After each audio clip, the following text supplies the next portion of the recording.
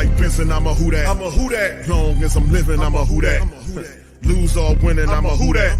Sports Coma, yeah, this is where we do that. Where we do that, where we do that, where we do that, where we do that, where we do that. Boogie like Benson, I'm a who that. I'm a who that. Sports Coma, this is where we do that. Where we do that. Welcome, welcome, welcome. Somebody please better help. Running this thing like elf. Thank God every day I'm not a felt. Go to YouTube live with Big Q and the guys. If you ain't ride or die, the bandwagon get flipped. Been marching in, that was way for the ring. I was yelling out your shade for the championship. Fucking on town, duck down. Falcons pluck, get shut down. Panthers ain't much touchdown. The vision really belong to us now. So much hate on the Saints, you could probably tell. Ever since Bounty Gate hit the NFL, when things seem fishy, then you probably smell the crooked referees on Roger Goodell. Yeah, money like this, and I'm a who that. Every day I'm living, I'm a who that. Lose or winning, I'm a who that. It's the Sports Coma, this is where we do that. Where we do that, where we do that, where we do that, where we do that, where we do that. Boogie like this, and I'm a who that. It's the Sports Coma, this is where we do that. You're listening to the Sports Coma with Big Q and the guys on the PRO Media Network.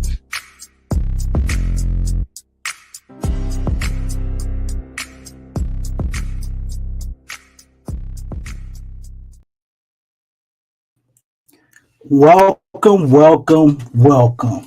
If Mickey Loomis don't draft Shador, somebody better help him. What's happening, family? I'm up here covering for Big Q up in the building, man. He'll be here shortly, but I'm trying to stand in for him right now, man, to help out. And, you know, actually, I'm a little excited, too, on my same shit, not to pass the day, as we got the Browns on the clock. So first pick is off and running, as it went the way we thought it would. You know, Cam Ward rolls off the clock, and I don't think it's any surprise there. This is where it really starts to get interesting, though. Did I miss something already? What's happening, family? What's happening? Who went number 2? Boy, the picks going, the Jaguars on the clock already? Hold on, man. I done jumped in here to cover for Big Q, and I ain't even ready. Yeah, I'm up in the bed, man. I'm up in the bed. For sure. Jaguars done jumped up to the number 2 pick, I'm assuming. From what I see right here on this screen. Okay, damn. So what the Jags trying to do, man? This is interesting. They on the clock instead of the Cleveland Browns. I wonder what the compensation was. Very, very intriguing, family. I'm excited. You know, we get to see this new regime with the Saints. It's going to be all it's cracked up to be. Kellen Moore coming in. Hopefully we can get the draft picks right. Or we'll go O-line or D-line again, as we've done for the 1,000th time, you know, and never draft a quarterback. I'm still a little perplexed by this trade, though. Why would the Jaguars trade with the Cleveland Browns? Interesting. Got to pull up my live feed, see what I can find out. Who y'all think we gonna pick, man? Put that in the chat for me. Who you think we gonna draft tonight? Y'all think the Saints gonna do what they normally do? Go O-line, D-line? Will they surprise everybody and go quarterback? Will we draft Ted McMillan? Will we draft Michael Williams? You know, who we're projected to pick by Vegas. My man Jaden said Shador Sanders, huh? Yeah. I don't think Travis Hunter gonna beat his poppy. I don't think he gonna beat Travis Hunter about to go to the Jaguars or Abdul Carter, but probably gonna beat Travis Hunter. The Jaguars jumped up there. I would think they would be trying to do that. Damn, everybody's saying Shador, huh? Is that what we want, or that's what y'all think the Saints gonna do? Because this is an exciting draft. I don't know what they're gonna do, to be honest, man. I know I would like to see them draft Shador if he's there. You know what I'm saying? But I'm not so sure he's gonna be there. Saints will probably pick D-line for the 1,000th time. That's right. Who that? Yeah. I hope we don't. I wouldn't be totally mad at D-line. It's just, man, what are we gonna do at quarterback? That would be crazy. Like, got a D line. I mean, you just signed two defensive ends. You know, you're gonna try to convert them to linebackers. So you say maybe they get a linebacker who's a stand-up draft guy, but man, still would be very intriguing. The Saints go D line. Yeah, that's right. Joshua Hoover, the Jags have definitely traded. They traded up to the number 2 pick as we're watching the countdown, trying to see what they're gonna do. You know, it's very interesting for them to trade up from number 5 to number 2. So I don't know what's taking them so long to make the pick, though. I don't think it's a whole lot of options they would be moving up for. Like, who they trying to jump for other than it's got to be Abdul Carter or Travis Hunter, I would think. Nah, man, what you talking about, Tramal? How I'm in Jamaica? Jamaican me crazy, Tramal. What is you talking about, man? You know what? I'm like a Jamaican today. I have 3 jobs. You know, I'm using on the Pelicans post game report, but I'm up here doing the Saints. You know what I'm saying? I got 3 jobs like a Jamaican. Nah, I ain't in Jamaica though, bro. I wish I had Big Q in here right now so I could eat this Jamaican food. I got some Jamaican curry up here I'm trying to get to. Okay, the pick is in. The pick is in. What is the pick? Man, it's got to be Travis Hunter right here, family. I don't see how they would be jumping up. I mean, Carter would be interesting too. Both of those guys are awesome. But if you're jumping up to 2 like that from 5, I mean, you could have got another edge rusher, I would think, at 5. I guess they didn't like Mason Graham. But it's got to be Travis Hunter right here. So let's see as they wait to show us what the pick is. And then the Giants are going to be on the clock. I wonder if they will try to trade it out of that pick as well. This was looking like it would possibly be the first time, I think, in the last 57 or 67 years or something like that. They say everybody was going into the draft with their original draft picks. Well, you know, that's been broke. You know, as you see the Jaguars trade up to get Travis Hunter, according to his Poppy 504. We still waiting for it to come up on the screen here. You know, the pick is in. The best fit is obviously Travis Hunter. But they're not saying if it's him yet, just yet. But I think more than likely that's what it's going to be. That's who I would pick if I was picking number 2. I mean, you got a dude who's dead set on playing both sides of the ball, man. He's just as good as a receiver as he is a cornerback. That is a transcendent talent, if you ask me. Before the draft ever came about last year, that's all I was yelling, man. I don't care who the hell let's get Travis Hunter. Travis Hunter. This was before the Saints even went through the season. But you know, he's gonna be a little bit out of our grasp. My man said, my man Mark Franklin, what you said? We need an offensive playmaker like Jaden Higgins or Matthew Golden. Okay. I wouldn't be mad at either one of those. You think the Saints will pull the trigger at 9 for one of those guys? I think you probably could wait or come back up on the back end of the first and maybe still get one of those. See, who that family? DC, you think Loomis is sweating about making the right pick? Man, I think Loomis sitting in some nice air conditioned, sipping on his beloved orange juice, as Big Q would tell y'all. And I think he's just kicking back, man. I don't think he worried about a goddamn thing. No matter what he make the right or the wrong pick, it ain't like he gonna get fired. Like, what's the problem? He don't care. It don't matter. Gail Benson ain't gonna do nothing. He ain't gonna get fired. You would at least think he would get a demotion, but they won't even do that. It's like, I don't think Loomis is worried about anything, man. he if he was smart, which I think he has a few brain cells left, I wouldn't call him smart, but I think he has enough mental ability to let Kalen Moore, you know, kind of lead the ship. I would be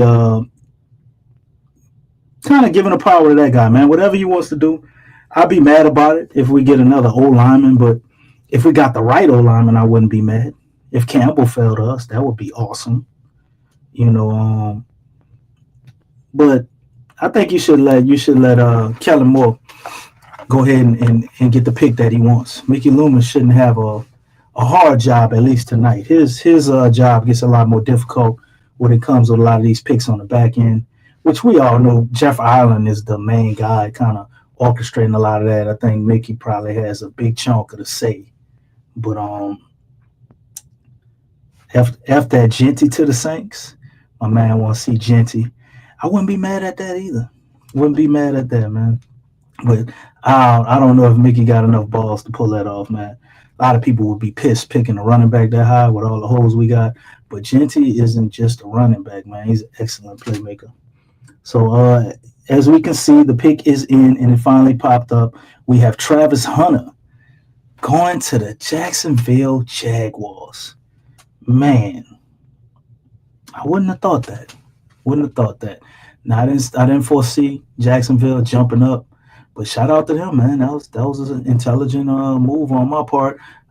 Don't have the draft compensation here for you guys. Would love to see what they gave up to move up from 5 to 2. It shouldn't be too crazy. Probably just like a second or third round pick or something. That's a good move for them, man. That's an awesome move. So Jaguars making a case to still make some waves down there in Jacksonville, man. They definitely need a cornerback, and they can use a wide receiver. So you can fill 2 holes at once with Travis Henry. So you got the New York Giants on the clock here.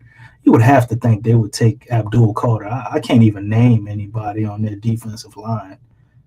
They definitely need some help there. So I think this should be a pretty easy selection here. Although they're making everybody sweat. Maybe they're trying to move down. Because they're sitting here letting all the time go off the clock and they still haven't made a pick. Best available is Abdul Carter. Jalen Walker is the best fit for them. I don't think that would be a bad pick either. Kind of high for him. Everybody has Abdul Carter kind of touted to be. Some people had him as the number 1 pick. I don't know about that, but I thought he would definitely go in the 2 to 4 range. This is right on par for him. So let's see if they actually pull the trigger on this, though. I don't know if they're gonna try to get out of this pick, go with somebody who we ain't never expecting. Maybe Shedeur Sanders goes here. I mean, New York is a place that they had brought him in for a workout kind of late in the whole draft process. They say the organization is 50-50 split on Shedeur. Some guys don't want him, like the coach, because he wants to win now. And then you got the scouting department that they say in New York, they love Shedeur.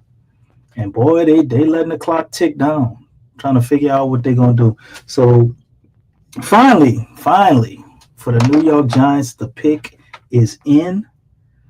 Let's see what they do. Do they go Abdul Carter? That would be the, reasonable pick, what everybody would think they would do. Or do they bust a move, go Shedeur?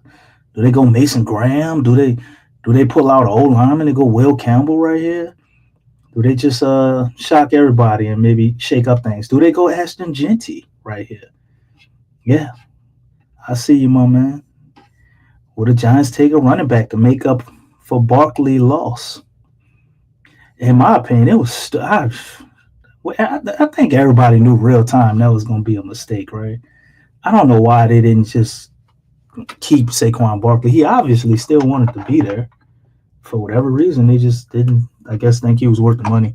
But them thinking that, and I don't think that would fit their strategy to go Genty. That would definitely shock me if they went Genty right here.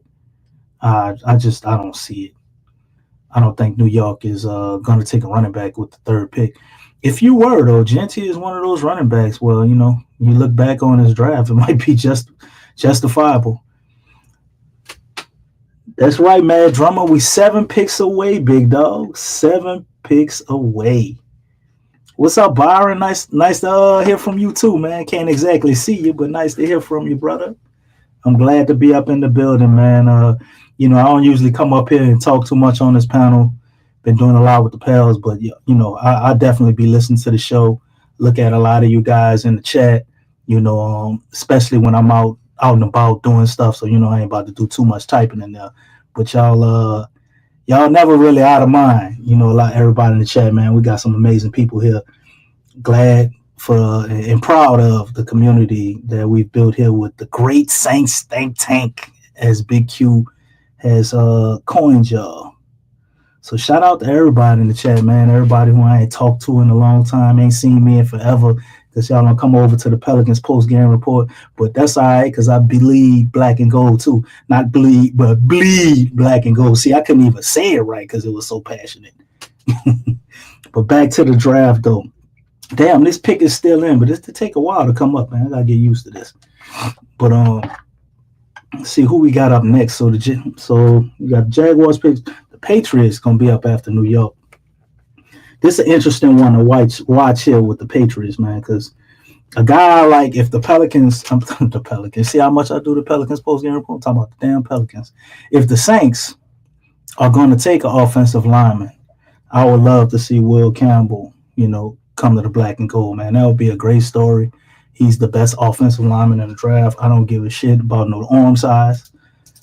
So the Patriots would be a team we got to look out for anybody who wanted to build in the trenches. That's the whole moniker they're going with the Saints, talking about we're going to build from the trenches. And I think for one time with the Saints, man, I don't know who to believe. I actually really don't know who they're going to pick. So much stuff is getting leaked. You got to wonder what's smoke screen, what's real. I'm like, every week the Saints have a new draft strategy. And, we're supposed to take it as truth from all this information we read, and you got to read through between the lines with a lot of it. But it's like, okay, we're definitely drafting Shador, then we're not high on Shador. We're taking Jackson Dart with 9. Oh, the Saints are gonna build through the trenches for sure. Like, it's like, I don't think anybody knows, man. I don't think anybody knows. Oh wow, the pick is in. They took Abdul Carter, as I thought they would, man. Pretty much a no-brainer. Pretty much a no-brainer. So Giants go with Abdul Carter. Now you got the Patriots on the clock, and they have Mimbo, their best fit. They got him above Will Campbell. That's interesting. And also Genty is the best available, so he's the next best guy up. So will they take him? You know what I'm saying? We're going to have to wait only probably about 5 minutes. I don't think they're going to go with the whole countdown like everybody else been doing. This shouldn't be a hard pick for the Patriots unless they're trying to trade out of that pick. I guess when everybody's sitting there with the countdown, they're doing their due diligence, because I know I would, man. I'd be see what these desperate-ass teams want to offer me to get up out this spot. They might make them an offer they can't refuse. So we got to sit here and wait. But I think the Patriots take Will Campbell, although I wouldn't want him to go right here, because if the Saints do want to build in the trenches and they want to get an O-lineman, that's what I would like to see. Although y'all know what I'm saying. I'm Team Shador all day, man. I like Rattler. I think Rattler still has a chance to be a great or good quarterback. At best, I think Rattler will definitely be a solid backup in the league. He showed me enough to know that. But man, Shador, though, I think he's just on another level, man. The dude has the attitude, he has the processing ability, he has greatness in his bloodline, and apparently he has the other magical ingredient for a lot of quarterbacks like him, like himself, Lamar, Jalen Hurts, to name a few, as of late. He got the hate. Because I don't know how you go from being the best quarterback in the draft to people saying you're going to be drafted in the second round in a matter of a week to two. Well, no, I wouldn't say a week, because during the season they were saying he was number 1. Then he was number 2. Now all of a sudden he's supposed to go 29th, or then it was 21st. And now he's in the second round. This shit don't make no sense. And then right. you got the man of the hour up here. DC, First of all, shout out to my dog DC for hosting the show, shout out man. To you, bro. Appreciate it, DC. Shout out to the mighty Who Dat Nation, man. Appreciate y'all being in the stream. Much love to the fam, man. We up in this thing. You gotta excuse me, Q. I got to get to some of this curry. Okay, all right, DC. All right, y'all heard it. I've been talking and looking at that shit. I'm like, man, I can't wait till you come up here. Get your eat on. All right, I got you. All right, so anyway, man. I'm trying not to smack in y'all ears, family. All right, big ups to y'all, man. Appreciate y'all for being in the live, man. Much love. Listen, fam, some movement going on, as you guys are well aware, man. I'm in monitoring. Did you find a draft compensation? I couldn't dig it up for the people while I was talking, man. I don't know what the Jaguars gave up to jump up there. Oh, hold on. I'll pull it up. I just tabbed it up. The Jaguars trade up to 2. They select Travis Hunter. Let me see what they gave up for him here. The Browns and Jaguars trade. The Browns received the 5th overall pick first round, the 36th overall pick in the second round, the 126th overall pick in the fourth round, and the first pick of 2026. And the Jaguars received the 2nd overall pick this year, which they used, 104th overall, which is the 4th rounder, the 200th overall, which is the 6th rounder, to move up there to get them. So there you go. So big trade. I ain't gonna lie, Q. If Travis Hunter is a Hall of Famer, we ain't gonna remember this shit. But if Travis Hunter is just like a solid player, because I know he's not gonna be a bust. He's either gonna be good or great, right? So let's say he's a solid player, a Pro Bowl here, a Pro Bowl there, or something. Mm-hmm. They got raped. They just moved up from 5, bro. They moved up from 5 to 2, and they had to give up 2 first-round picks. That's crazy. That's crazy. I know, and that's some of the stuff that we deal with when we're watching the Browns. Perhaps they see a quarterback late on in the draft that they're comfortable with. They have still have the Watson there. They have Pickett. They had Joe Flacco that they hired down there, so they feel it comfortable, I guess, in where they are. But man, listen, without a quarterback, you're not going anywhere. I mean, they dropped the 5th, Q. So anybody they really wanted other than Travis Hunter, they're still gonna be there. Right, but the trade compensation, they get a 2026 pick next year, so to drop back there, so they get all that draft ammunition. And they get a 2nd round pick this year. Sound like they gave up their 2nd or their 3rd, right? Well, let me put it on the screen right quick. Here it is, right here. Brown. The Jaguars wanted him bad, man. The Jags got the 2nd pick overall in the first round. They got the 4th round pick this year and the 6th round pick. Browns got the 5th pick. They dropped down to 5. They get the 2nd round pick this year, a 4th round pick this year, and a first round pick in 2026. So they got a nice haul just to slide down several spots. So they still you can't say several, bro, because several can be more than 3. You got to say 3 spots, Big Q. That's all it was. 3 spots, bro. All right, DC, 3 spots. That's a lot to slide down 3 spots. But yeah, well, I mean, they obviously were motivated to get the guy, and Cleveland's probably still feel like there's a guy at 5. Me as a black and gold man trying to figure out what the damn Cleveland Browns are doing, bro. Forget about it. Forget about it, man. I don't know what the strategy is with them. I don't know what they're trying to do. The owner blasts his quarterback. He don't really have a serious option behind him, and I don't know what the hell the plan is. Maybe they feel good with Shedeur at that spot. So we'll see what they pick when their time come up, because I think they're coming up next after New England, and they're on the clock right now. Didn't Shedeur say he didn't want to go to Cleveland? Yeah, but I know I want to say that he mentioned that, but he didn't really want to go to Cleveland. He was cool with, I think, the Giants, but it seemed like he didn't want to go to Cleveland, if I'm not mistaken. I mean, does anybody want to go to Cleveland? Yeah, I mean, the best player didn't want to be there. Right. I mean, there's no disrespect to Cleveland, man, but like I said, that emoji, Cleveland, take that Dookie emoji and put it on side the helmet is already brown. The one I like? I like the Joakim Noah emoji. Cleveland? What's in Cleveland? All right, DC, the Patriots take Will Campbell off the board, so the Pats got Will Campbell. Yeah, I know it. Patriots too smart to let him pass. They talking about Mimble and all that, man. All you got to do is put the tape on, man. They do way better than Mimble. Mimble might be really good too, but right now, Will Campbell is definitely way better than. Like, I don't know how you look at the tape unless you're just scared of the arm size thing. That's really the only thing it could be. He got a good pedigree, He he just proved that because they didn't measure his arms at the pro day, and usually when that happens, you do the exercise when you hang from your arms on on a Mhm. bar, trying to stretch them out. So he kind of disposed and threw that room out about his arms being short. But it's just ridiculous, man. He's a hell of an offensive lineman. He did get his well, he had a rough game against your boy. Gave him that work. But outside of that, he's been a solid offensive lineman, and the Patriots know it. So they get that guy that would be a 10-year starter for the Patriots. At tackle, Mhm. guard, wherever you want to play Will Campbell, the guy could play, man. Bottom line. So yeah, they get Will Campbell. Shout out to our LSU team, man. Shout out to LSU putting in work. Will Campbell, congratulations, man. That's right.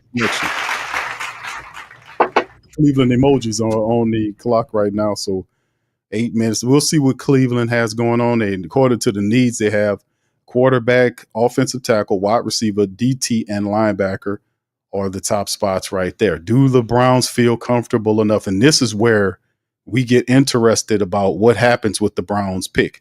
Is this Shador? Now, of course, we're going to be talking about Shador because he's the one where everybody's talking about the guy's supposed to be sliding. And then the word came out, oh my goodness, Shador is entitled. Okay, so you mean to tell me that all them passing stats and the accuracy and him doing all that standing tall, because they can't call him soft because he's standing there in that pocket and got whipped on. All the yardage that he piled on, all this kind of stuff, but he's entitled. I never heard entitlement to drop a guy's stock before. So it's definitely personal with some of whoever these people are. So hopefully the Saints are not falling for the nonsense that these stupid scouts are putting out by Shador Sanders. I don't believe none of that. It's an axe to grind on a young player that is good. Do not fall for that. And he's going to wear that chip well, and then hopefully we get him. I hope this is not another Lamar Jackson type of thing, where Lamar Jackson is passed on by Marcus Stankin Davenport. Remember that one? That one still upsets me to this day. Every draft day I hear about a good quarterback, and I have to remind myself about the shame that was Marcus Davenport being chosen over Lamar Jackson. The Saints could have had Lamar Jackson and penciled him in right behind Drew Brees. We would not be happy. You still have Sean Payton coaching the team because he wouldn't have left anywhere with Lamar Jackson on the team. The last couple of injury-plagued years with Drew Brees, that wouldn't have been a thing. Lamar would have stepped in and the Saints would have been relevant to this day. So, I mean, it's just amazing how these decisions impact the future of the team going forward, the decision makers at the top. When you got a really good quarterback, it galvanizes everything. No disrespect to Spencer Rattler, but whoever, if Shador's the guy to step in there, we'll see. But the Saints have been doing a lot of movement as of recently. Why you do that, bro? Okay, go ahead, DC. We'll do what I'm talking nothing but truth, my brother. What you got? Man, I went out of my way to not mention Lamar Jackson and Davenport. Q, I was at your wait, why would you do that? Because I was at your house. Wasn't I at your house? And wasn't Swade at your house on the phone? We was on the show. I don't know. You took it like a champ. Me and Swade were heartbroken. Q, I went the whole season and said tanking for Lamar. And did get right there. I did all my mock drafts, Q. If they didn't have a way where we could get Lamar Jackson, I started it over. I traded up in all of them trying to get Lamar, Q. I know. Every mock draft I had Lamar. Then they say, oh, the Saints pull off a trade. I'm like, oh, man, you start jumping up and down because it can't be anybody but Lamar. Couldn't be in, but it turned out to be somebody else. And that bum was still going to be there when we picked. Why did we trade up to draft that bum?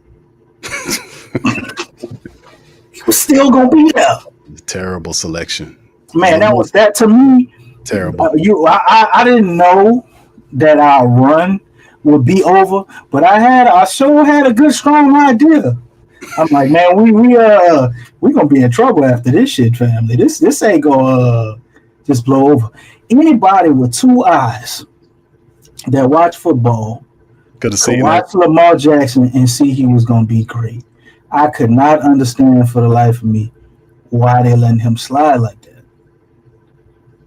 Look what he doing. and then we had a chance to get him, and you could have set him behind Drew Brees. Lamar will probably be better than what he is right now, sitting a year behind Drew Brees. Yeah, he would definitely have been ready to go, bro. And coached by Sean Payton. Sean Payton would have had him. And we wouldn't have to worry about a coach. Hopefully, we put the coaching stuff to bed with Kellen Moore. I'm high on him. I like his offensive mind. I think that's what we need for where the NFL is going. So hopefully we can put that to bed. But man, this is like the real first year of recovery from that. You realize that shit, right? Everything went to shit after we didn't draft. Everything went to shit after we didn't draft Lamar. We had that little run where we went 2019, and that was the last we had. We was living off the fumes of days past till 2019, and then by what 2023, 2022, the car ran out of gas. Q. Literally. Not a car is in the repair shop, and we trying to do an insurance job on it because we can't keep affording to make these payments for a goddamn car you can't even drive it. What type of shit is this? All of it works in many different comical ways. Mason Graham, the big defensive tackle out of Michigan, goes to the Browns. They select him with the 5th overall pick. So Graham, the Michigan defensive tackle, seen as the best interior force in the draft, is going to Cleveland. So Cleveland takes the interior defensive tackle. So there you go with that. And the Raiders are on the board next. A lot of people think that would probably more than likely end up being Ashton Genty. So that's what a lot of people thinking that might end up being. And we'll just see how it all goes. But it's going the way we would want for Shador, Q. Are the Saints smart enough to pull the trigger? They're keep repeating history. Currently 3 spots away right now. The Saints, Raiders 1, 2, 3, 4 spots away. But a lot of people thinking that this will more than likely end up being Ashton Genty going to the Raiders. A lot of people mocked him to be there, but we'll see exactly what the Raiders are. They're showing wide receiver. It could they go for Ted McMillan? Geno Smith having Bowers, and then having Ted McMillan as he's the guy, or Ashton Genty, on all-purpose back that can be in that offense with Bowers, and then you kind of fill out the draft the way you want to. Genty's high on this board, man. It would be a good selection for the Browns to go in my book, man. I think he probably would be the best player to take there, man, to help them because they need some help in the running game. So I mean, outside of that, who else is that high that you will want to put in your office? I think definitely more than likely, to me, it's either 2 people. It'll be Ashton Genty or Ted McMillan. And like I said, I think Ted probably is going to slide a little bit. So you're not a Walker guy? A what? Walker guy? Oh, Jelani Walker? No, I don't. That wouldn't be surprising. I like the linebacker, but very productive, good pass rushing style guy right there. Very, very versatile. I just think that they go offensive here. I can understand them, but they need help. What about the tight end? They got Bowers. No, for the Saints. Oh, you talking about Tyler Warren? Warren. What about Warren? For the Raiders? No, I'm talking Raiders. The Raiders taking gently, man. Yeah. Well, you talking about in terms of the Saints? Yeah. I mean, but how this is playing out, he'll be available. The only thing is, do the Saints buy into the foolishness that they're saying about the guy? That's the only thing that I'm looking for. I think it's going to be a mistake if they don't take him. I think Shador is going to be good, but what I think will happen, I don't think he's going to necessarily be good his rookie year. I think he might need a year to sit or some time to sit. So I don't know if they looking at that. Who you referring to? Shador. The type of quarterback he is, man, like people might, it sound crazy, but to me, he's what comparison they give him, and I'll tell you what I see. Because before I throw this out there, because I don't want it to sound crazy, who would you compare Shador to?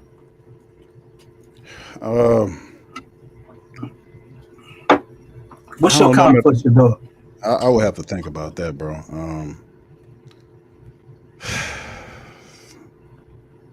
A good comp for Shador.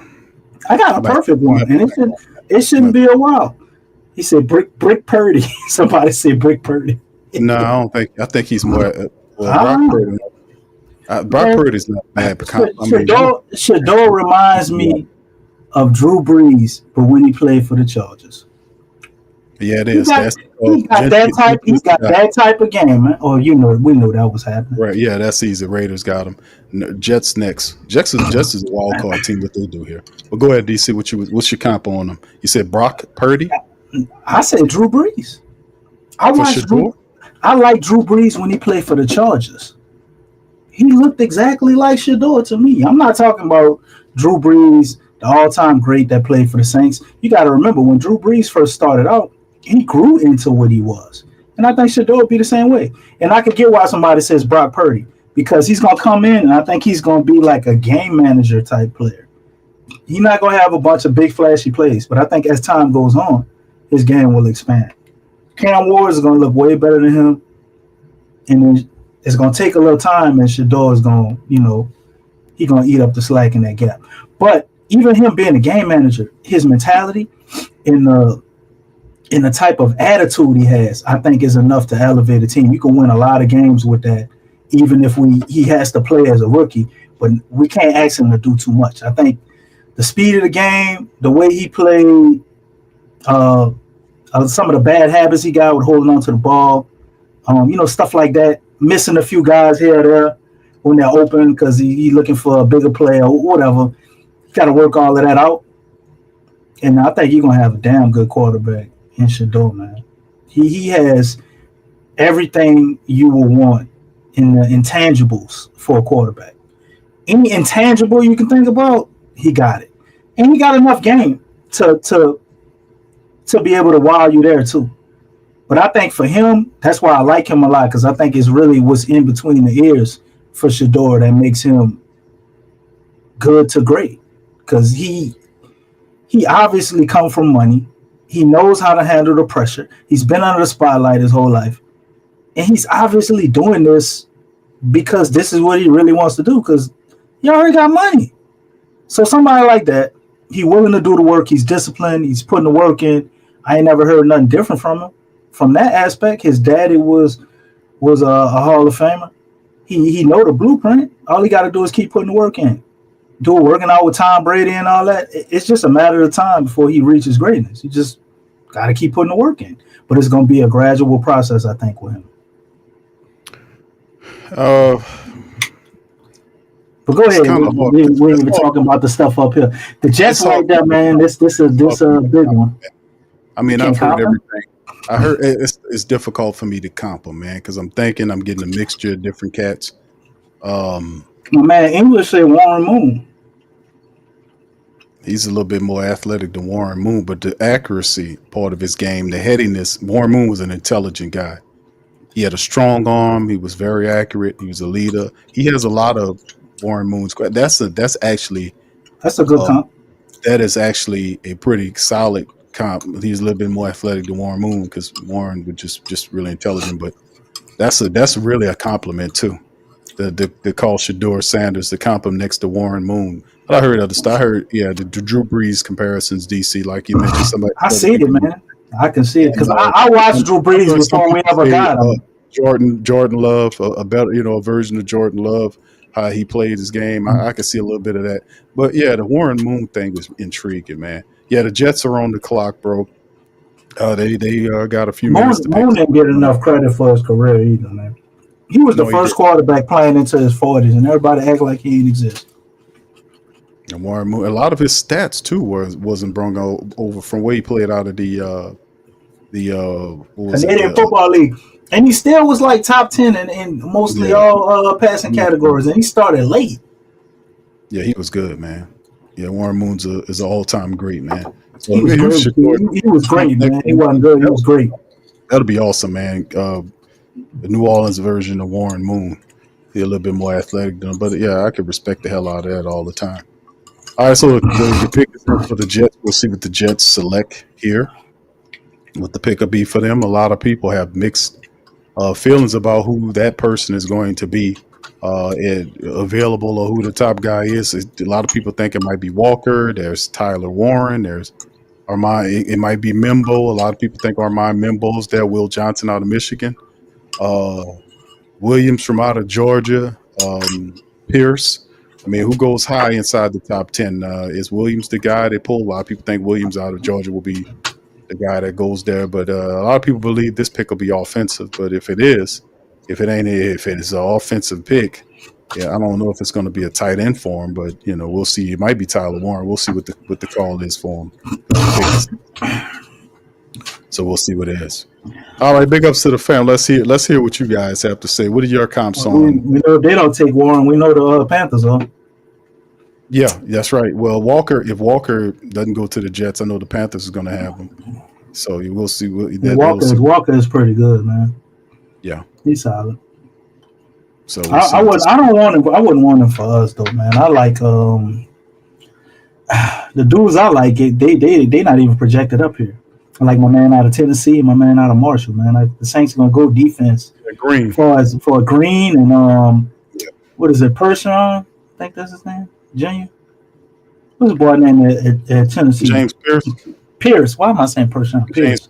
James Pierce Jr. Yeah. I think Pierce is the best pure pass rusher in the whole draft. I like him for our scheme. I think he would be awesome, man. He'd be awesome. If they were going to get somebody, for the line or our defense, I would like it to be one of those guys. But you could trade back and get one of them. And they got some draft capital. They got some good ones in the draft, DC, to be honest with you, some real good ones. So while we waiting on, shout out to the fam for being here while we waiting on the Jets pick to come in. Let's do a brief recap so far of what's happened so far in the draft. Cam Ward was taken first overall by the Tennessee Titans. No surprise there. The Jaguars then traded up with the Browns to get the second pick, in which they picked Travis Hunter out of Colorado. With the third pick, Abdul Carter from Penn State goes. Will Campbell ends up being the fourth pick, going to the Patriots. Mason Graham was taken by the Browns with the fifth pick, and Ashton Genty ended up being the sixth pick for the Raiders out of Boise State. And the next pick is in, and we're waiting on to see what that selection is. A lot of people think Marley say he got it. He said he got the pick right there. He said it's Mimbo. Jets take Mimbo. That's what Marley said. All right, Marley got a little faster TV going on right here. So yeah, we'll see. Yeah, but that wouldn't be surprising at all. They're trying to build up that offensive line. That is their top need, according to ESPN. Saying offensive tackle is the biggest need, and if that's the case, Mimbo would definitely fit in right there to help protect Justin Fields, who'll be running a team. He got a 2-year contract with the Jets. Jets trying to win. Got to be strong in the trenches. They do still have a lot of weapons there. And Justin Fields gets another opportunity to run the team with some talent, man. He got, what's his name, Hall, and all those guys. There it is. Armand Bimbo is the selection by the Jets, and the Carolina Panthers are on the clock now. Marley knew what he was talking about. And Marley got that super fast internet over there, man. He's standing right there. All right. Big ups to the fam in the building, man. Y'all do us a service. Hit the like button, fam, if you're already in here. Almost 200 family members in the building. Y'all do us a service and hit the like button. We up in this thing. The Carolina Panthers are on the clock. The Saints are after. We get into that moment of truth for round number 1, family. As you can see right here, they show the Saints' needs as wide receiver, cornerback, edge, offensive guard, and then quarterback. They had put the quarterback last because they obviously don't know that Derek Carr is Derek Carr. I don't understand how a quarterback is not higher than all these other positions. We in terms of that is concerned, yeah, Derek Carr is not a foregone conclusion. I mean, he wants out, and you have to address that. You can't close your eyes to it. You got a new rookie head coach here. Let him pick a really good quarterback to go with that. Rebuild for the next 4 or 5 years, man. See what we can do here. So yeah, you can't go nowhere when your car broke, bro. You gotta figure that out. All right, DC. So that's gonna be the pun all night. The car puns, the car. What you mean? We got carjacked. You got to have the car puns all night, man. Carjack, car. Yeah, man. Car. Got to get the car facts. Come on, Q. You know me. You know I got all type of car puns on the runway. That's right. That's right, brother. Shout out to Trinity Montoya. That's Muse for the Cash App. Thank you, sweetheart. Much I love wanna to you. say Appreciate thank you so much. you very much. Picking me up, bringing me back to this world. Shout out. But She you says, know what I come want to on, know, Q? lucky number 9. Come on, lucky number 9. I want to know. I want to know if after the draft, we could talk about this Carfax that we pulled on Derek Carr. Mickey Loomis gonna ever talk about that? How they do no physical? Well, hold on now, like goddamn it. I'm not answering any questions on Derek Carr. This is a draft show. Okay. Okay. You got that? You got that, buddy? I'm gonna wait till the draft. I'm gonna wait till the draft is over, then, Mickey. Fix your ass. What you think? People retarded? Like we gonna forget? Well, hold on. It's not. It's going to be the post-draft show when the draft is over with. Oh shit! You slippery ass Mickey, man. You see how this go? I run this. Hold on there now. Hold on, goddammit. I run this over here. Hold on, buddy. Hold on. All right, so the pick is in, DC. What you want to bet is Jelani Walker? What do you think? I think it's the Warren. You think it's Tyler Warren? Yeah, you had Bryce Young. And actually, I was one of the people I was high on Bryce Young, man. I thought he would figure it out. I didn't think it would take this long.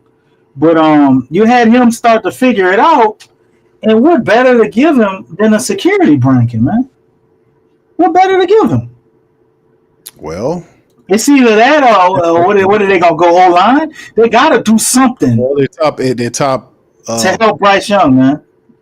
Well, their top move is according to them, is what they're saying. It's the edge rusher. So the pick is in. A lot of people think it's going to be Walker.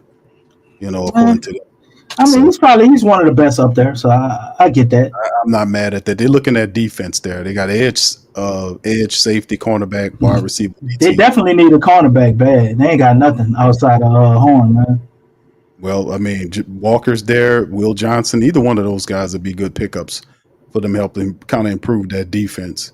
And like we said, the pick is in. We'll see what it is here. Some of the family members are a little ahead of us with the selection. Y'all please feel free if y'all get it before we do. The pick is what they got him.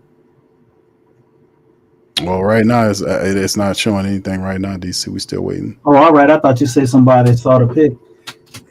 This everything right here, Q. I know. I mean, you got Shador. The Carolina Panthers are not going to take Shador. Shador going to be there, man. He's going to be there. So we'll see what the Suns do. Are we going to overthink it? This is an easy one, fam. The whole thing was, does Shador's job drop or not? The rest of these teams allowing Shador Sanders to drop right into the lap of the Saints. They don't have to do nothing to go up. If I'm the Saints, what I would do, I would see if I could drop back before Indianapolis. I don't think anybody other than Indianapolis will try to pull the trigger, but you could have somebody try to jump you if you do that, right? So that's also a thing. You take your medicine right here, Q, or you try to gather some more draft capital? Because I think we could pull it off. This is where you take a deep breath, DC, because you're right. This is where you get chiefed, like what happened with Mahomes several years ago. Oh, you know what? We could be getting chief right now. That could be what's happening with Carolina. It could be the Steelers. The Steelers may, the Saints might make the pull. Carolina be like, hey, man, we don't want that guy in the NFC South. Steelers, let's help you out.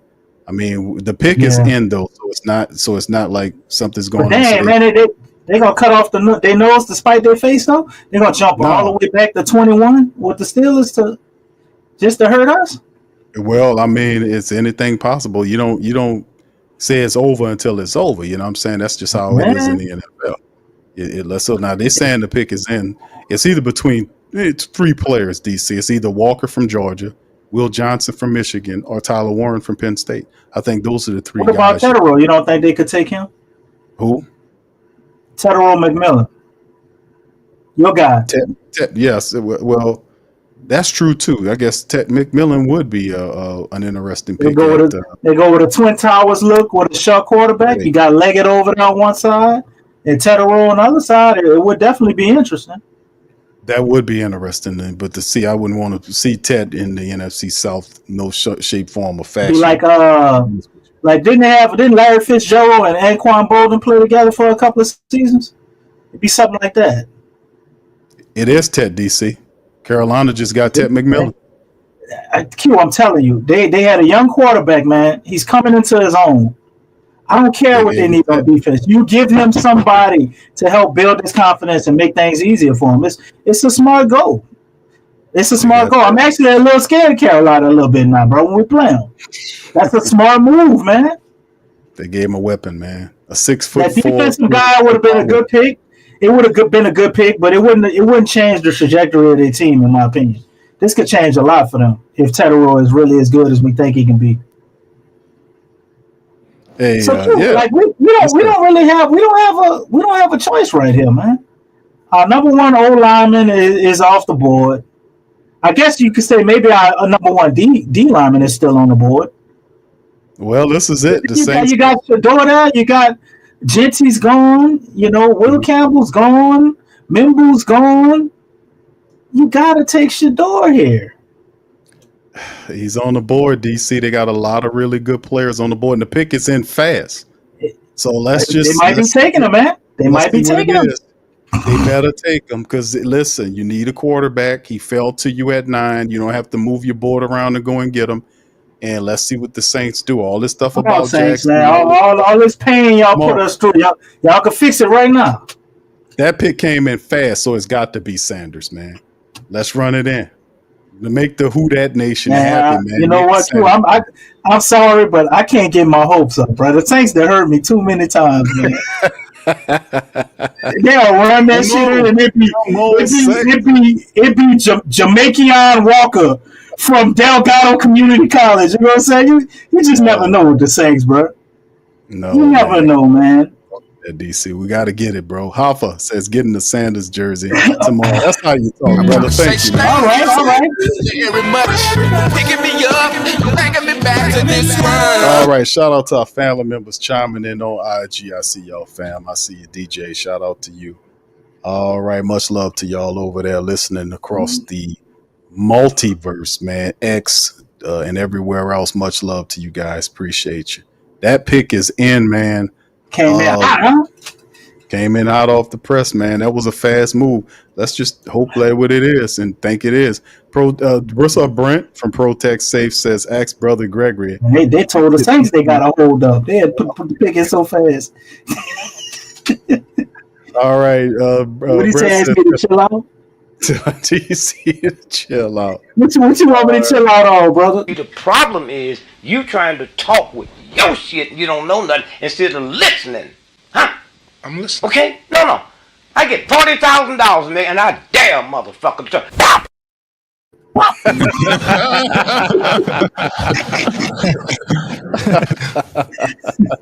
DC, that never gets old, brother. You know, that I never like gets the old. pop at the end. Yeah, Yeah, pop. yeah, your boy be up there. I'm listening. Hey, you shut your soft ass up. I'm listening. Oh man, let me tell you something, man. Pick is in, man. Wait for the Saints. Shout out to the mighty Who That Nation. Give us a like, man, if you're in the building. Woo. Excuse my nervous energy, brother. What that was, brother Gregory?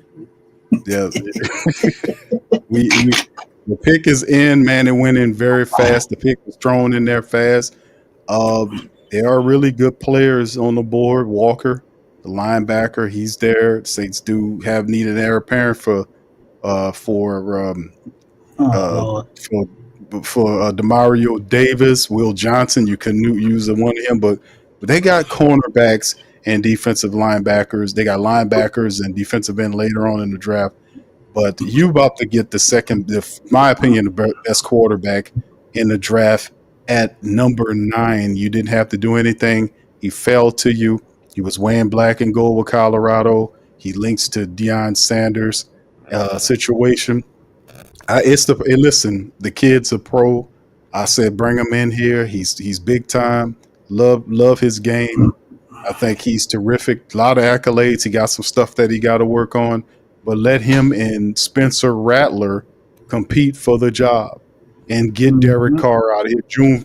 Post June 1st, cut Derek Carr, get him out of Dodge, and then make the battle between Shador and Spencer Rattler. Iron sharpens iron. I would love that in the QB room. And listen, rookie head coach and young quarterbacks, DC, let them learn together, man. We at some point we got to start here. All these other teams, look what the Carolina Panthers did, DC. Bryce Young, Ted McMillan. They got the wide receiver from last year there. They adding to their squad, man. They built their offensive line, their Uh-oh. defense. They're gonna be doing some They putting the longest active drought since drafting the first round quarterback up on the screen, Q. They alluding to it. pick is in, man. This show taking a long ass time to why they gotta put us on the long ass pick watch. Come on, man. Let's get this pick in. We got the Saints in the draft war one. Well, okay, who we picking? Who we picking? Man, they making us wait. Okay, with a QB need, with Derek Carr uncertain, the Saints stick at number 9 and pick offensive tackle Kevin Banks, high character, big time player. Saints pass on the quarterback again, and they according to the Saints, that is on the screen right here. The Saints get Kevin Banks Jr. Now that gives you a starter at that guard position next to Tyler Fuaga, and the Saints pass on Shedeur Sanders. They pass on him for an offensive lineman at 9. These people don't learn nothing, bro. They don't learn nothing. They just keep doing the same thing over and over. Stupid ass people, man. But in the end, we'll see what they maybe the move. Kevin is good. He's good, man. He's not a bad pick. But it's just like there's so many other guys I would have picked over him at 9, though. I ain't gonna hold you. Man, if I picked him, I'd have traded back. You could have still got him. Kevin Banks Jr. is a very good offensive guard. He is. He's a starter. He's a 10-year starter for you. Plug him in at the left guard position. He improves your line, no doubt about it. So hold up, Q. My man Elijah Gray said O-line is what we need. Okay, Elijah. Why I want to tell you this. When you go look at all the Saints draft picks, right? We've been drafting O-line and D-line forever. And we still suck. At what point do you try to? Maybe you should sign some O-line or some D-line. We've been doing that. We've been drafting them, and we still suck. So I get you, bro, and I don't think that's a horrible strategy for another organization. But for us, I think we need to break out of that shit because it doesn't work. It's been proven of over a decade of not working, of us keep doing the same shit. And then let's say the man come in the position we drafted him in, he's not good at that, and we're trying to change him to some other shit. It's just typical Saint shit all over again, what we always do. But Calvin Banks is not a bad pick, so he may very well be good. But in the moment, I'm definitely upset with Shedeur sitting right there. Like, why not just take your medicine, man? If you get a quarterback, I'm not. You're right. We do need O-line help because Trevor Penning is probably gonna be out of here. But if you have O-line, you don't have a quarterback. You're still extremely limited, man. Now maybe they're a lot higher on Spencer Rattler than we all think, and if that's the thing, then shit. By the time the preseason roll around, I might be shutting the hell up about it. Well, DC, let me add this too, bro. And Chicago's on the clock. The pick is in for Chi-Town. We'll see what it is momentarily. But yeah, you're absolutely right. The offensive line, Banks can come. He can play the guard or tackle for you. Really interesting that they take him inside of the top 10. My man Elijah High on more. Believe in more. All right, I got you, brother. But yeah, building up the offensive line, can't be too mad at that because that's a point of emphasis. We definitely need help there because it was a weak line. Ruiz needs to step his game up. Penning going into his 4th year is underdeveloped. Did like what I see from Tyler Fuaga. Eric McCoy is probably the best of the bunch still, but still is starting to accrue all these injuries. So we still need to see about fortifying that center position behind him. And then, of course, it's still a lot of first round left. Perhaps the Saints are going to maneuver back some kind of way. That's still something to play. Is that there is a thought process where the Saints are sneaking back in the first round? Yeah, so there are still other things going on right here. And let's just see how this first round plays out. Even though they took Banks high, perhaps we'll see if there's a trade or anything to happen in this draft. So we'll wait and see as it goes out. So yeah, very interesting, man. Kelvin Banks Jr. family is the selection for the Saints. And a little backdrop on him. Let me see if I could pull his information up for the family members so we can get kind of Oh, can you familiar. help us swallow this horse pill right now, bro? Yeah, Everybody, right, right. All right, Kevin Banks Jr. family is 6'5", 315-pound offensive tackle from the University of Texas.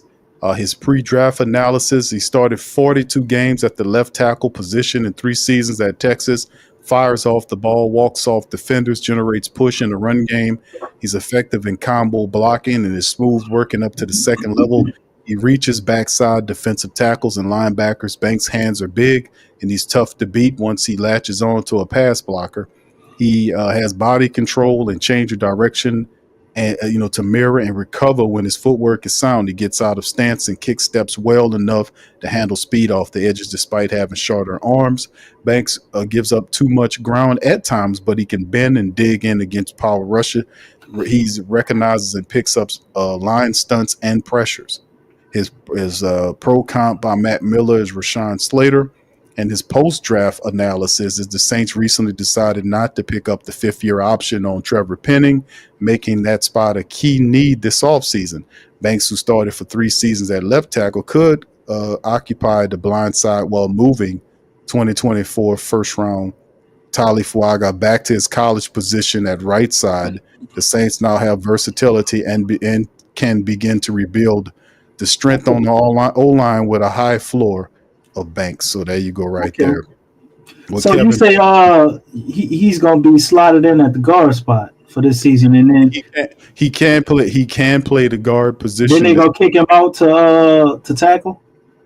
If they need to, he can play the spot. This is just this. Why not kick Fuaga to right tackle? Let him play left tackle, and then put Trevor Penning garbage as at guard. Well, I mean, that is a possibility as well, DC. I mean, for them to pick up Kevin Banks Jr., I mean, it's either 2 spots he's going to play. He's going to need to play guard or tackle, but they're saying a lot of people believe that he can play the guard position as well. He can play the tackle or guard for you. You got versatility there. The question becomes with the first-round selection, because we need help at that left guard position, or perhaps they don't see Penning as that guy. Perhaps we'll see what they got going on, but it's still a good place to add to. It was a position of need to get Kevin Banks Jr., and it's still the first rounds left to go. So we'll see what happens. All right, on the clock of the San Francisco 49ers, who went. The Bears picked up Colston Loveland, the big tight end from Michigan. He goes to the Bears. I told you, Q. I was a little higher on Colston than Warren, man, and obviously the Bears see the same thing. DC Tyler Warren is sliding. He fell right out of the top 10. I like Tyler Warren. I just don't think he was that good as everybody's hyping him up to be to me. But he's a damn good player, man. Borderline great. He may be a Hall of Famer. Who knows? But Coastal Loveland ain't nothing to sneeze at either, man. To me, he looks like it's like watching your boy from Kansas City to me a little bit, man. He looks like he's built in that mold of being a Kelsey. No, that's awfully high, lofty goals. I don't know if he could reach that. He's a receiving tight end, man. And what he did over here in Michigan was impressive to me because their quarterback is garbage. He's just horrible quarterback, man. Like, and you look at his numbers; they weren't that impressive until you realize the circumstances he was playing under. And I was like, oh, okay. And as you can see him now, running out of the backfield and handing the ball off, he's a really, really good player, man. He's that mold of when everybody's trying to get the basketball player and turn him to tight end. It's kind of that prototypical receiving tight end, man. A lot of wiggle to him, and I think with a team that knows how to use him right, he'd be an awesome player. I don't know if that's the Bears though. I don't know if I like the Bears fit with him.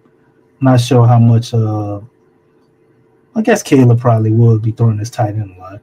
Well, I mean, I don't know. I just gotta see how they look with him, man. But he's you got to remember that Ben Johnson, the former Oh yeah, offensive that's right. coordinator from the Lions, took over the That's Bears. right. This Okay. moving, he But they this still got Dennis. They got Dennis Allen over there. Q. They got a lot of bad juju. he can coach defense as long as he stays in this place where he can do that. But the way they're looking at it, Ben Johnson perhaps is looking to get his Sam Laporta. So Mm. perhaps this could be what it is with Loveland. And of course, you look at their offense now. They got with Caleb Williams. You give them a safety blanket with Loveland, and then there is Romeo's over there. DJ Yeah. Moore is over there. So Yeah. I mean, they got some stuff going on in They get some Chicago, stuff man. together. I think Yeah. Chicago's finally They, going they, to they, turn they need a it on. running back still though. Yeah, but you can get one in this draft, DC. Chicago Yeah. getting a good running back. There's several really good running backs that can help them, and perhaps Are we smart enough to get one of them on the back end of the draft? he probably, if not in the back end of the draft, definitely as an undrafted situation, you might end up getting one. You never know. It might be a guy fall to you there, but they got some good ones in this draft. At the I like old boy out of Oklahoma State, but I don't know how much he fit us though. Yeah, you're talking about Ollie. Yeah. Yeah, I like Ollie the best one to me outside of when you got Marion He's the Hampton best. to me. But I mean other guys got more production. Giddy, I like him too. But I like Ollie a lot, man. And the way I think we can get him at, I think you could get him maybe around the third round. With that second, third round pick, you might be able to get You Ollie. might be right. Well, I mean, I like him a lot right there. there's several I really like a lot. I like Hampton, Omarion Hampton. Of I like course. Quashawn Judkins out of Ohio State. I think he's excellent. Cam Scatterbo, I like him a lot Yeah. too. Devin Neal, DJ Giddens. What's all your boy from Miami? I like him too. Oh, Martinez, Damian Martinez. I like Martinez too. Yeah, they really good running backs, man. Brashard Smith is another good running back there. Jaden Blue out of Jadon Blue out of what is it, Texas? I want to say Texas or Texas Tech. I think it's Texas. I gotta look up on Jadon Blue. I don't know a lot about Jadon Blue. I'm about to look him up now. Yeah, he pretty good, DC. Kind of undersized, man, but very productive guy. Got a lot of good speed. Hit the hole hard. Could do a lot of different things, man. But yeah, there are quite a few backs that I like, man, that could really do a good service for you. Neal is another good one as well. I like Jordan James. He's a little undersized from Oregon, but the guy's But very the little cat from Virginia Tech. You didn't mention him? The fastest wait, Jadon Blue is faster than him? Wow. You talking about Tootin? Wow, Blue he's a 4.2 guy? God damn. It was good, bro. They got quite a few of them, bro, that's available, man. That can really help you. He was coached by D'Amico Ryans. They got a lot of good ones out there, DC, that that you can look to. All right, the pick is in. What is the 49ers going to get here with the pick? I don't know what they got going on here, but 49ers need to get up off the snide and make a selection here. But Tyler Warren, man, is a lot of people thought Tyler Warren was going to go. The first tight end off the board was Loveland, so he gets all the love, man. So you still got guys falling. Still Williams from Georgia that's on the board. Jahdae Barron from Texas. Will Johnson from Michigan is still there. Hell, the best linebacker on the board, Jalon Walker out of Georgia, he's still there.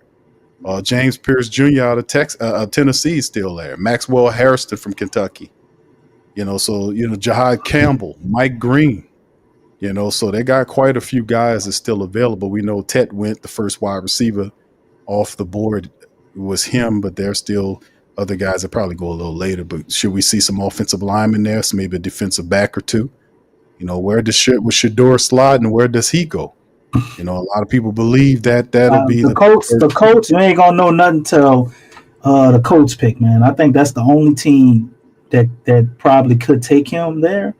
Then after that, you got to wait all the way to the Rams and the Steelers. In my opinion, I think that's the only two people you would have to worry about. But whether they get Shador or not, jumping back into the draft, maybe they are extremely high on Jackson Dart. It's almost sad. The most disheartening thing about this to me, family? The fact that every rumor they said, it just appears like it's true. It's like the Saints are living in a glass house. I thought I gave them more credit, Q. I was like, man, maybe they got some smoke screens going on. No, they were always gonna go. you know, the offensive lineman or a defensive lineman. You know, that was always the move. And it looks like they really wanted to be an offensive lineman. They was wishing that Will Campbell would drop, I'm sure. And that's the most disheartening thing to me. Like, we have gotten so old and predictable. Like, everybody knows what you want to do and going to do. And what that's going to do for intelligent organizations, if they want the type of players that they know you want, they just going to tap dance around the board and jump right in front of your stupid ass. It takes a lot of people that you want. And that's, to me, the most, I guess, frustrating part. Because now, looking at it, it's like, okay, so we're going to let the draft play out. The Saints are going to see, maybe they don't want Shador, like all the rumors say, and they want Jackson Dart. So soon as Shador gets drafted, they're going to try to see who they could trade up to get Jackson Dart before somebody takes him. It's just so predictable, bro. Yeah, I know, man. New head coach, same old regimen. Mikael Williams, the big. How much power does he have? Did he have any say so in this decision? I think he does, but you know, maybe Shador, maybe they talk themselves out of it. Still first round going on. We don't know if they'll trade back into it to get it. I'll just see what happened here. I mean, we'll just have to wait. Hoffa says I still don't have a QB. Thank you, bro. Appreciate you for that. Thank you very much. Picking me up, bringing me back to this world. All right, shout out to my dog KT. Okay. Listening in, said Phil Maffa. Yeah, from Clemson is another one. Get you. Thank you, KT. Thank A lot of people think he'd be very undrafted. much. Picking me up, bringing me back to this world. A lot of people believe Maffa. Yeah, I like Maffa too. Maffa's pretty good. Oh, yeah, I'm with you on Blue, Q. I was sitting up here watching some Blue highlights. I don't know how I lost him in the mix of these other guys, but Blue is very impressive, man. You know, one cut guy with some wiggle, and man, he's shifty. He can catch out the backfield. He's extremely fast. He ain't scared to run you over. I like Blue, man. I like him. Yeah, in DC they got quite a You few can't guys. go wrong. You really can't go wrong in this draft. It's really preference, I guess, when it comes to running backs, man. They got about 10 of them, man, that I think are gonna be good. You know, I don't know how I overlook Blue though. Yeah, they got some really good multi-purpose guys. That's the whole thing, guys. They got the north-south variety, the north-south power downhill runner types like Phil Maffa and others. But there are really like a lot of really good talented runners, depending on what you like. But like one of my favorite guys, we know about Hampton, but Judkins from out of Ohio State. I know Henderson. Judkins and Henderson are both awesome. Yeah, but Judkins is more complete to me than Henderson is. Even though Henderson is good at what he does, I kind of fire Quashawn Judkins. I like him a lot better. He fits like all. He's a good back. He got power and size. He got the speed. He got everything. He catch out the backfield. He can be a featured back for you if you need him to be. He's really good. The Cowboys on the clock. They take Tyler Booker, the 6'5", 321-pound offensive lineman out of the University of Alabama, with the pick. Tyler, but I didn't expect him to go that high. What do you think about that? Man, that's kind a bit of a reach, huh? That might be the first head scratch I done heard all night. Yeah, I mean, there's guys. There's Josh Will Simmons from Ohio State, Josh Connerly Jr. There's Ursery from Minnesota. You know, that's kind of that's interesting for him to reach and get that. But like I said, some of these scouts like him. I see some tape on him. He could play, but I don't know if I would have picked him over Josh Simmons or Connerly Jr. You know, but that's Dallas, man. Hopefully Dallas, you know, keeps doing this kind of stuff and kick their teeth in every year. So Miami's on the clock. Tyler Booker. They took a guard too. He's a guard. Maybe it's kind of high for a guard too. Took him up high, DC. They need offensive line help, man. So yeah, at the 12th pick, they need some help there. University of Alabama guard. Yeah, there. your boy just retired on him. That awesome right tackle they had. I mean, even if you're looking for guards, bro, what's wrong with Donovan Jackson from Ohio State? That's how I thought was the number one guard, but you know, the dude from North Dakota. Oh man, you ought to see the video of this dude. I got the draft plan. He's running around and stuff. He's shocked as hell. Right. What about Zabel? I mean, they got some. Whatever. I guess everybody got their own different flavor. Man, Booker can't believe these people drafted him this damn high. Oh always one, man. There's always somebody gonna take somebody you're not used to seeing. That's right. Get paid, young brother. Get paid. Yeah, there you go, For brother. real. Dallas keep doing what you're doing. Miami's on the clock, pick 13, man. Man, See, he almost broke Roger Goodell back. Fucking that man. you telling, hey man, I'm You here. know this remind me. Remember your boy who went to Atlanta? Q. What his name was? That defensive end. How he came out there and he had the picture of his grandma and everything. Wow, man, what Oh, was it?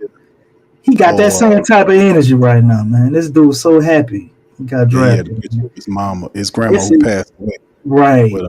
Yeah, I remember that, bro. He ain't do that, but I'm just saying his energy, man. It's infectious. He's so happy that he got drafted. It looked like he was clearly surprised they took him that high. Yeah, I know he's a good run blocker. I just don't know, you know. I mean, he's a good lineman. To be honest with you, I just thought that there are other guys ranked higher, but I guess that's their board, man. So yeah, they still got A lot other of good. times you can get a solid guard. You can get a solid guard in the second round.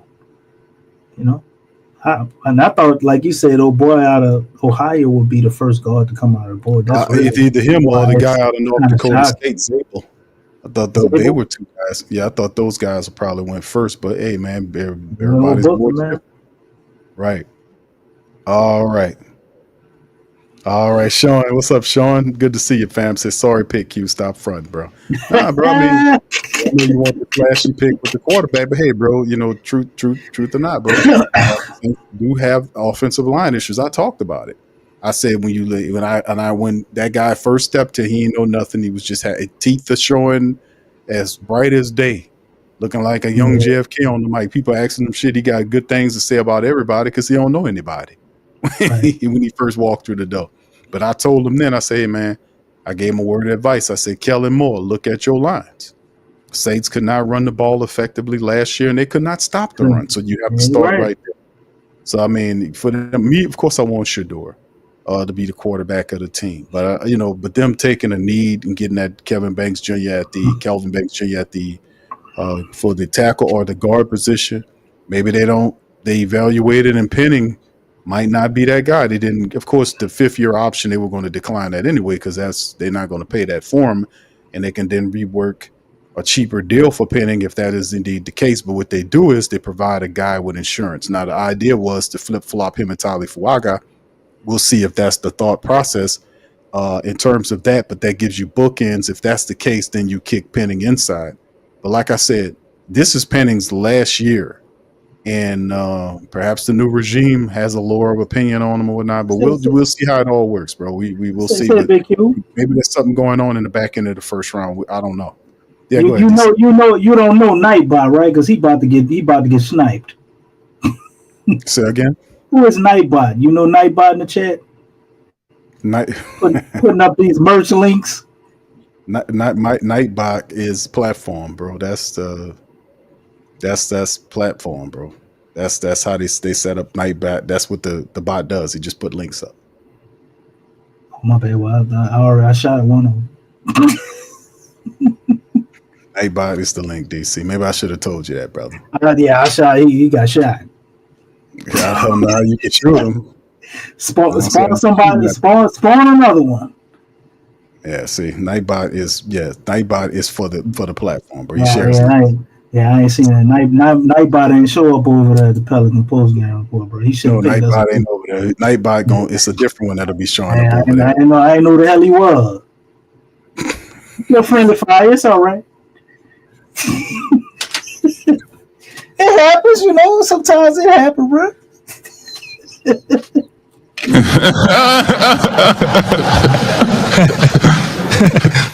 But luckily, he just a little clown. Take another one, All you have to do is take one. Well, they got a few of them. I only shot one of them. I'll say you can't shoot Nightbot, DC. Just spawn another one. Nightbot's still gonna put out shit. Watch, he gonna put another one, man. So yeah, you can't shoot the Nightbot, DC. Yeah, it's just what it is, brother. Man, he don't die, man. I wasted some bullets, man. Bullets high as hell too. Wasted some bullets. I mean, I don't think it's decided to go Nightbot platform, brother. So I don't know what Well, how you misconstrue that, my brother? On the Hey, I ain't been over here in a long time, bro. You know, you see a little stuff funny, and my hand was on the trigger. My spider senses was tingling. could you unshoot Nightbot? Could you go back there and unshoot him? No, they got a bunch of them. It was good target practice, man. Ain't gonna happen no more.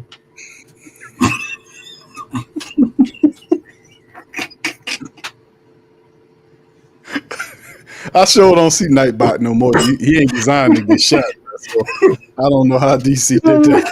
Come over here and mess up every damn thing. Put a cap in his ass. You know what it is, Q? It's misguided anger. It's misguided anger from the Saints draft pick, bro. That's what it is, bro. It's looking for somebody to take that shit out on him, you know. Let's see how you They got up in here trying to sell merch right now. Pow! I don't understand. Come up here trying to sell merch at a time like this. It's like trying to sell t-shirts at a funeral or something. Nigga. Pow! Yeah, get out of here, man. I just don't understand, man, how you see Nightbot as an enemy, bro. You putting all the platform links. I just don't get it. Say, brother, I guess it's all time to be a Saints person right now. The dude named Nightbot, son. I ain't never met him. Don't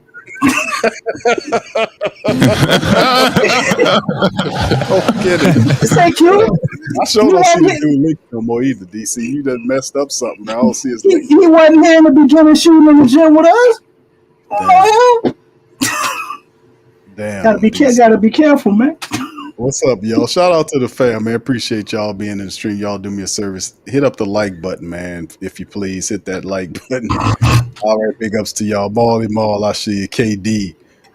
Brother Devin, shout out to you. Y.O. What's up, LaShawn? Shout out to LaShawn. Good to see you, girl. KK, what's happening, KK? Much love to the queens in here.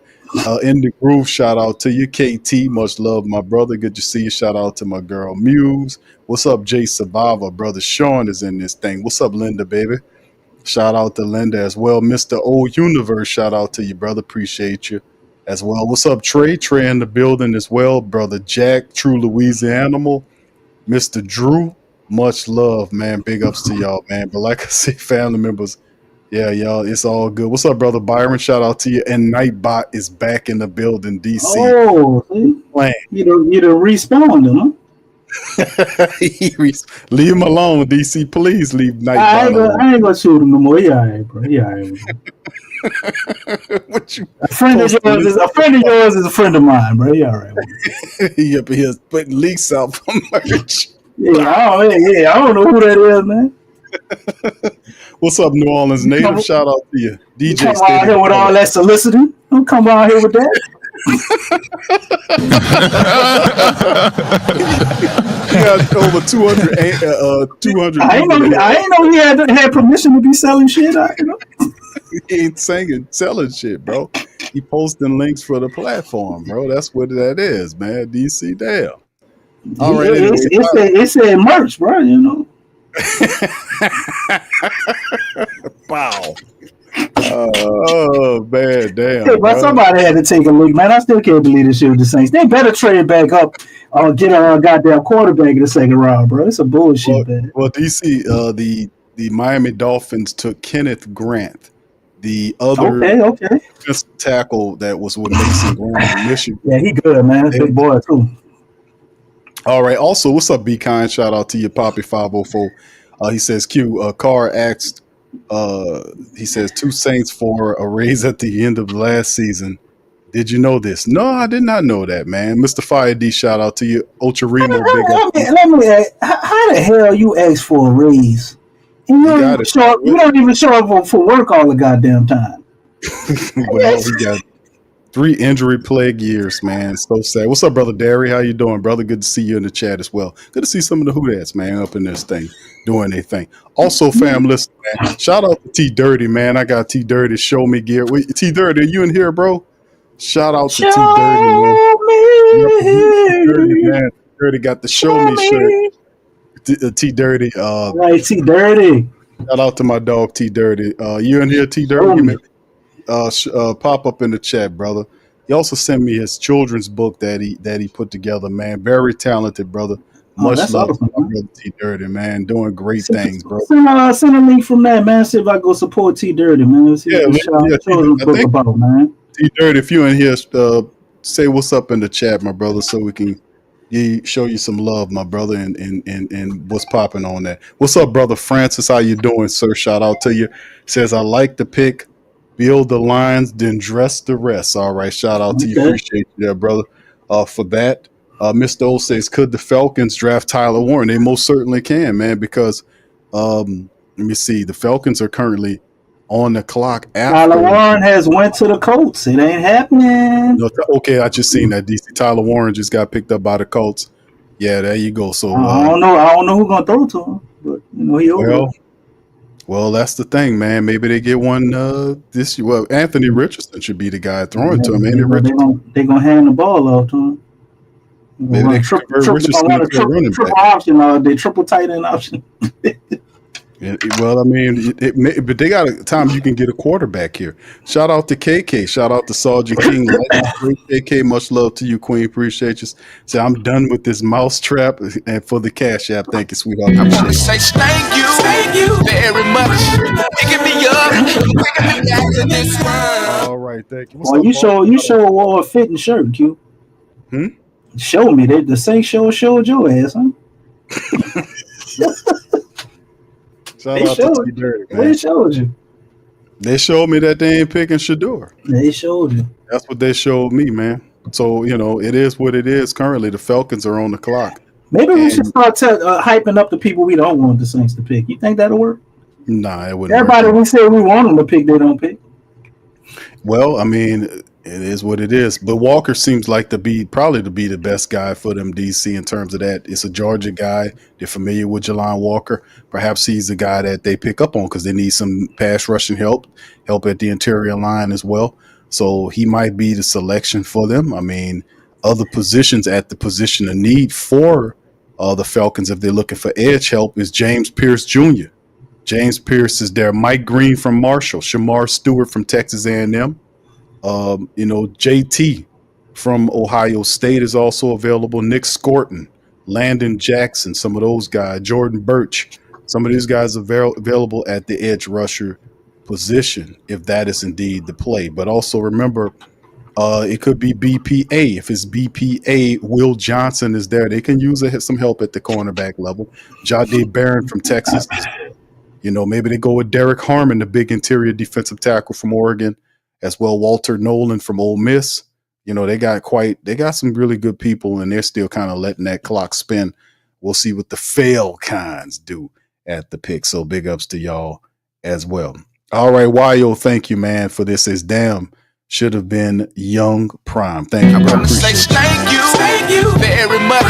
Picking me up, taking me back to this one. Hey, listen, like I said, the only thing that's kind of keeping my dissatisfaction for what's happening with the Saints not getting Shador Sanders is the potential that maybe with the first round not being over, I have to see how it all plays out to see if there's not a play for the Saints to move back into the bottom of the the bottom of the draft to see if they can go back and get them or whatever the case may be. However, so anything's possible. You just have to see how it plays out. But I'm not happy with it. I thought Shador should have been the guy, and you could have still found some really good offensive linemen that could come in and help. We talked about, Kevin Banks is a good player, but there's still other players that we could have brought in. There's Josh Simmons, Connerly, Ursery. These are some of the guys that they talked to. Maybe later on, Charles Grant or Anthony Belton. Those are some of the guys. If you wanted to guard, that's great. There's Zabel there. There's Jackson from Ohio State. There's Ratledge. Now, some of these guys you'll get later on, but some of these guys would have been available, for him. But, like I said, it is simply what it is. And at some point, you got to address the quarterback position. Molly says, Q, I think DC shot my mod wrench off. I lost it. All right, thank you, bro. Molly, you should still have it. Very much. Picking me up, taking me back to this one. All right, I'm going to check on that, Molly. Hey, I ain't shoot at all, Marley. It might have been a ricochet from Nightbot. I had the 50 cal rounds. That shit might have went through and kept going, bro. I'm sorry. DC talking He come in here and says it tells me late after he shoots that Nightbot, but Nightbot respond on his ass. He said, "Oh, you trying to sell merch?"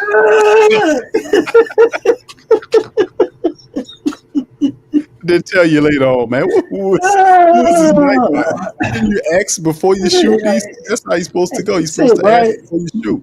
He's supposed to be PPR, Great Saints Tank, Sports Coma bot or something. Who the hell is this Nightbot? Nightbot. You asked it later, though. I mean, why? What happened when you do podcast in the daytime? You got a cousin? You got Daybot? Got a cousin? Going too deep. Nightbot. Oh man. Yeah, I thought for sure he was full of shit. Hey, thank you, man. Shout out to Anthony Scott. He's a new member of the Great Saint Think Tank. Appreciate you. Shout out to you. Yeah. All right, man. Round of applause to Anthony Scott, man. Welcome. To the Great Glad to Saint. have you here. Appreciate you, brother. Much love for your membership. Much love, fam. Appreciate y'all for being here. All right. Brother KT says, Q, please don't trade back in the first round for Dark. We need to keep all of our draft picks. Yes, sir. Thank you, bro. Appreciate it. But I know the pivot is if the move is because there's a lot of stuff going on.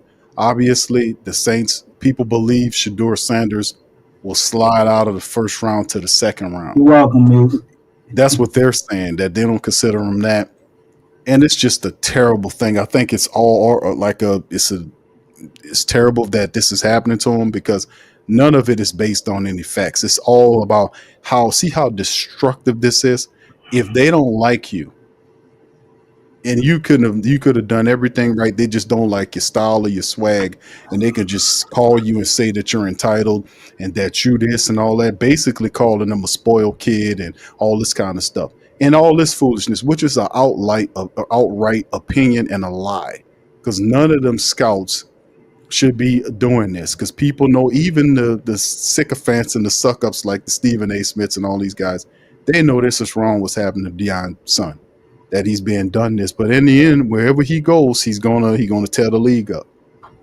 He's gonna tear him up for this slide happening, because this is a manufactured thing. This artificial to the dog. This is ridiculous.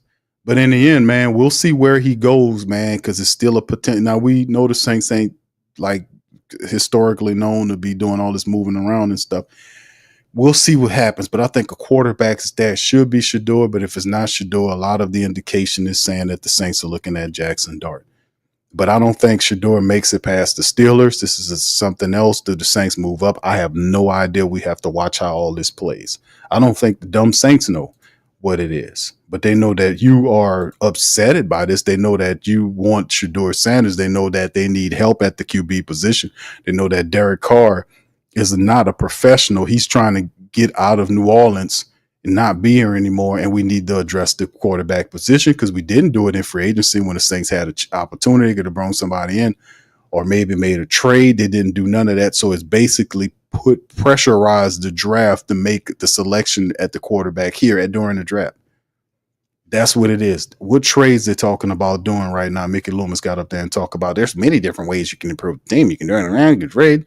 You didn't do none of that, and you've been knowing that dumb quarterback was hurt. You've been knowing that. So in the end, that puts the focus on moving the team into the future and getting rid of these old dead ass players. I'm sorry, we have to move forward. The Carolina Panthers did their little stinking on. They got Bryce Young, and they're building the team around Bryce Young. Can you believe Bryce Young's going into his third year now, and the Saints still fiddling around? That's why I really despise what Mickey Loomis is and how he just destroying everything dealing with this team. He doesn't have a plan, and he's just stupid. All he does is rework contracts and kick can. You don't have any other philosophy. That's why I was telling y'all that Mickey Loomis, all he is a golden gopher. He'll get the line. You give him a list, he go get the groceries. But when it comes down to architecting something, he ain't architecting nothing. You do it, and he'll go and say, okay, well, I ain't going. Okay, let me go over here and go make the groceries. That's what he does good, and that's what Sean Payton had him to do.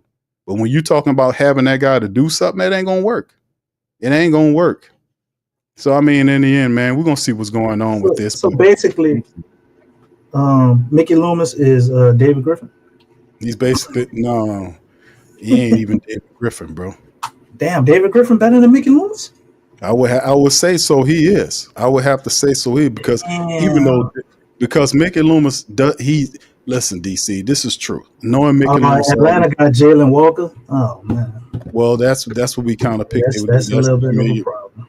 That's the familiar thing they were going to do. They needed help at that level. They needed some pass rushing help. The guys from Georgia, that's in Athens. It's right up the street from. Well, I mean, not right up the street, but it's. I not think too he's gonna be a good one, Q.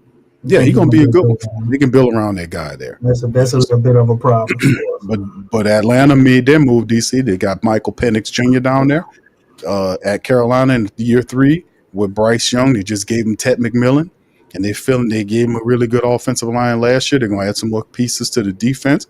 And Tampa Bay's won the NFC South 4 times in a row. What the Saints at? Bringing up the rear at 5-12. Oh yeah, but Mickey Loomis is a genius. Mickey Loomis is nothing without a good coach to tell him what to do, and I've been saying that. That's what he is. He's nothing without a coach telling him what to do. He doesn't keep anybody accountable. Even when the dumb coach that he had previously was falling through the floor, he did nothing to stop the man. He didn't chastise him. He didn't do nothing. He didn't issue any ultimatums to him to win. He just sat there and lied and spent excuses and smoke screens and every damn thing, ran interference, everything for the guy. And then the Who Dat Nation says, no, that dumb GM you got there, he's an asshole. Let's get him, push him out the way we want him fired. Gail says, go fire him, Mickey. Oh, I know, Gail. Oh, I know. Don't listen to those guys. That Big Q guy, he don't know what he's talking about. Well, look who pushed that guy out of here. Got him out of here, and he's still sitting up. Oh, Dennis Allen is a great coach. Shut up, stupid. Sick of this crap, man. We got to do this right, man. The Saints been bottom feeding for too long now. Tampa Bay done won the division 4 straight years, man. 4 straight years. What's the Saints' excuse? And they finished under Carolina, fam. With this dumbass VP GM scumbag on top of the team. We don't want to answer questions about a quarterback that he brought in here that don't even much won't play for us no more. He gave him the money. This dude is screwing up the team. He don't know how to build no team by himself. He doesn't know how to do it. People giving this guy accolades he doesn't deserve. He doesn't deserve that. Oh, Mickey Loomis is he ain't great at nothing. Look what he's doing. We need leadership here. That's what we need in the building. If we're going to beat these teams, we need leadership at the key positions. We can't keep holding on to these old players until they too old to play. What kind of foolishness is this? We need to get these guys out of here. If we're not winning, there's no need to keep on to no Cam Jordan if we're a 5-12 team. We don't need that. We don't need a DeMario or a Tyron or any of these players if we're not winning. If we're not winning, get these guys out of here, man, and get young people that you can build a future with. It's only cool to have them old players if you're winning. But if you're losing, you have to get from up under them, especially if their contracts are the heaviest contracts on the team. What sense that make? No. So we'll see what's going on here, man. But in the end, we'll see. DC, go ahead, brother. What you got? Man, I'm just looking at the way the draft board is falling, bro. And I mean, if we still want a quarterback, we look like we might very well wind up being in great shape. Defensive lineman, I think it's about to be a run on those. So whatever we needed to do defensive lineman wise, linebacker wise, I think some of these guys are going to start coming off the board. I would expect Mike Green, my other guy, one of those to come off the board pretty soon. Wide receiver is also somewhere else we can go. We definitely got to get another D tackle. So I don't know what we're going to be looking like there. You don't think so? I mean, you running a 34 defense, DC. I mean, what happens when somebody get hurt? I mean, yeah, but you still got you got guys there. You still have. I see, bro. They're gonna probably have Brian Brzee. You gonna run him as a backup D tackle, or you gonna put him as one of the guys on the edge? I think he would be on the edge in the 3-4, right? That's He'd be right. a perfect edge guy. Yeah, that he You would put be. him and Cam on the edge, and you got I don't want Cam on the edge. See, you don't want him on the edge in 3-4. I don't want Cam Jordan on the starting for us on the edge, bro. Well, who you No, gonna put on the other edge? I mean we got to find somebody to put there. If we can find somebody in the draft to Because I do think that, Chase Young, and they're gonna be linebackers. yeah, they got to So I be mean, linebackers, man. So but yeah, it's Devin Gacho and John Ridgeway the third, Christian Boyd. Those are some of the oh, guys. you know what, Q? Never mind. We can Ridgeway is perfect for that edge. He can play the So edge in a 3-4. I mean, we'll see. I I mean, you think he can always. played it before, if I'm not mistaken, right? I mean, you can Forgot we always had have Ridgeway. some good help. But yeah, the defensive tackle with Kenneth Grant going to Miami at 13. The Arizona Cardinals, they take Walter Nolan, the big defensive tackle from Ole Miss. Yeah, So he ends I up told you they about to start coming off the board, man. The big defensive defensive lineman about tackle. to go on a run. Then you're gonna see cornerback after that. But maybe we all Yeah, right too. Maybe we could snag a cornerback with this pick in the second round if they don't want to go quarterback. we'll see. They got a couple of teams that's My ahead bad, right Wario. Is I ain't been on the Saints show in a while, man. I keep saying Pels. I'm sorry. now. Why you're pointing it out? Yeah, As DC you is. pointed out, I keep messing up. It's been a while, man. Yeah, that's true. Just DC just know when I do say Pels, I mean Saints. They're the same thing to me. escape mistake. They both make the same type of dumb Um, decision, so it's like the same team. But yeah, that's we it's very interesting, man. But yeah, a lot like I said, I would like the Shador Sanders pick, but like I said, the position was you take an offensive lineman at number 9, the guy's a starter. The only question is where. Do he sees him as a tackle or guard? We know that the college, a lot of people believe that Kelvin Banks Jr. could play. He obviously can play the tackle position. He played the blind side position, which is the toughest position on that line outside of the center position. Guarding the blind side of the quarterback is seeing the most fierce pass rushers that you could possibly have. So him being picked at 9, because I really didn't think Kelvin Johnson would be a top 10 pick. I thought he would be outside of the top 10, but the Saints made him the 9th overall pick, which like I said, man, we'll see what happens there. Whether they see him as a bookend tackle, like the breakdown recommended that you put him at the left tackle position, the blindside tackle position, shoot Tolly the right tackle. That puts Penning as a reserve, or you kick him inside at the left guard spot. But then again, remember, if you do that, then it's also the fact that where's Dylan Runnels, who's the veteran offensive lineman, the Saints signed from the Tennessee Titans. So Dylan Runnels is there. He's on a 1-year prove-it deal, and he'll be competing at that left tackle position with Nick Saldiveri. So this could be a situation where if you add those two things together with the addition of Dylan Runnels at the left guard position, and now the drafting of Kelvin Banks Jr., Trevor Penning, with him declining that option, could be the outside man looking in this matrix. So this could be the Saints' attempt to build the bookend situation. Now I love the line selection because we need the help on offensive line. We can't do nothing. This is the attempt to build a nasty line. But like I said, the quarterback position is the uber most important position that you have. And if you don't have that, you're not going to win a lot of games in the NFL. That's the bottom line. I know we got Spencer Rattler. I know we got Rattler, DC. But in the end, you put Shador and Rattler in competition, bro. Imagine what that looks like, man. I think the running back position is one of those that's going to be extremely intriguing because regardless if we do draft a quarterback or you got Rattler, we're going to have an awesome running game. I know they have to be thinking in that way, man. You got young quarterbacks. A lot of it is uncertain. Maybe that's why we went with an offensive tackle, at 9, because they're thinking about the run game. And I'm watching a guy like Omarion Hampton. I still don't think he gets past Denver. Do you think it'll be a good pickup if Omarion Hampton is still sitting there at 40? For the Saints? Yeah. In the second round, you thinking? Yeah.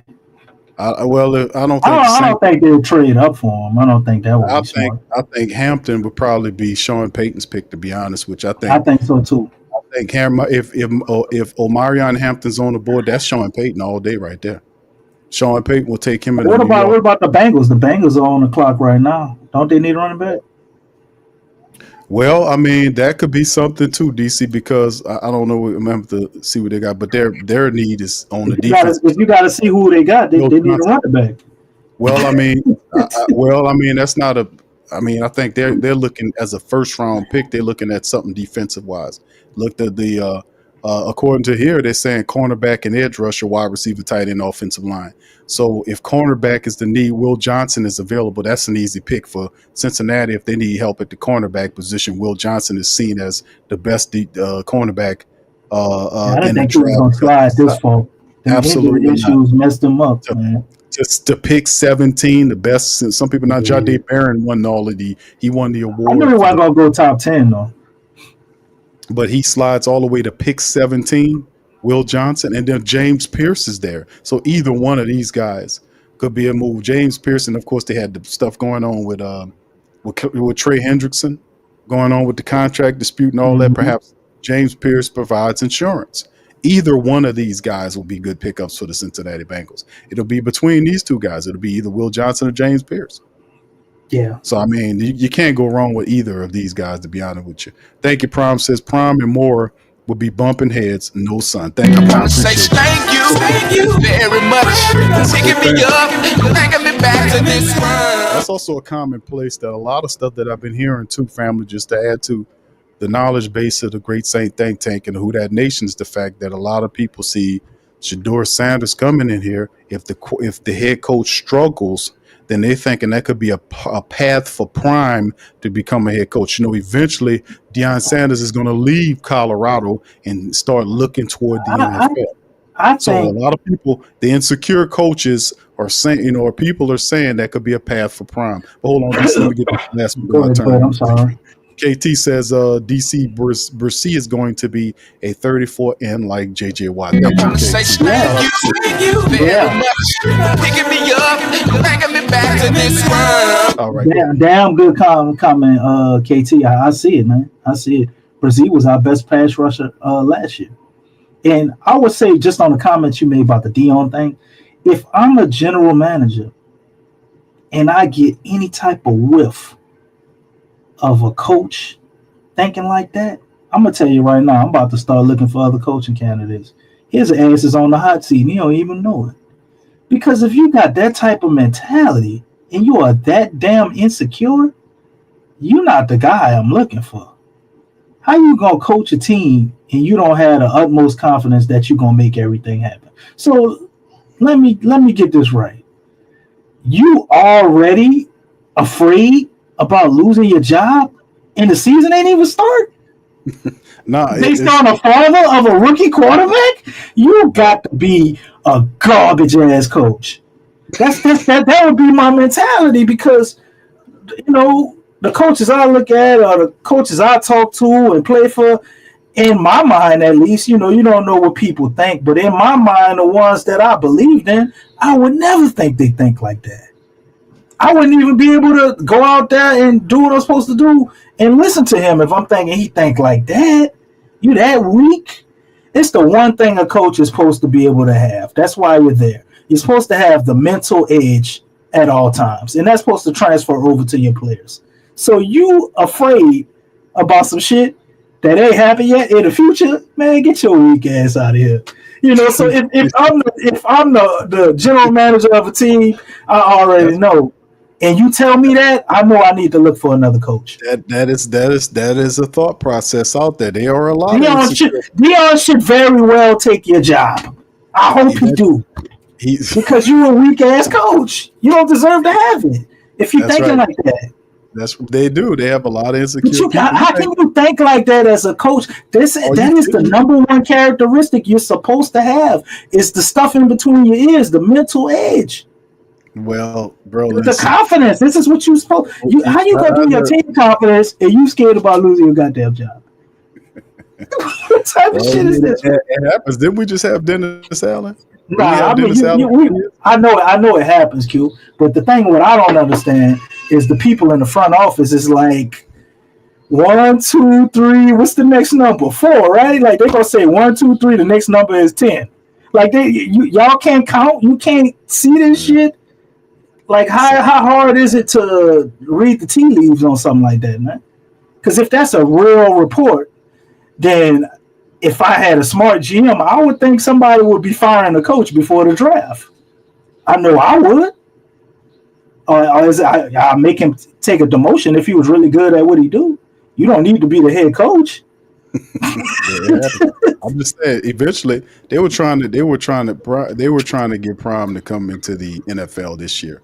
Remember, they had Jerry Jones. All of them were looking at Prime. He decided to stay at Colorado. Sooner or later, another couple of years there, eventually he's gonna feel ready because all this is a move. Him going from SWAC to Colorado, all that's a slow, patient move toward NFL head coach. NFL head coach. We all know that's an inevitability. But in terms of what happened in Cincinnati, they took an edge rusher, DC, but it was not Pierce. It was Shamar Stewart. This is a player that has a lot. This is a very talented, got a lot of potential. Player, but he had 4.5 sacks in 3 years. I think this is a good place for him, though. Like, they was projecting us at 9. I'm like, man, that's crazy. You know, but Shamar Stewart is a hand in the dirt 4-3 DN, right? I think this is the good spot for him with the Bengals, and he can play with damn, I can't remember homeboy's name. That's a damn shame he played for us. Henderson. You know what I'm talking about. Henderson. He can play with Henderson on the other side. You don't have a lot of pressure on him. He probably could show him the game the way Cam did him when he was here. And he can be kind of that guy for them. So I don't know why they wouldn't go with another guy, but hey, that might work out for the Saints, Q. Maybe we can get a green in the second round.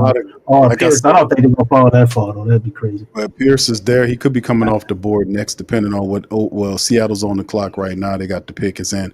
They're looking at wide receiver. According to the rankings, they're saying wide receiver, offensive guard, center, offensive tackle, and edge. So they need help along the offensive line, wide receiver as well.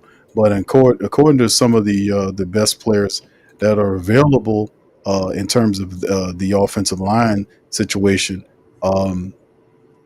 I mean, you might have to move down a little bit to take a look at them. But Josh Simmons from Ohio State could be a guy that can help you there.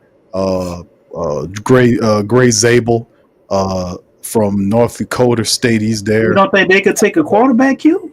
I mean, a quarterback? Yeah. Well, Seattle, I mean, I don't know. I'm not sold on what your boy did with the Vikings for that. It was 1 year. They gave him big time money. Sam Darnold, they got Drew Lock back there, Sam Howell. So, I mean, I don't know if they go quarterback there. They could use some offensive line now. They do have Jackson Smith. He's there. Kenneth Walker III, Zach Charbonnet back. We got a lot of receivers out here, too.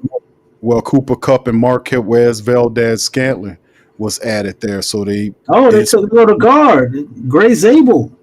Gray Zabel, that's a good pickup right there. He'll play and help them build that offensive line. Remember, that's Clint Kubiak out there now. So, yeah, we just talked about Gray. He's one of the better ones. Garbage. Yeah, Clint Kubiak is garbage, man. I told the Seattle people I wanted to tell people about Clint Kubiak. They ain't going to listen. They're going to feel good the first couple of weeks. He got all his boys with him, too. Everybody that was here in terms of the offensive line coach is over there. I think the quarterback's coach, he brought all his boys with him. He's going to scheme his ass off for about 3 weeks. For 3 weeks until you find out how to beat him, and then he will fail to adjust. He cannot adjust. He has Willie Green adjusting abilities. Huh? He gonna run forever. That's just what that boy on the treadmill of hell. As soon as they find him, when he can't adjust, he gonna get going to the next team and live off the reputation of his father because he cannot adjust. He cannot adjust. Speaking of that, man, do you think adjusting is something you can learn? Have you ever seen any coaches who just lack that ability, pick it up as they go about their coaching journey? Well, if you open to it, but obviously that guy's not, because everybody should learn how to adjust. Is just change. If something don't work, you're supposed to have a backup plan for it. If they take A away from you, you go to B. They take B, you go to C, and so on and so forth. When the Saints had that, when they would take away, because his best play was like the nursery rhyme I used to say: when Taysom's away, Clint Kubiak cannot call a play. Because all he did was over rely on Taysom Hill. You take Taysom Hill away, he'll put it on one player. He did not have the capacity mentally to be able to spread out the workload over the players that he himself picked. And that was a criticism. I said, this guy can't adjust. He is going to run forever. He's on the treadmill of hell until every team figure out that this guy living off his pop's rep because he cannot. He on a treadmill to hell, BQ. He on a treadmill to hell until they figure out, hey man, you know what? This guy can't adjust. You take away his stark thing right there. He don't know how to use his players. He doesn't, fam. And you Seattle people, y'all gonna see what I'm talking about here, because it ain't much to break these players, these coaches down either, man, for real. All right. So anyway, yeah, I call it he on a treadmill of hell. That's what I said. Tampa Bay Buccaneers on the clock, man. Cornerback and DC. Listen, Will Johnson is up on the board. So is Justin Pierce Jr.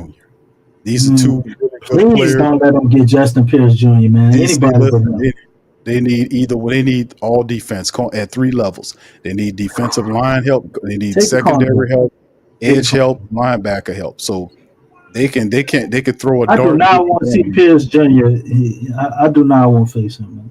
I think that dude is going to be really, really good, Q.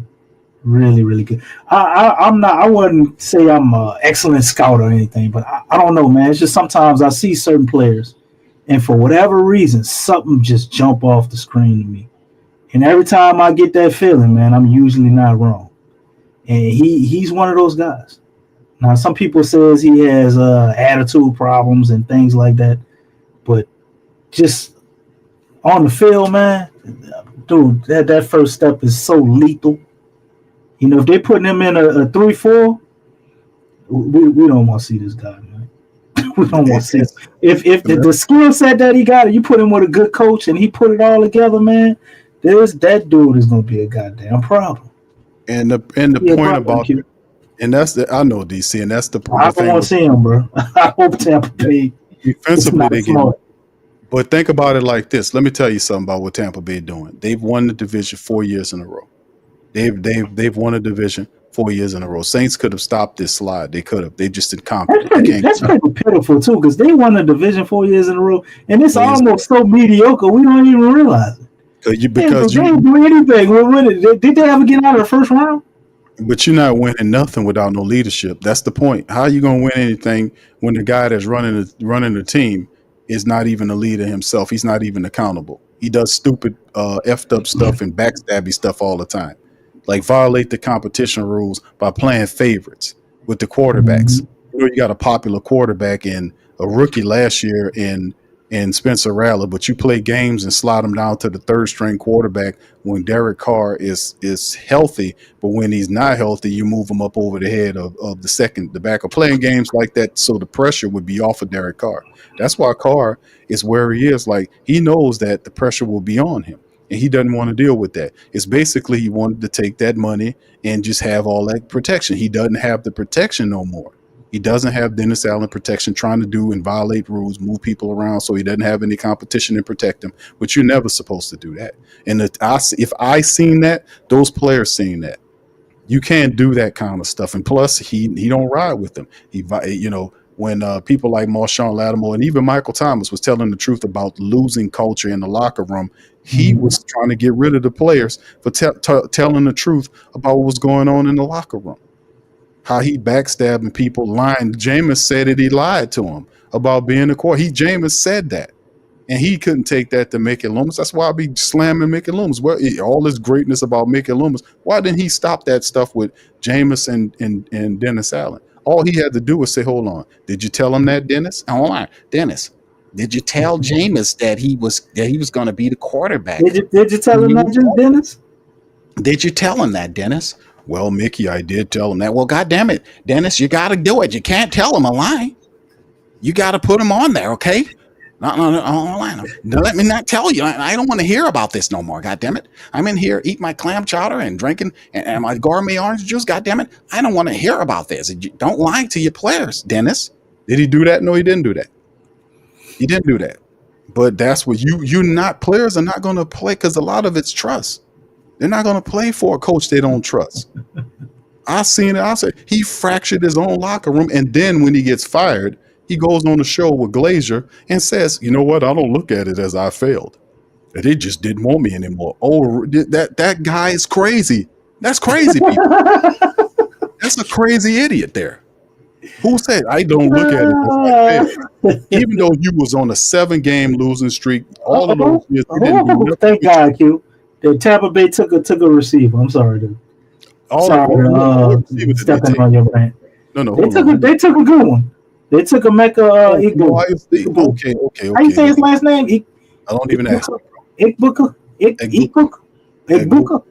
Don't ask Yeah, me, brother. he's a good receiver. Shout out to my African brothers, but listen, I got a problem pronouncing those names, brother. Y'all gonna have to.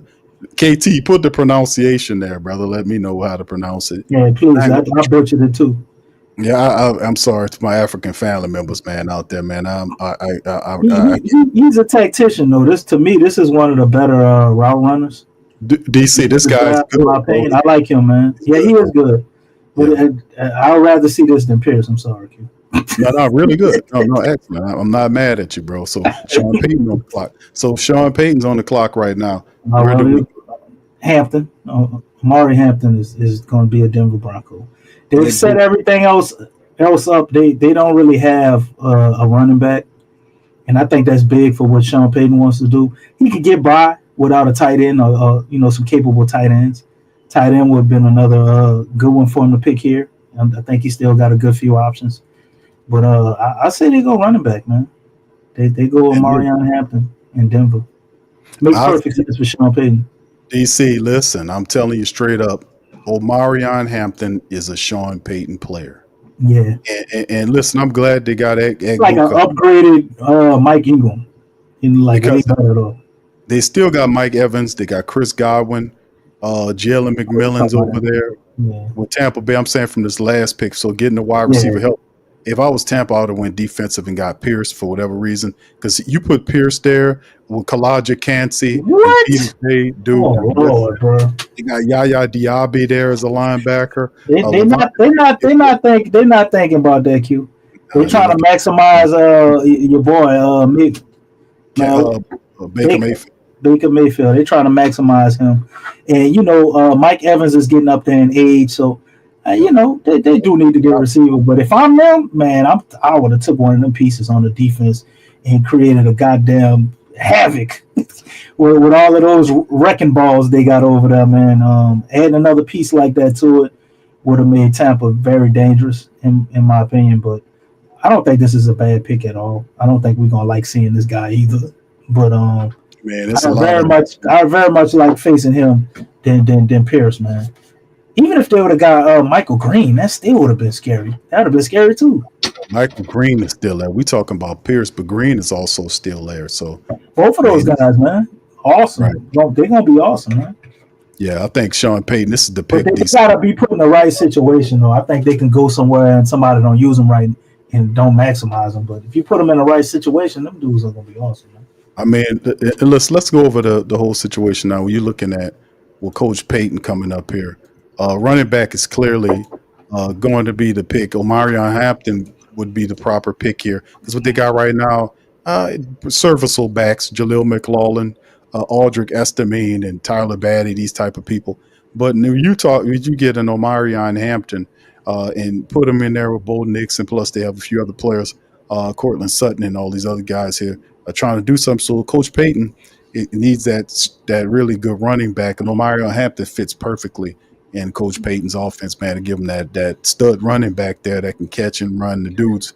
It's awesome. So we'll see if Coach Payton they goes think about it too. They let that clock go all the way down.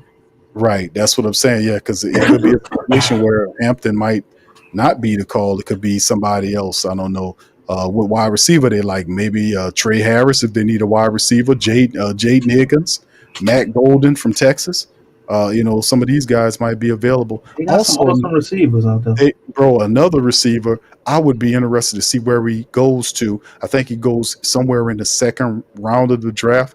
There is Savion Williams from TCU. I'm keeping an eye on where Savion Williams from TCU goes. Yeah, I want to see he goes somewhere in day 2. If you're really fortunate, if you're a team like with the Saints, I know we got a 3rd round selection. I don't know if Savion goes in the 3rd round. Like I said, there are a bunch of good wide receivers there. We need a big one, though, Q. We need one of them big guys. Yeah, he is a big guy. Savion is a tall wide. He's like 6'5", 220. What about the receiver out of Colorado State too? How you like him? From Colorado. Oh, you talking about Torrey? Tory, yeah, Tory. Torrey Horton. Torrey Horton. Tory Horton. Torrey Horton is a pretty solid guy, bro. I say get Tory Horton maybe the third round, and then we can get running back after him and go cornerback second round if we're not doing quarterback. Well, he has some injury concern. He's a productive wide receiver, man. He got a lot of stats, but he has some injury issue. I think he had like a knee issue last year that you might drop his stock a little bit. But he's a big wide receiver. I think he's like 6'3" or so, like almost 200 pounds. He got some good. He complete wide receiver though. He got he has some number one potential. I like the kid out of Stanford too. I think the kid out of Stanford. How you pronounce his name? Eric. His first name is Eric. It's Ayo Manor. Is it Ayo Manor? Ayo Manor. Eric Ayo Manor from Stanford. I'm sorry, fam. Some of these words, man, these names, these nicknames, man, they be messing with me. But if KT and the rest of the family knows what I'm talking about, the big wide receiver from Stanford, Eric Ayo Meyer, or whatever his name is, that guy is really good, man. He got dog in him, but I don't. People see him as maybe a third round guy. But like I said, they got some good wide receivers. Jalen. What about Jack Beck? I like him too, man. From TCU. I think, with Kellen Moore, the way you can use him, you can put him at tight end. He can be a number one. He can go in the slot. He's not fast, but he can do a lot, man. He's an excellent blocker. Yeah, he's productive. He does it all well. He's an awesome player, man. He's like it would be like almost having not Taysom Hill, but I look at him in that vein, the way you can use him at a bunch of different places. If that makes sense. His game ain't flashy. He's just extremely productive, man. He's incredibly what's the word I'm searching for with Jack Betch? He's extremely reliable. Like the guy, I don't think he dropped the ball. I mean, he makes these extremely difficult catches. Tough too, man. Solid. Yeah, he's run people over, everything. Yeah, he's really a solid wide receiver. It's just he don't have to flash some of these other guys have. All right, here, we got flash at receiver. That's what we need. We need like a consistent target that maybe could high point a little bit. You know what I'm saying? That you could throw it up there too. We got the burners. We got the flash already. You need a big wide receiver. That's what I was saying. The guys that's left in the draft. I mean, if you're looking for that, I personally think whatever the second round pick for the Saints is going to be quarterback related. I don't think the Saints, they're missing on them in the first round. I think they circle back in the second round and land a quarterback, whether that's Shador or whether that's Jackson Dart. It's going to be either one of those guys. What about Melrose? We might not wind up with Dart if we don't trade up. I don't know. Melrose could be a guy that they wanted all along. Maybe. I don't know about the Milrow thing, and I'm gonna tell you why. It's incredibly difficult to read how teams feel about Jalen Milrow. I'm just gonna be honest. Hold on, Q. The Denver Broncos took Jahdae Barron. Jahdae Barron. Okay. Jahdae Barron. Some people see Jahdae Barron as the best cornerback in college. Now Will goes above him because Jahdae is like 5'11". I think Will is better than him. Well, it's the injuries and all that stuff. He got the trophy for being the best DB in college last year. That's cool, but he 5'10", man. Like you got to be great to be in the NFL. 5'10". You can't just be good. You got to be great, man. Jahdae Barron's a dog. He 5'11", about 200 some odd pounds. He's a dog. But he, like I said, he don't have. They value size above anything. He is, man. Will is still on. I think Will is still there. Yeah. Well, I'm just saying, like in the league, the way it is, it's hard to play defense, right? And then you put Jahdae Barron out there on somebody like 6'2", 6'3". I don't know, man. As good as I think he can be, I don't know. I look at him and he's good. He's good. He's a good player. Wouldn't mind having him. I don't know if I see great. To me, I think Will has more of a chance to be great than him. Maybe I'm wrong. Yeah, I'm just saying, man. Big J says, stop playing DC 5'11". He's 6'1.5" with cleats on. Hey, Yeah, they measure these guys without shoes on, man. Like, you gonna play barefooted? You know, you gonna measure the guy at the combine, put him, measure with his shoes on. He's not gonna play without his shoes. And when he put his cleats on, it's gonna give him no, an inch. I think he can play. I just don't. Maybe I'm looking at it like I don't see him being like a number one outside cornerback to me. He look more like somebody who could play in a slide. You probably could. The way he come up and attack around the ball, you might be able to play him at safety too a little bit if you want to. You know how they do with the nickel packages. We're gonna I see. don't know. He looked like a slot corner to me. Maybe I'm wrong. We're gonna see. The guy could play, bro. But I mean, He definitely can play. You got Patrick Surtain there, and you got Riley Moss and Jaquin McMillan. They're gonna get their pick, man. This is very interesting because KT says Jack Betch is Ricky Prohl from Wish app. Thank you very much. He's Ricky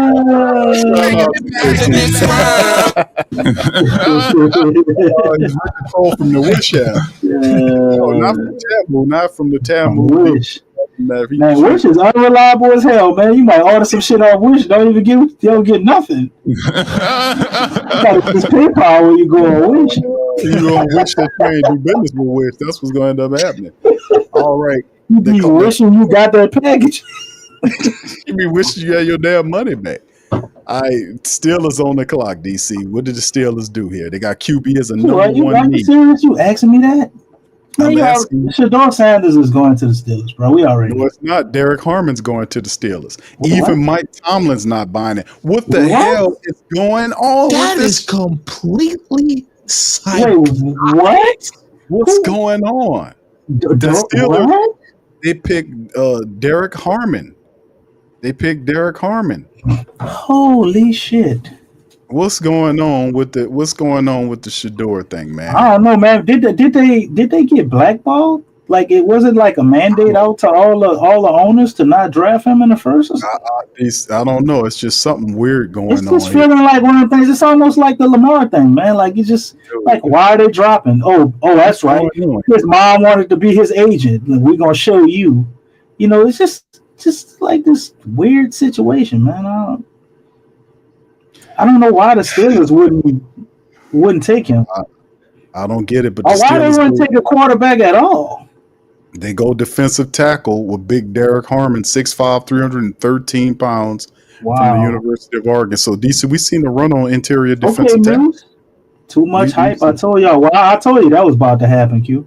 But I didn't think it was going to happen to the Steelers. This is a little shocking, no? Well, I mean, this is the thing. We've seen a run so far. I think if we look at it, we've seen more defensive tackles being taken so far, haven't we seen? That's the fourth defensive tackle taken in the first round. We know that the top tackle was Mason Graham to the Browns with the fifth pick, and then the next defensive tackle was taken by Miami was Kenneth Grant from Michigan. That's his buddy, and then you go down to the 16th pick, which was Arizona. They took Walter Nolan from Ole Miss. And then you go down again to this pick here at 21, and they take Derek Harmon from Oregon. So we've had four interior defensive linemen that were drafted so far as the Chargers are on the clock. So the question I pose to the family members out there is, y'all let me know how far this Shador falls. Man, that's crazy, man. You got the Chargers, the Packers, the Vikings, the Texans, the Rams, the Ravens, the Lions, the Commanders, the Bills, the Chiefs, and the Eagles. Well, the Rams would be my next pick for somebody who would take a quarterback coming up. You got the quarterback over there, man. He's getting old, man. He ain't gonna be around too much longer. Stafford, yeah. I think they pull the trigger on one of these guys. Maybe they don't take Shador. Maybe they go Jackson Dart or something. Well, the quarterback. Somebody gotta take a quarterback. The quarterback run for the Rams go Matthew Stafford as the starter. Backup is Jimmy Garoppolo and Stetson Bennett. Those are the three quarterbacks for the Rams depth chart currently. Damn, Jimmy Garoppolo? Garoppolo is over there with the Rams, yes. He's 33 years of age, so Backing up, Matthew Stafford is what, Matt about 37, 36, 37? Matt Stafford is 37. So 37, 33. And If they don't go quarterback, man, like it ain't happening until the second round, in my opinion. Who drafts 29? You know, you got to think about all the crap we heard on ESPN. Now they said he go all the way at 29. Well, 29 is the Commanders. I don't think he goes there. Why would he? Nah. Why would they say that? Then? Well, maybe I misread their title because there's no way he's going to the Commanders. I mean, this is when you start seeing trades happen right around here. That's when you start seeing teams. After the Steelers chose somebody else, you see people that's interested in Shador. You start seeing people look to move up into the bottom half of this first round and see if they can get at him, because they were saying that Shador is not a first round, or he's a late first round quarterback, or he's a second round quarterback, and all this kind of stuff. So it's very weird here. There's no justification for him sliding like this. It's just really messed up, man. To be quite honest with you, to see this happen to the guy, because the man could play. All because some stupid report about him being entitled because he had a Hall of Fame dad and he'd been rich for a while. But it's just ridiculous, man, to see him slide like this. And I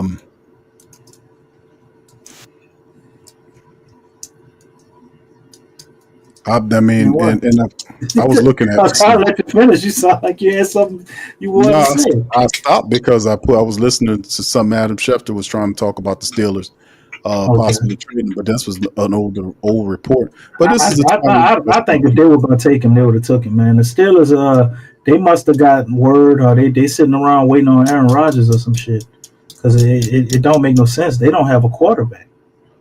They don't have a quarterback at all. Well, the Los Angeles Chargers on the clock. They top picks according to needs, a position of needs. Shit, they need everything offensive. Like. Wide receiver and tight end is what they're saying. Defensive tackle, offensive guard, and running back. So wide receiver, and if you look at some of the positions for some of these guys, DC, if they talk about D tackle, because they ain't gonna have another chance to get that. Well, D tackle's running off the board.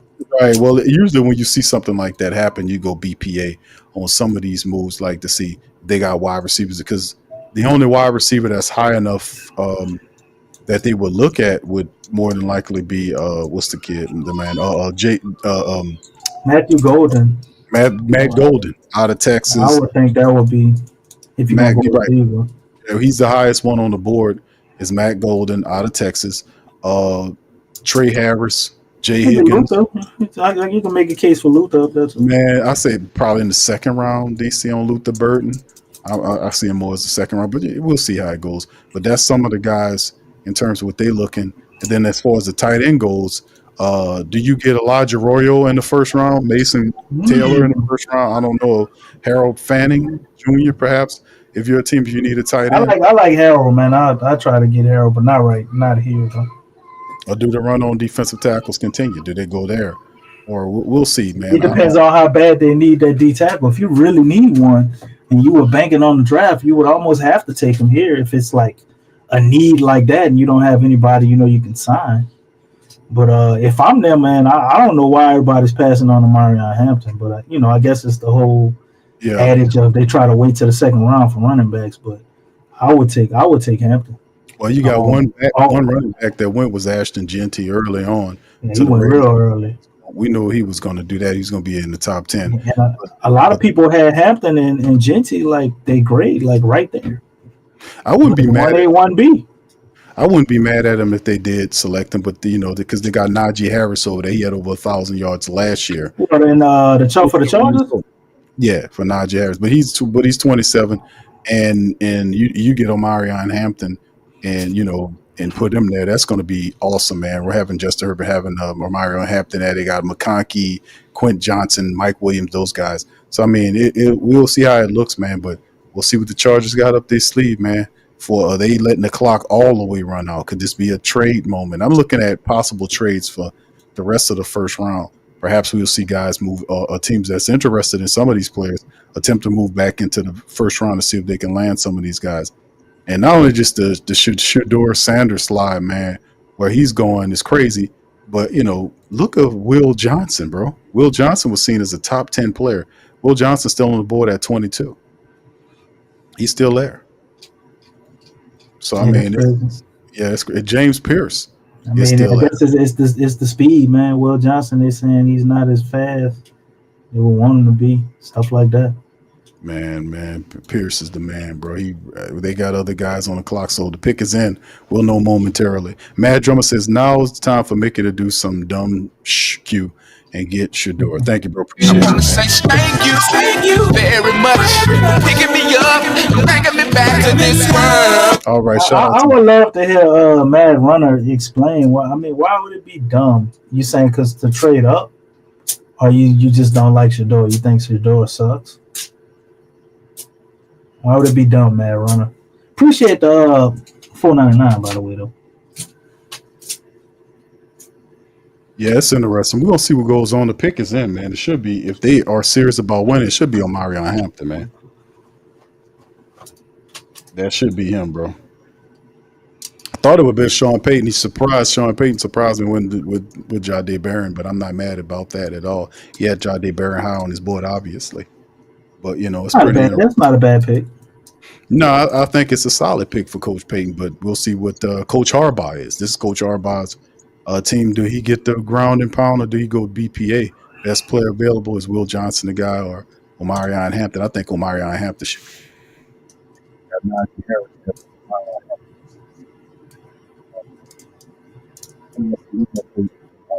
Harbaugh's a ground and pound type dude, so he might end up making Hampton the guy. DC, I know you like Hampton a lot, man.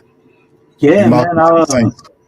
If Hampton goes to the Saints, man, I think that would be a tremendous start. A tremendous start to a new era, man. We go with basically a ground and pound, and you take the pressure off Spencer Rattler or whatever quarterback you wind up pulling out of this draft, and you basically run your offense like that, build it off the play action, and we become a run first team. Kind of like we were supposed to be under Dennis Allen. that was the idea.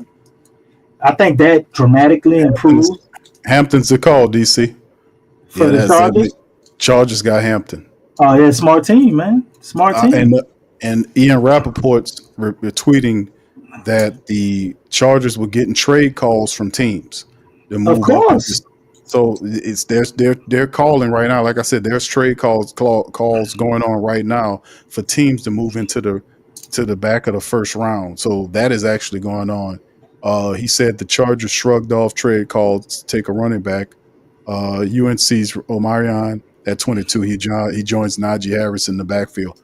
Ground and pound, powerful back. It won't be long before they take Najee Harris spot.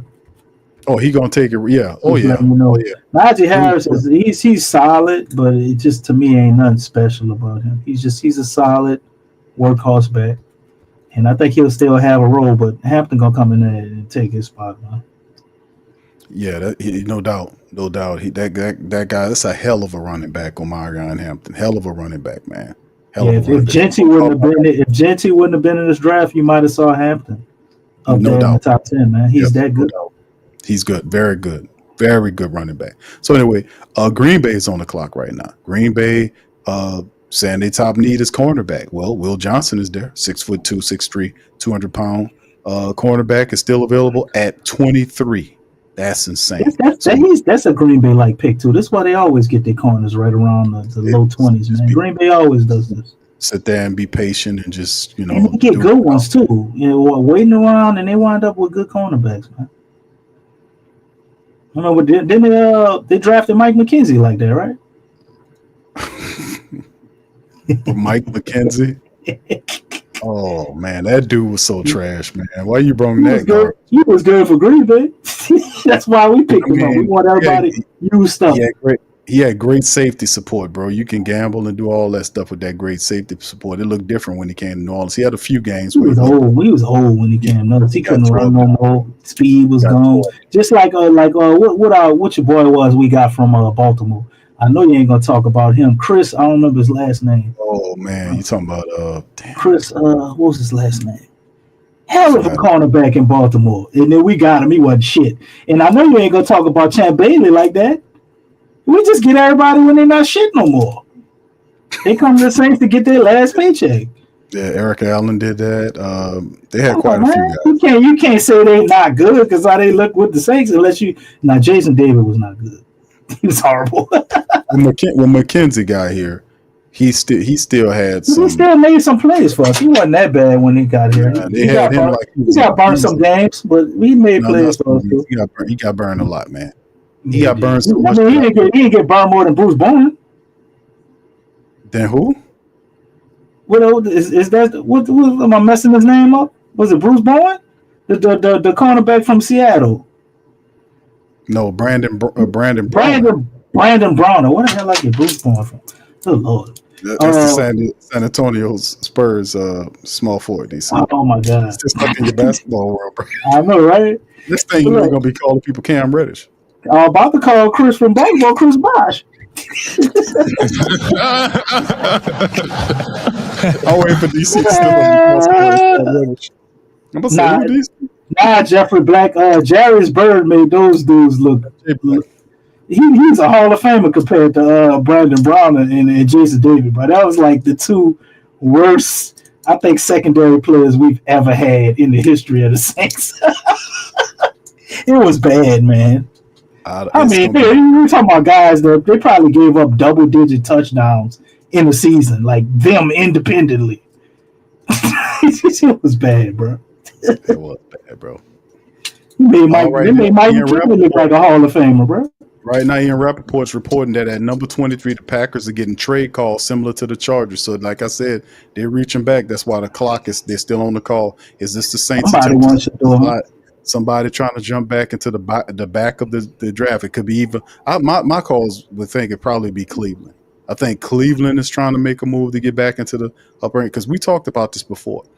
Shout out to Chantel. Chantel talked about it during the previous weeks that was a stratagem that the Browns wanted to do. They they trade back, get some extra capital. They thinking that they have these extra capital where they can move back into the draft and maybe get Shador in the back of the first round of the draft. The Saints could be involved in this. There, a couple of teams, maybe the Browns and the Saints, those type of teams, looking for Shador to land him in the back of the first round, getting field calls. That's why the clock is running. So we're going to just keep it tuned, fam. This is when this stuff starts happening. Ian Rappaport just reporting that the Chargers are getting trade calls. So just to put that on y'all, man, right now, that's why the clock is still running. We'll see what moves are happening and what happens here. This could be the Saints at play right now. That's why I was saying, let's just see how everything plays, and we'll see. The chances Shador fall into the Saints at 40 might not be that good based on what happens at the back of the first round. That's why I was like, man, let's just see how it all plays out. All right, Matt Drummer said my explanation is up. He says my explanation is up top DC. All right, I'm trying to find him, Mad Drummer. You've been pretty. Thank you very much. Picking me up, bringing me back to this world. All right, fam. I think I'm gonna find him, Mad Drummer. We got too many damn comments, bro. There's a lot going on in the chat. I'm looking, bro. I'm really looking to try to see what you said. I just was curious. Fred Thomas, yeah, LM going back with the garbage tight end. I mean, cornerbacks, man. Mike McKenzie, Jason. Fred Thomas.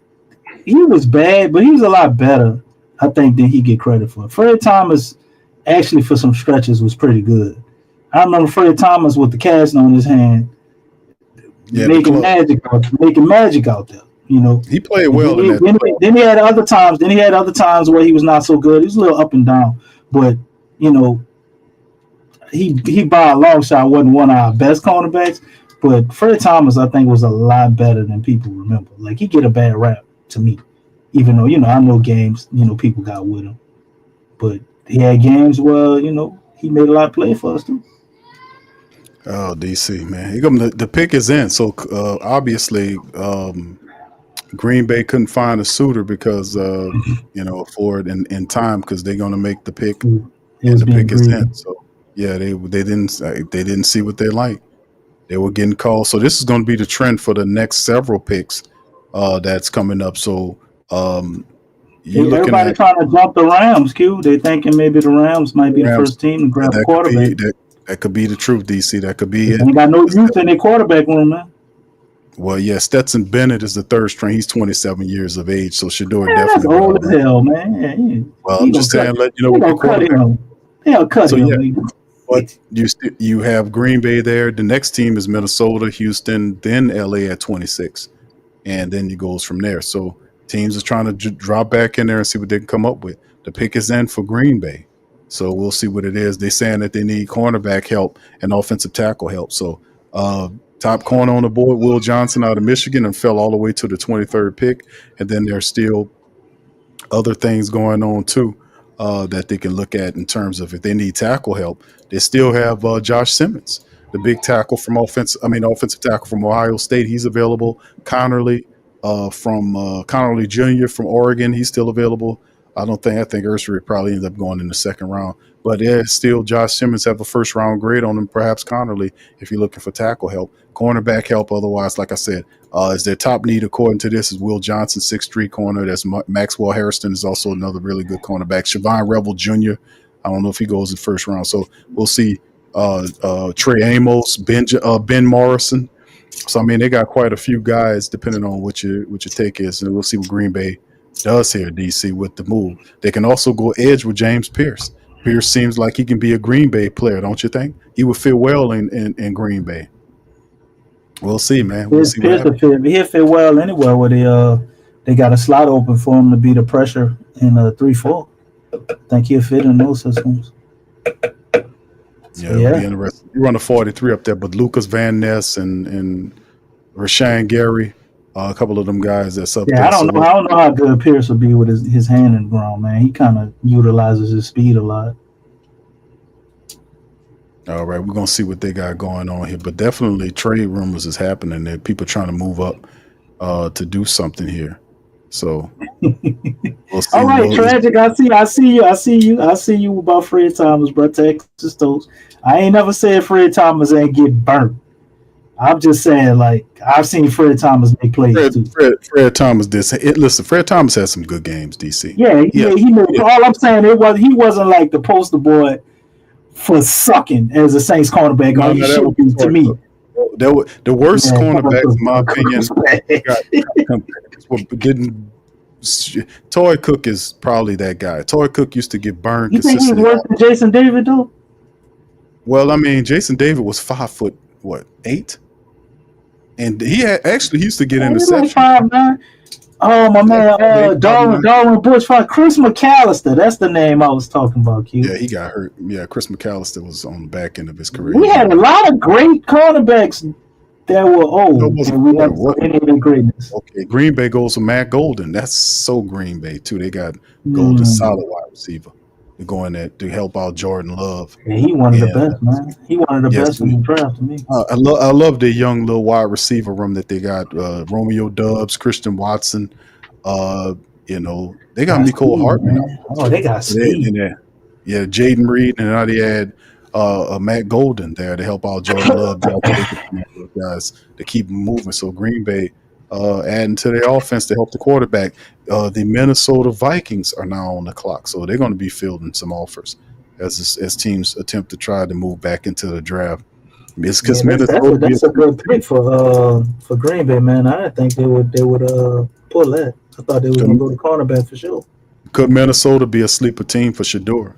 Of course, what is their quarterback room? They just got McCarthy last year. I don't think they drafted Shador. So he a top 10 pick there. They let go to Seattle because of McCarthy. McCarthy was looking awesome, and he was on track to be the starter last year, and he got hurt. I think in training camp or something like that. Yeah, but he was outdoing that boy. So they definitely going with him, man. They picked him 13th last year, 11th or something like that. He went 10th. Yeah, so I don't see them going Shador or no quarterback. Yeah. So so we good. So they might be seeing a run on the wide receivers. They might go back to back wide receivers, or they might get a weapon or something for them. Another tight end maybe. I don't know. The pick is in, whatever it is. DC said they need cornerback help, offensive line help as the top picks there, and Will Johnson. And that was kind of fast, so Will Johnson might be the guy, man. That's a great spot for them to get him at 24, man. This was a top 10, considered a top 10 guy. All the way to 24. That's crazy, man. Crazy work. If we didn't have Chris Olave, man, I definitely would have wanted us to draft this guy. But to me having him and Chris Olave seems a little bit redundant. Yeah. So Matthew Golden is excellent receiver. Golden's awesome. I actually like him. I mean, you know, people might disagree. I like him a little bit better than Tedero. I think Tedero can grow to be better than how I see him. Got more potential, but I think Golden is going to be the best receiver out of this draft. That's what I think. Yeah, Golden be the best wide receiver. I think so. He's good, man. He's good player there. He got everything, man. You know, size is really his only weakness to me. He's just not that big, but he do everything. All right, yeah. He says, don't forget Robinson was garbage too. Says Black. What's up, Black Preacher, man? Shout out to you, man. Robinson. My top three. I don't remember Robinson. My top three cornerbacks, worst Saints cornerbacks, and these are guys that got burned consistently. Toy Cook, Yeah, Alex. People forget Alex Molden. His son playing in the league. Alex Molden was moldy. He was garbage for the Saints. He should have never been a first round draft pick for the Saints. He was just not it. So Toy Cook got burned. Alex Molden used to get torched. Now, of course, Fred Thomas had his days because a lot of these guys just had just terrible spatial awareness.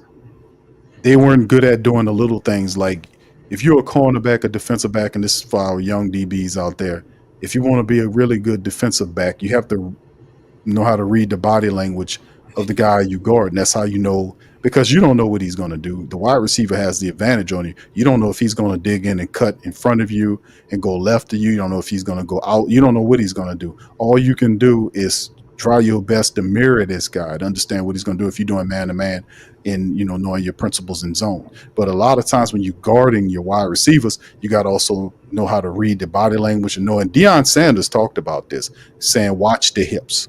He said he can try to shake you and do all this stuff, but watch the hips. Whatever the hips go, they go. And D.I. was drop game like that. But also another thing is reading their eyes. Like if you a cornerback there and you're reading the guy, he starts when he turns around and his eyes are there locked in, that ball coming. You got to be able to understand that. And a lot of times you see some of these cornerbacks soon as they come out the break, they get burnt. And then it's a position like they running scared to try to catch up with the guy and make a play. So, I mean, you just got to know how to read the guys and know when the ball is coming. I've seen, what's his name, do that just got signed back with the Saints. He got really good at understanding that, knowing when the ball was coming and when he had to turn around and make a play. What's the guy? We just signed him back, family. What's the man we just signed back? Man, let me pull up our depth chart here because we just signed him back. When he was first with the Saints, he had a terrible time learning that principle. But since he started learning, Isaac Yiadom. Yiadom was bad at that at first, and then he got really good at that. He got paid off the Saints. Right, he got better at that going forward, knowing how to read and turn around and locate the ball and make a play. Because a lot of times you'll see Isaac Yiadom when he was early on, the ball would just hit him in the back. He could have had 2 or 3 interceptions that he missed out because he wasn't facing the ball. He was face guarding the wide receiver. Turn around and locate the ball. Wide receiver looking back. You look back, find where that ball is. That was Aaron Glenn coached him up, huh? When Aaron Glenn was still here, coached up Isaac Yiadom. All right, and Donovan Jackson, Ohio State, DC. That's the offensive guard. So they helping JJ McCarthy. Okay, that's a good pick. Yeah, not bad at all. A lot of teams made real good picks, man. Dallas was the only head scratcher to me, and that brother might not be bad either. Yeah, so we'll see what happens if Donovan Jackson from Ohio State, another good solid offensive line. Well, I can't forget the Steelers. I don't understand how they didn't take a quarterback, man. They don't. Giants on the clock. DC, this is a trade that just happened. Giants just traded. Well, there you go.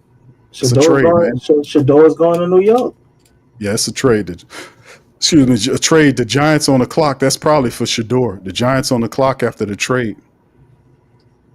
They gonna walk out of here with Carter and Shador Sanders. They probably be the one in the draft, man. The Giants just traded with the Texans. So I mean, they flip flop with them. So there you go. So the Giants on the clock. Texans ain't got to go too far back. What is this going to do, DC? What's the call? It's Shador Sanders, man. Who else would they be trading up for? Let's see who's the best available right now.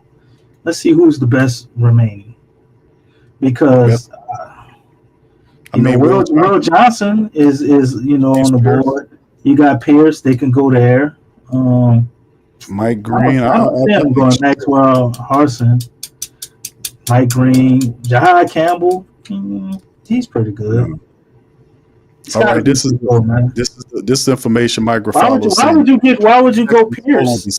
Texans trade of 2020 the first round pick this year in exchange for the 34th, the 99, and third rounder in 2026. So they're giving up the first round pick for 3 picks from the Giants, which is 34, 99, and a third round pick to 2026. It's definitely going to be Shedeur. And the Giants on the clock. It's definitely going to be Shedeur because the number one need for the Giants is a QB.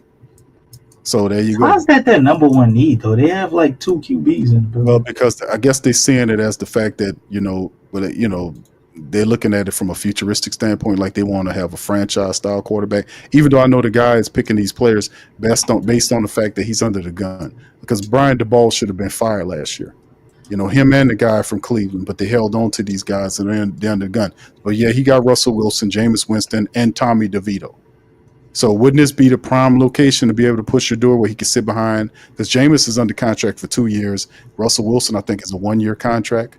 And who cares about Tommy DeVito? But the bottom line is this would be a good area for Shedeur to go because he can work behind 2 bridge quarterbacks to get his chance. So I think this is the Shedeur, and the pick is in. So we'll see what it is. It's got to be Shedeur, and the Giants jump ahead of the Saints in the back of the second round to make it happen. So, and watch it come out reports that the Saints was trying to move up and they got outclassed with 3 picks from the Giants to move up back in there. The pick is in. We'll see momentarily what it is.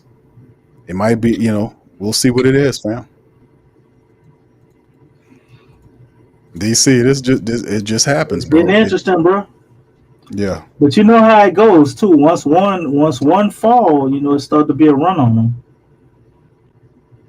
Shedeur happens how long after Jackson Dart? Right. Well, I mean, if the Rams, any of these other teams looking for quarterbacks, the Rams, I know the Rams. The Rams are looking for quarterbacks. That's why I think they jumped up. The Rams probably take Jackson Dart. And other teams making calls, that might be Mickey Loomis' dumbass up there, trying to call so we make sure we get Jackson Dart. Hold on. You guys don't draft Jackson. We want him. You can take Shedeur. Hold on. Yeah. And I don't want Deion Sanders in here. God damn it. I'm the superstar of this organization. Nobody's bigger than Mickey. Y'all see my classy jacket yesterday? I picked it out. It matches with my gray fox hair. That's right. Oh, that's right, guy. That's right. I am all style. Mickey. Yeah, wow. That's right. All right, here it is right here. The sources. Giants get the pick, the 25 pick, and the number 1 pick in 25, which is the 25th pick. Texans get 3 picks, the 34th overall pick, the 99, and the 2026 third round pick to move up there. The pick is in. We'll see what it is. Me and DC think that this is the move that gets Shedeur to the Giants. I think this will be Shedeur being a Giant, listed as a Giant. So we'll know momentarily if this is indeed the case with him. So we'll see. We believe that it's Shedeur going there, but then again, DC could be somebody else. We'll see. But me and you say Shedeur. I don't see them trading up for nobody else. Maybe they got somebody they just in love with, but why would they go? James Pierce is an intriguing name, and Mike Green, those guys. Even I guess Josh Simmons, but I don't see them trading up for none of those guys. They just took Abdul Carter, so the 2 pass rushers. DC, you get Carter, and then you get Shedeur. That's right, what I think they're gonna do, man. You got bridge quarterback. They looking like they won the draft. In my opinion. I don't think Shedeur is chopped liver or gonna be garbage like some people see him. I just think he's gonna take at least a year to develop. I don't think he's good his first year. So that's what it is. If this that would be awesome for the Giants. You got him and you got Russ and Jameis there. You let them sit behind them guys, man, and then you see what you got next year. Right. And then the Jameis can be his back. Hold on here. The Falcons have traded up. Wait, what? The Falcons. The Falcons are on the clock now. Wait, I thought it was the Giants. How the hell did that happen? It's Ian They Rappaport. flipped the pick. The Falcons have just. He's showing that the Falcons are now on the clock. So the Falcons, what are they trying to do? This is like a triple double cross. What the hell is going What's on? going on here? Because he's reporting. I'm seeing the clock. It's still the Giants are on the clock here, but I'm getting a tweet from Ian Rappaport saying that he says trade. The Falcons are on the clock. So the Falcons did they trade? Got bad information. Ian Rappaport, he been on top of it. Just 58 seconds ago, he's saying the Falcons have made a trade and they're now on the clock. So the Falcons have climbed up there, according to Ian Rappaport. We don't see the board. He's saying the Giants trade back into the first round, and he says, and hold on here, and hold on. He's saying, and so, Jackson Dart. So it's Dart. Is that what he's saying? He's saying, okay, hold on. He says trade. Okay, he said, hold on, we're going to just stick with this. The Giants trade back into the first round and take Jackson Dart. So Abdul Carter and Dart. Brian Doe has been speaking with Dart over the last few days, keeping him warm amid the Shador Sanders talk. New York Giants gets its QB. So there you go, Jackson Dart. Wow. And the Falcons are on the clock. So the Falcons the Falcons jumped up, but they want a quarterback too? I think they're going after Pierce. The Falcons are going after You don't think they would go after cornerback? No, but hold on, DC. This works for the Saints, for the family members here, because the Saints, rumors was the Saints was liking on Dart. The Giants step ahead. They get Dart there. The Saints will have to pivot to Shador. So this actually works for the Shador contingent. Now that the Falcons are they might just go shuck. Oh, shucks. all right. Shout out to Black Preacher, man. A little love for y'all work. Thank you very much.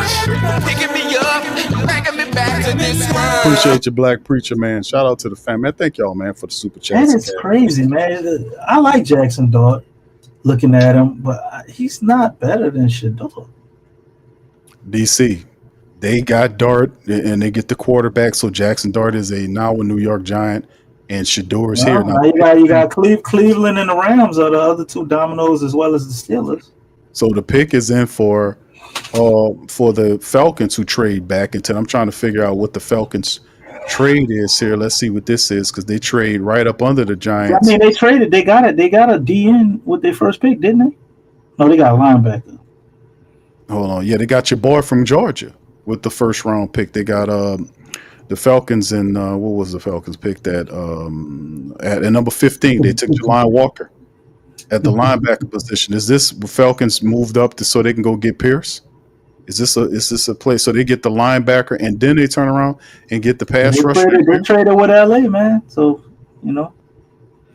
I'm trying to find out what they gave up to go and get them. That is yet to be determined. I'm gonna have that information for you as soon as I can. But like I said, that's a lot of what's going on right now in the back of the first round is. Well, now it's Cleveland, man. Yeah. Okay. What about is Cleveland? Well, the edge rusher is the top concern. If Walker doesn't appease that, then it might be Will Johnson if they're looking for a cornerback situation. I would think it would be Will Johnson, yeah. Because nobody expected him to still be here this late. I mean, we knew he would slide, but I don't think he'd be waiting out here at pick 26. Man, a lot of craziness going on, DC, in the back of the first round of the draft, man. A lot of movement. Falcons on the clock. We'll see what they got going on, man. It's crazy. But yeah, there go the Giants trade back into the first round to take Ole Miss quarterback Jackson Dart.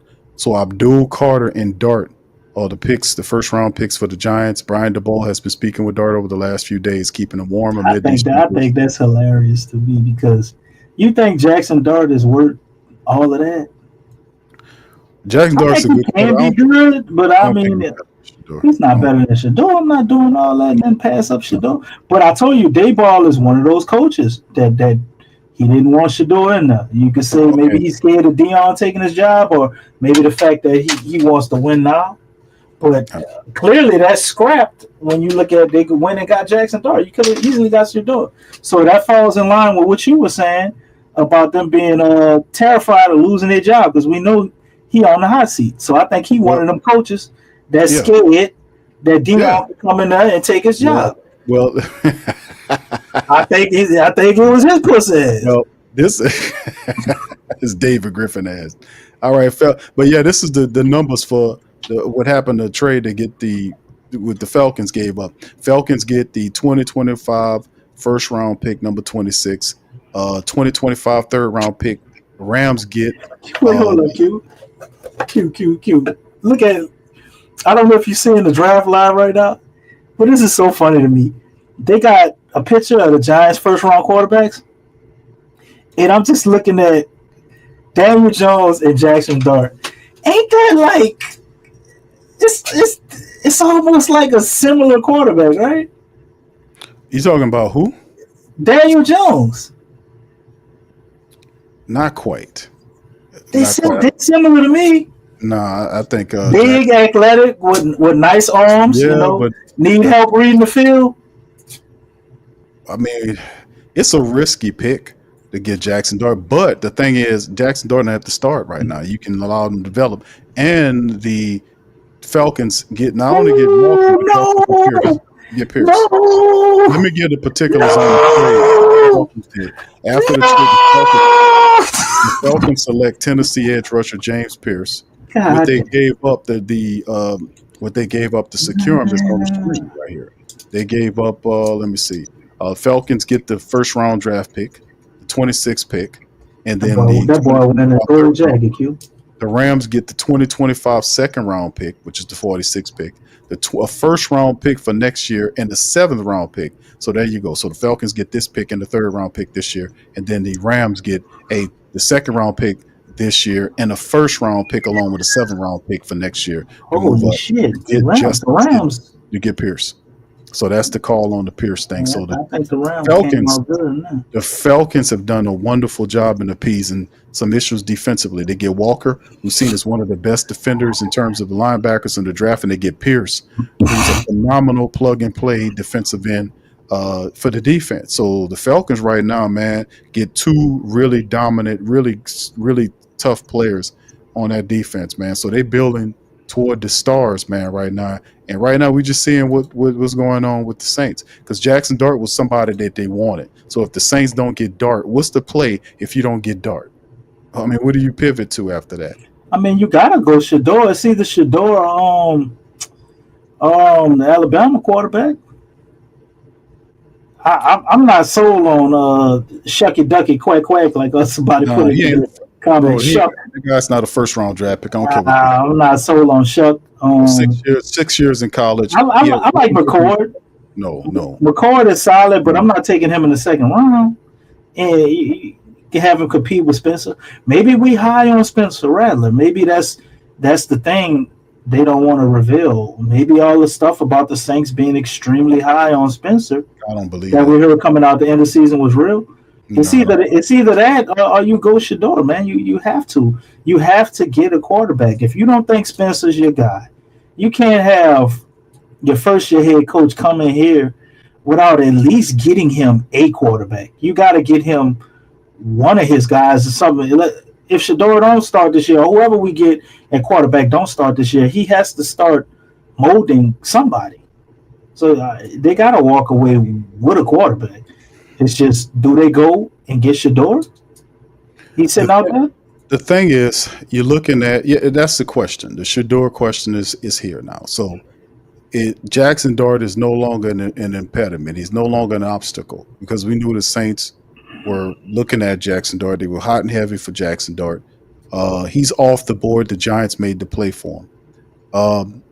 The other teams are still on the board for the rest of the round. The Ravens, Lions, Commanders, Bills, Chiefs, and Eagles. None of these teams could would prefer. They'll go in a different direction altogether.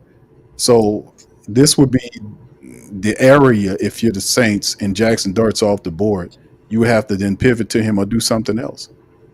Because, I mean, any other quarterback you're going to talk about looking, it better not be no Tyler Shuck or whatever his name is, because he had 5 or 6 years in college, but he had 1 year, which was last year at Louisville, of solid production. The rest of them years he was hurt and playing behind people. That's not enough to deter. How you gonna put up here and say he a first round quarterback and lift your nose to Shador, who did it at a higher level 4 years? That boy can only hope to have done half the stuff that he did. But he's a first round draft pick because he got a strong arm and he's 6'5". Man, get the hell out of here with that, He man. ran a 4.6 in the 40. Q. I don't care what he did. He didn't do that for 4 years. He's not a first round quarterback. He did it for six, 7 years. Q. Jackson Dart is not a first round quarterback, bro. It's some Tyler bullshit. Shuck is well seasoned. He's been 7 years. Man, listen, bro. This is some BS, man.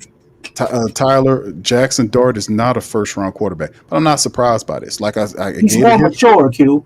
about these other guys that we had. We had the guy from North Carolina. What's his name? That the Bears took that year. Y'all guys know. Y'all know. Trubisky. Yeah, that was horrible.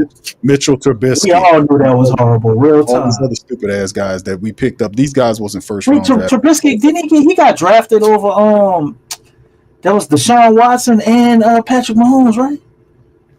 I forgot what quarterbacks wasn't it?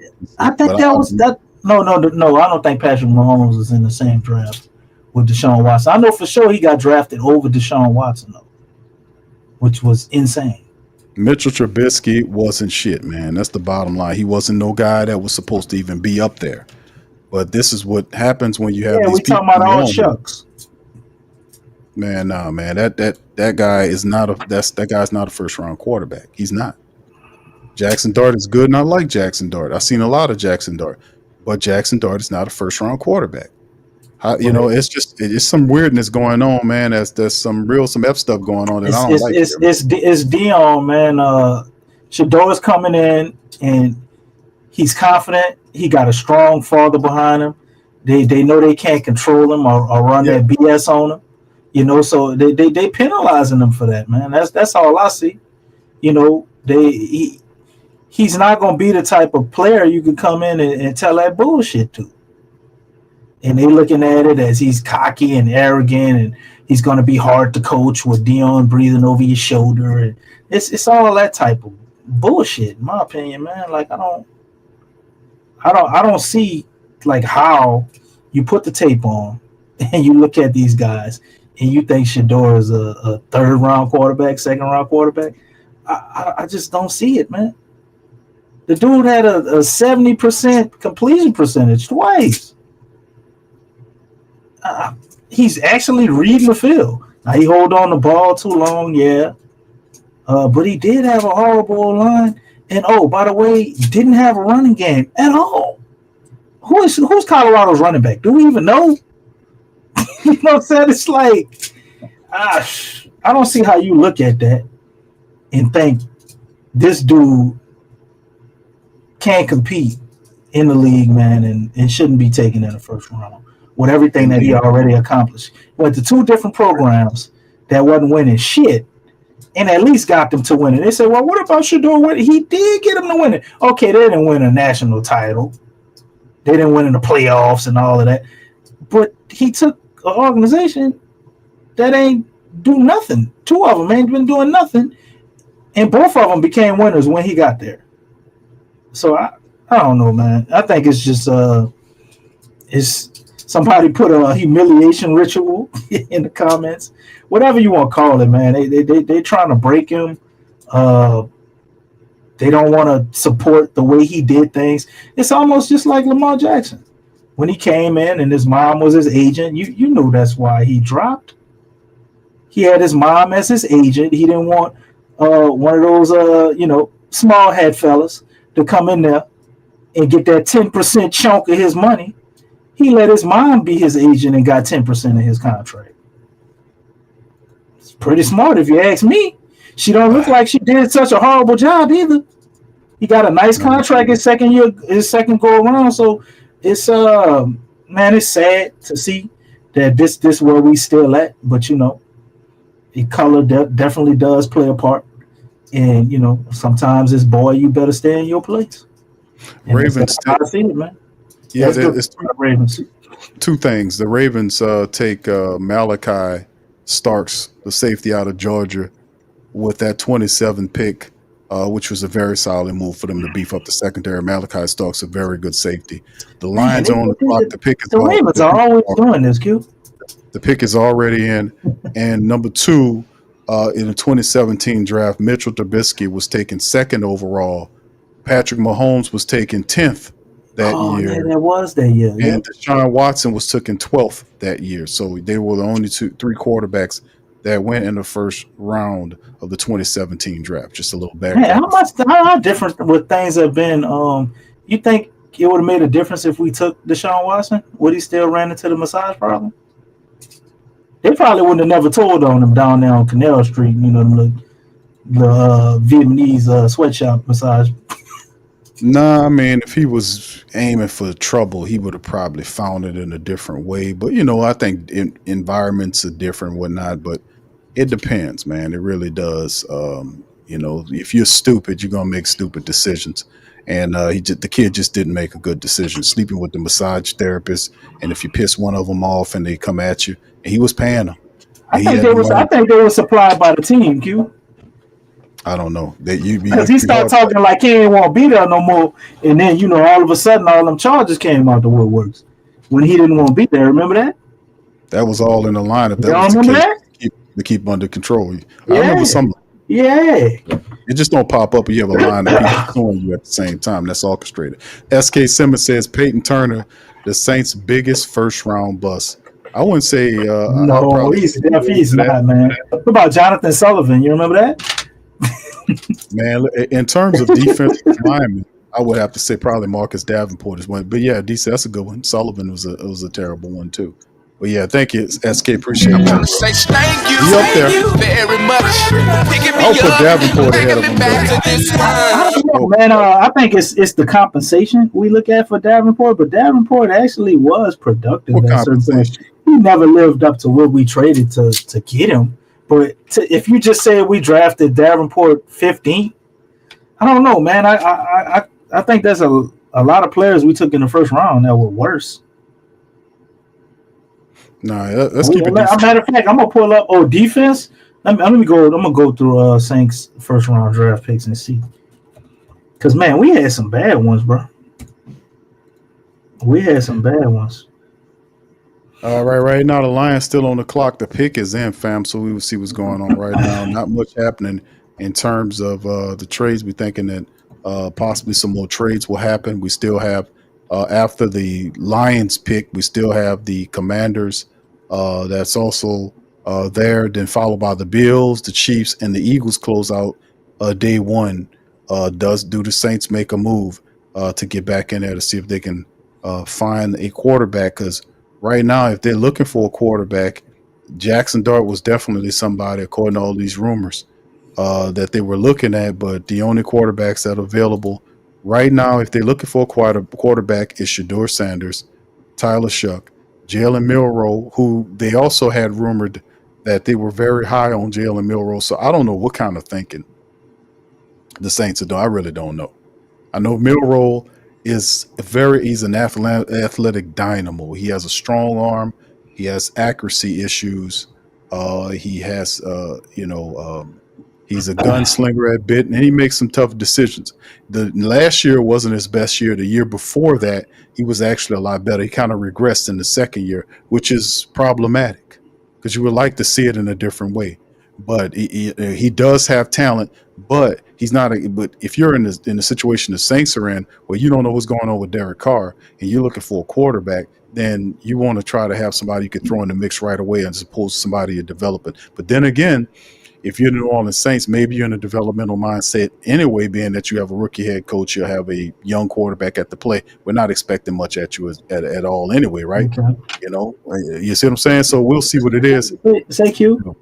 Yeah. You do know Alex Molden was took in the first round, right? With the 11 pick. Yeah, he's one of the worst. He worse than Davenport, bro. It's got to be Alex Molden, man. I'll give you that. Alex Molden was way worse than Davenport. He had some production. He couldn't stay healthy, but he did. He gave you some production. Alex Molden was garbage, man. What production Davenport gave you, DC? He was hurt all the time, except for the last year. And what he didn't even have. He had what pressures? He had a few pressures. He had pressures, and I seen him, commanding double teams, and he was better, like for the defense being out there. I'm not trying to say he was Trey Hendrickson, which that was completely mind-boggling. We all thought when they got rid of Trey Henderson, but Davenport wasn't like a player that was unplayable when he was healthy. But when he was healthy, he's always hurt. But Davenport did provide you good playmaking from the edge position. He was a solid player when he was healthy.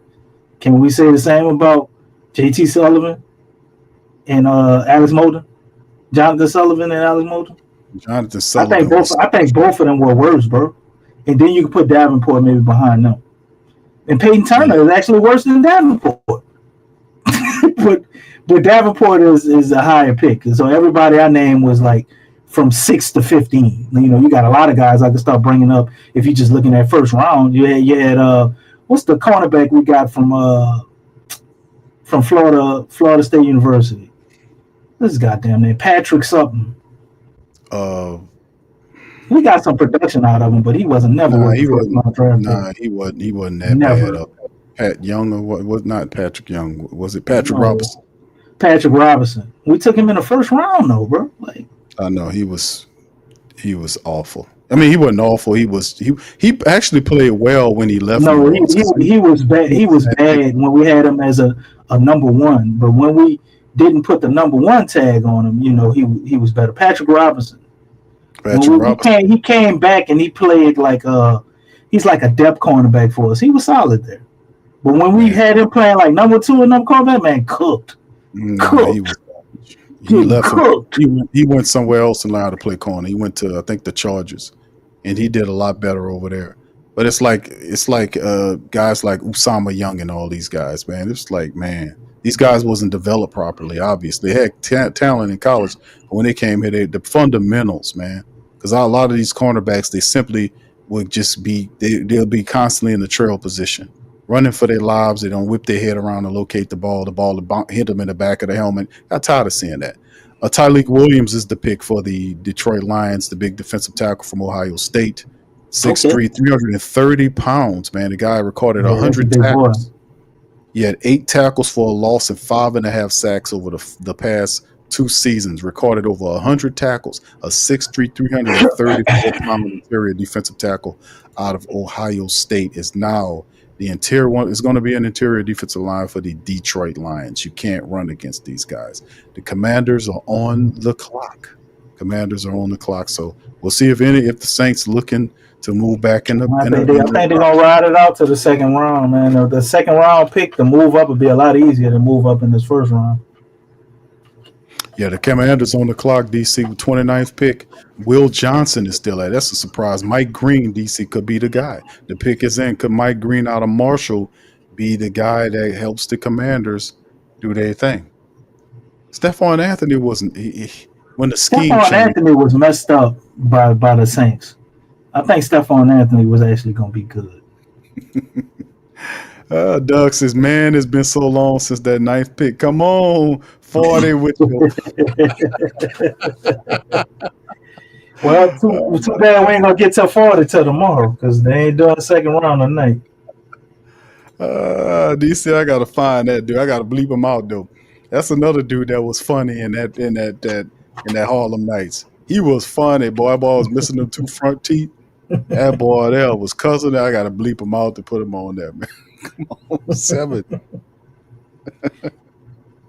That dude.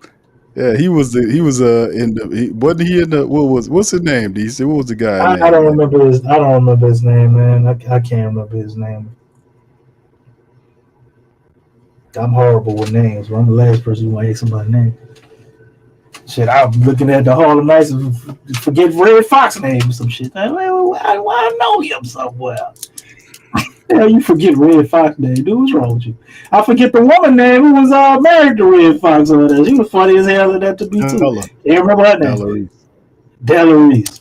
Like I'm horrible with names, Q. Yeah, I was in here calling the Saints the goddamn Pelicans tonight. Don't ask me no name. DC tripping around. I'm horrible with names, bro.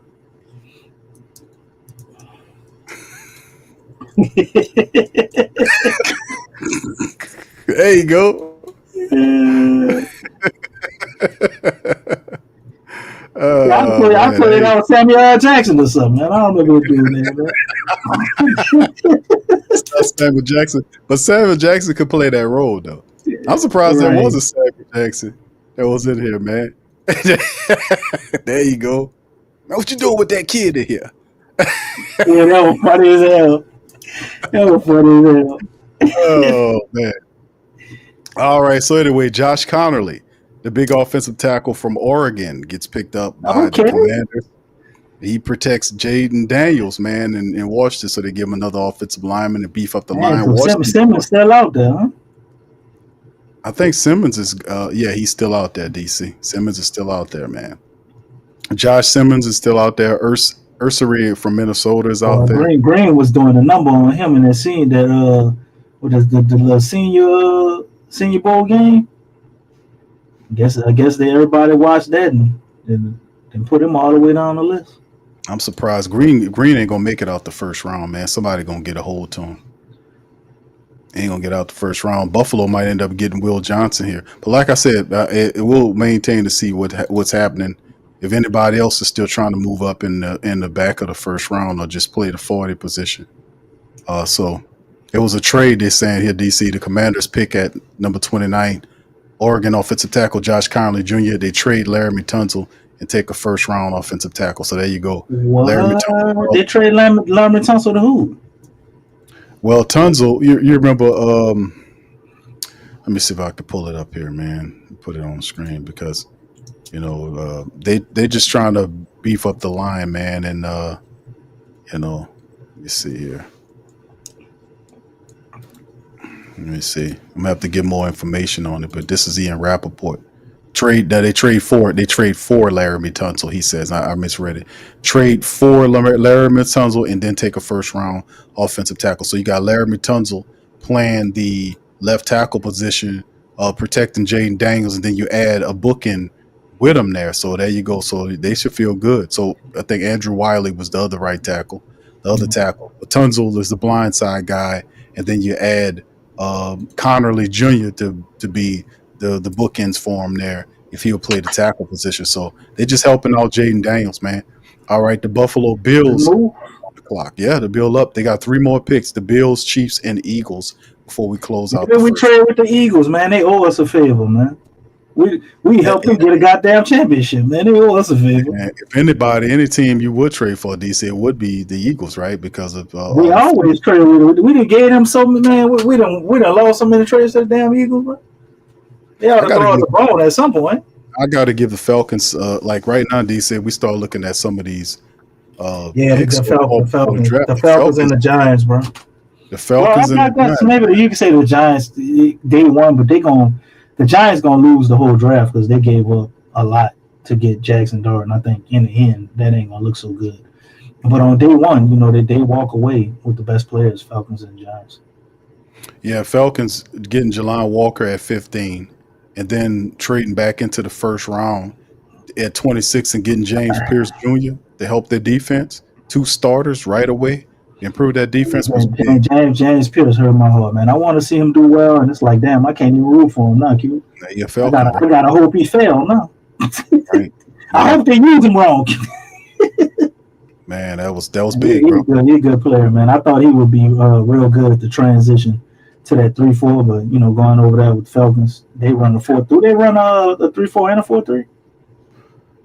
I know they brought somebody else. I think they do both, right? I think they changed. They got a new coordinator over there to switch up from what they had last. If he ain't a 4-3, I think we got a little time. It's gonna take him a while to catch up to. They run a 34. They run a 34. They got a 34. Yeah, if they run a 34, then they didn't peep the game, bro. They peeped the game. But man, him coming off that edge, man, you just dedicate him to being a pass rusher. Yeah, that's dangerous, bro. The dude had a damn gold jacket on, sitting up with his family like he in the Hall of Fame. He had a damn gold jacket on, like the color of the Hall of Fame, bro. He didn't look too happy about going to the He didn't look too happy about going to the Falcons though for some reason. He didn't really look happy about that. I respect the game on that. The man know what he gonna be. That's what he putting out in the atmosphere. All right, A-Camp, shout out to your brother, says, bro, the Giants got 3 QBs. Looks like the Bowl is in panic mode. He might be coaching for his job to see. Oh, yeah, absolutely. Yeah. He was supposed to be Yeah. fired last year, man. Him and the guy from I think Cleveland. it's inevitable. There was another guy that was supposed to be fired too. But he definitely escaped that burning building. To be honest with you, well, go ahead, DC. You want to add to that?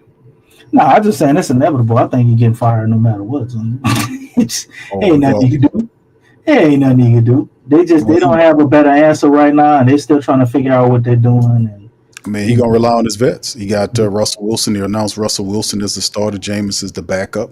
man, Russ ain't been the same since Future said I still smash on the seat, dog. I don't think that's changing no time soon. Jameis Winston could come in there, win you a few games, but I think it's over for Russ. You think he gonna go to New York of all places and turn his career around? I don't see it, bro. I think they're gonna be a middle of the pack team. They might get 7, 8 wins, maybe 9, and that's gonna be that. Yeah, I don't think Dart changes any of that, man. I mean, he's a projected starter right there. Shout out to Andrew, man. They're getting dark for when Dave Ball is out of there. That's how I see that. Shout out to Andrew, chiming in from San Antonio. Big ups to you, bro.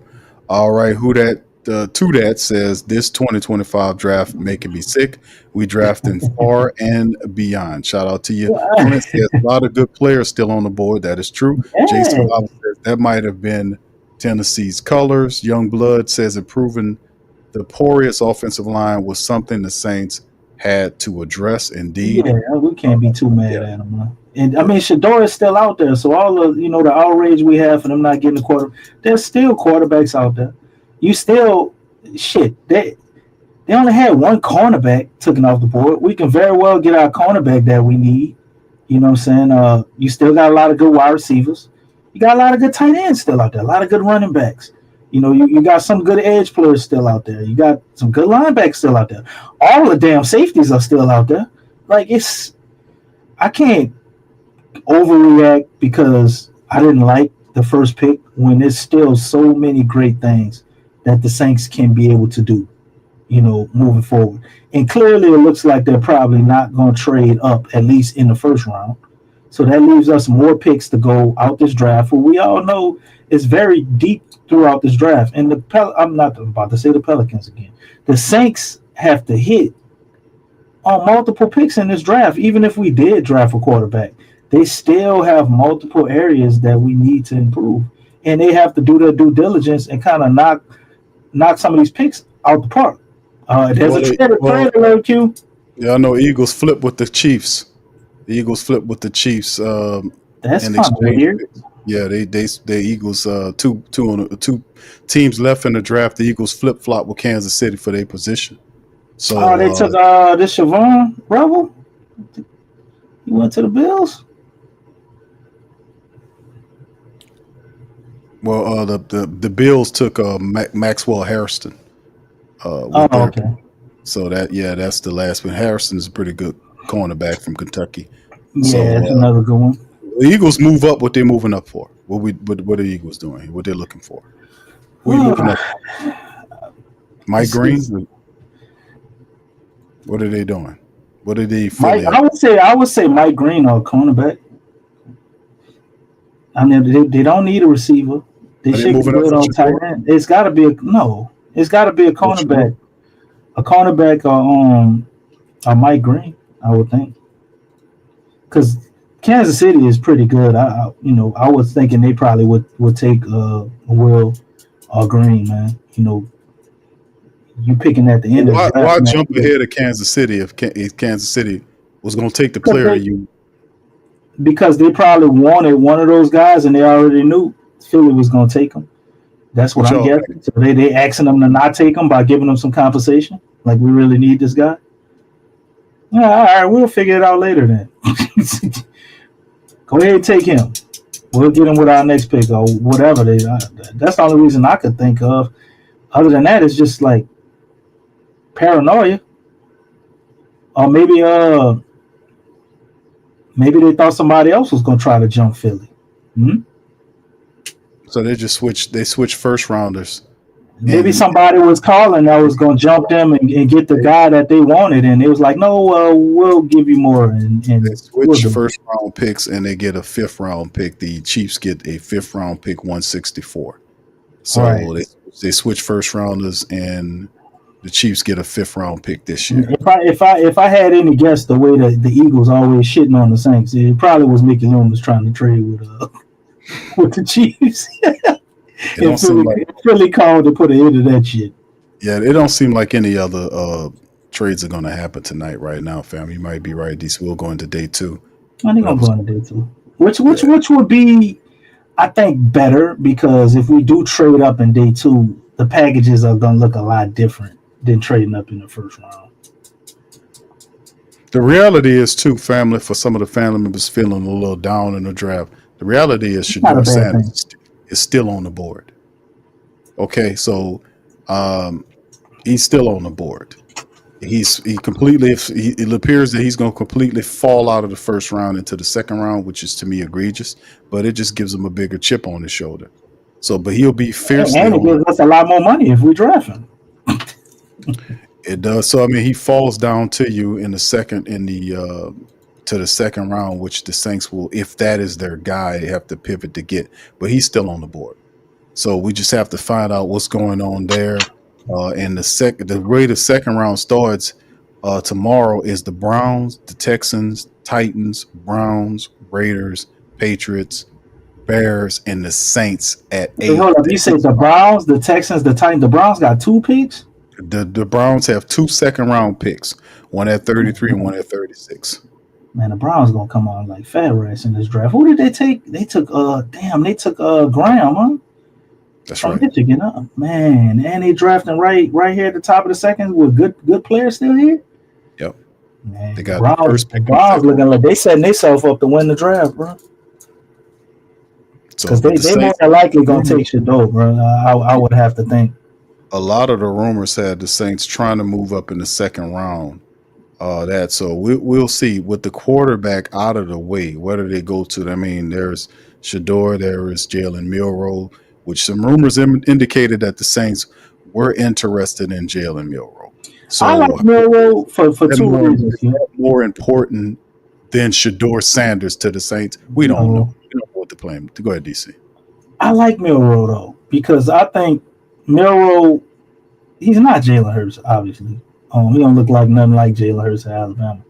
But what I see in Milroe is a guy you could try and develop to be your quarterback. And if that don't work, I think he would be somebody that you could possibly put around Taysom Hill and put him in a Taysom Hill role if he don't work out at quarterback, and utilize his God-given abilities that way.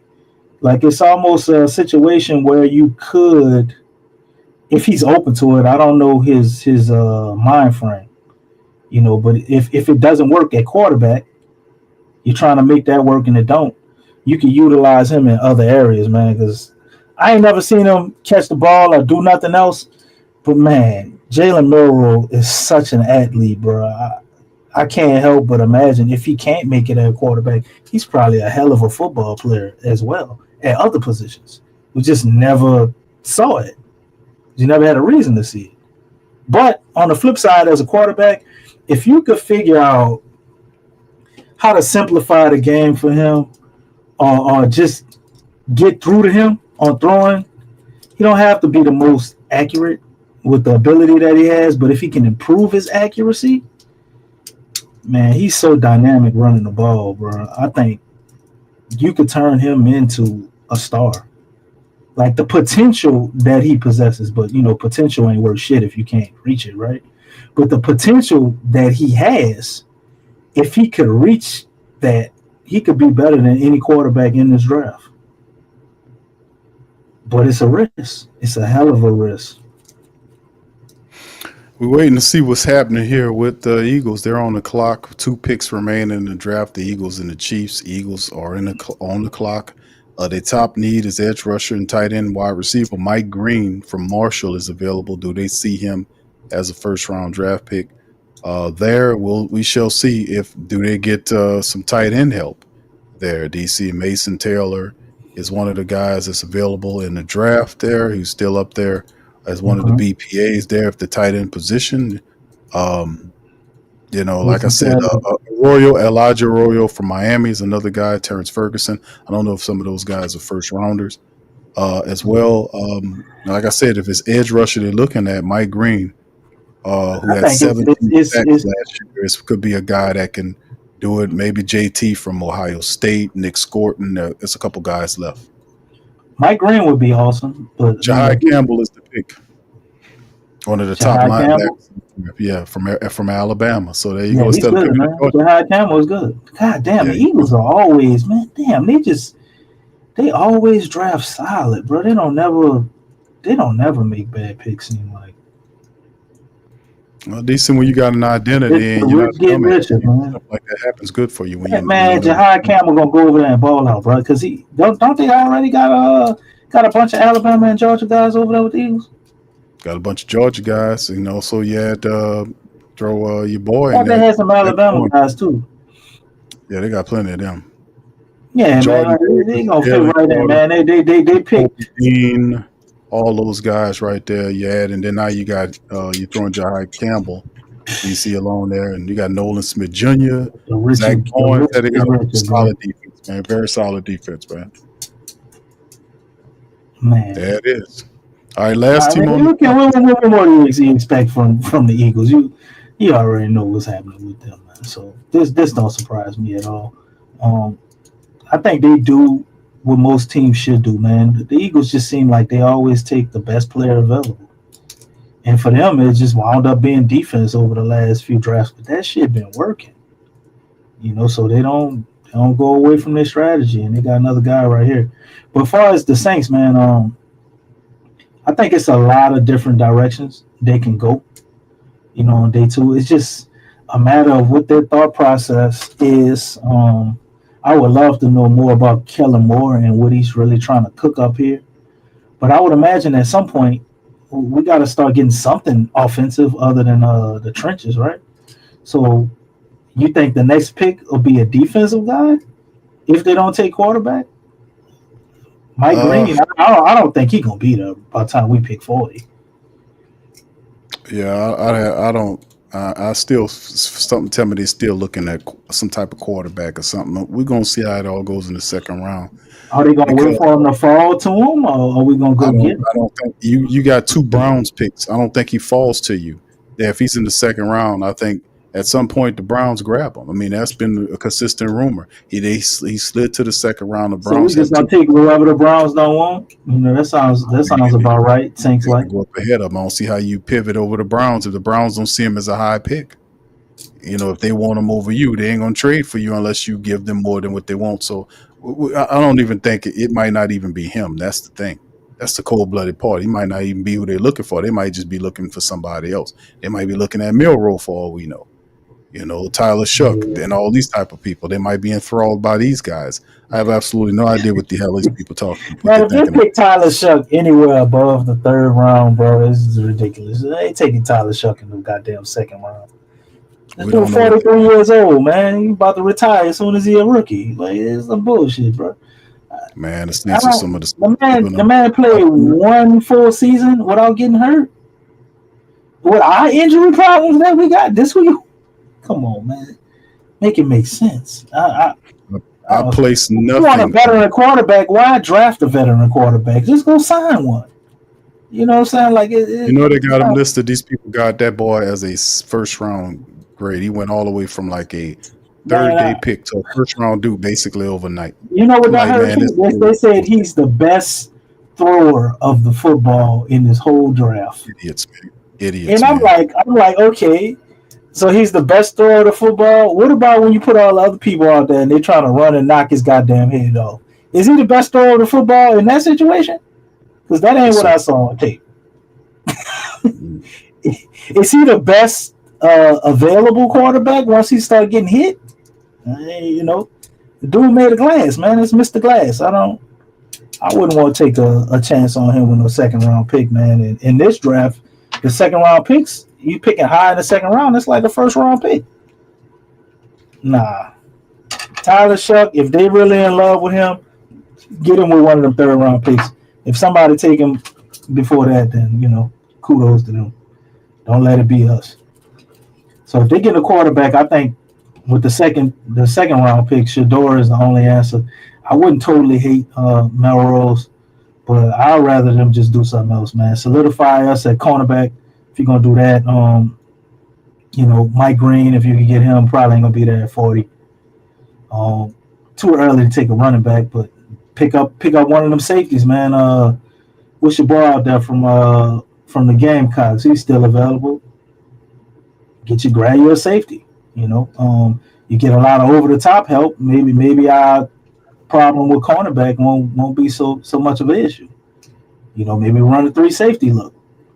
So they got a lot of different ways I think the Saints can go, but we got to look into their thought process and see what they're thinking about, because what's possible and what the Saints are thinking can be two different things sometimes.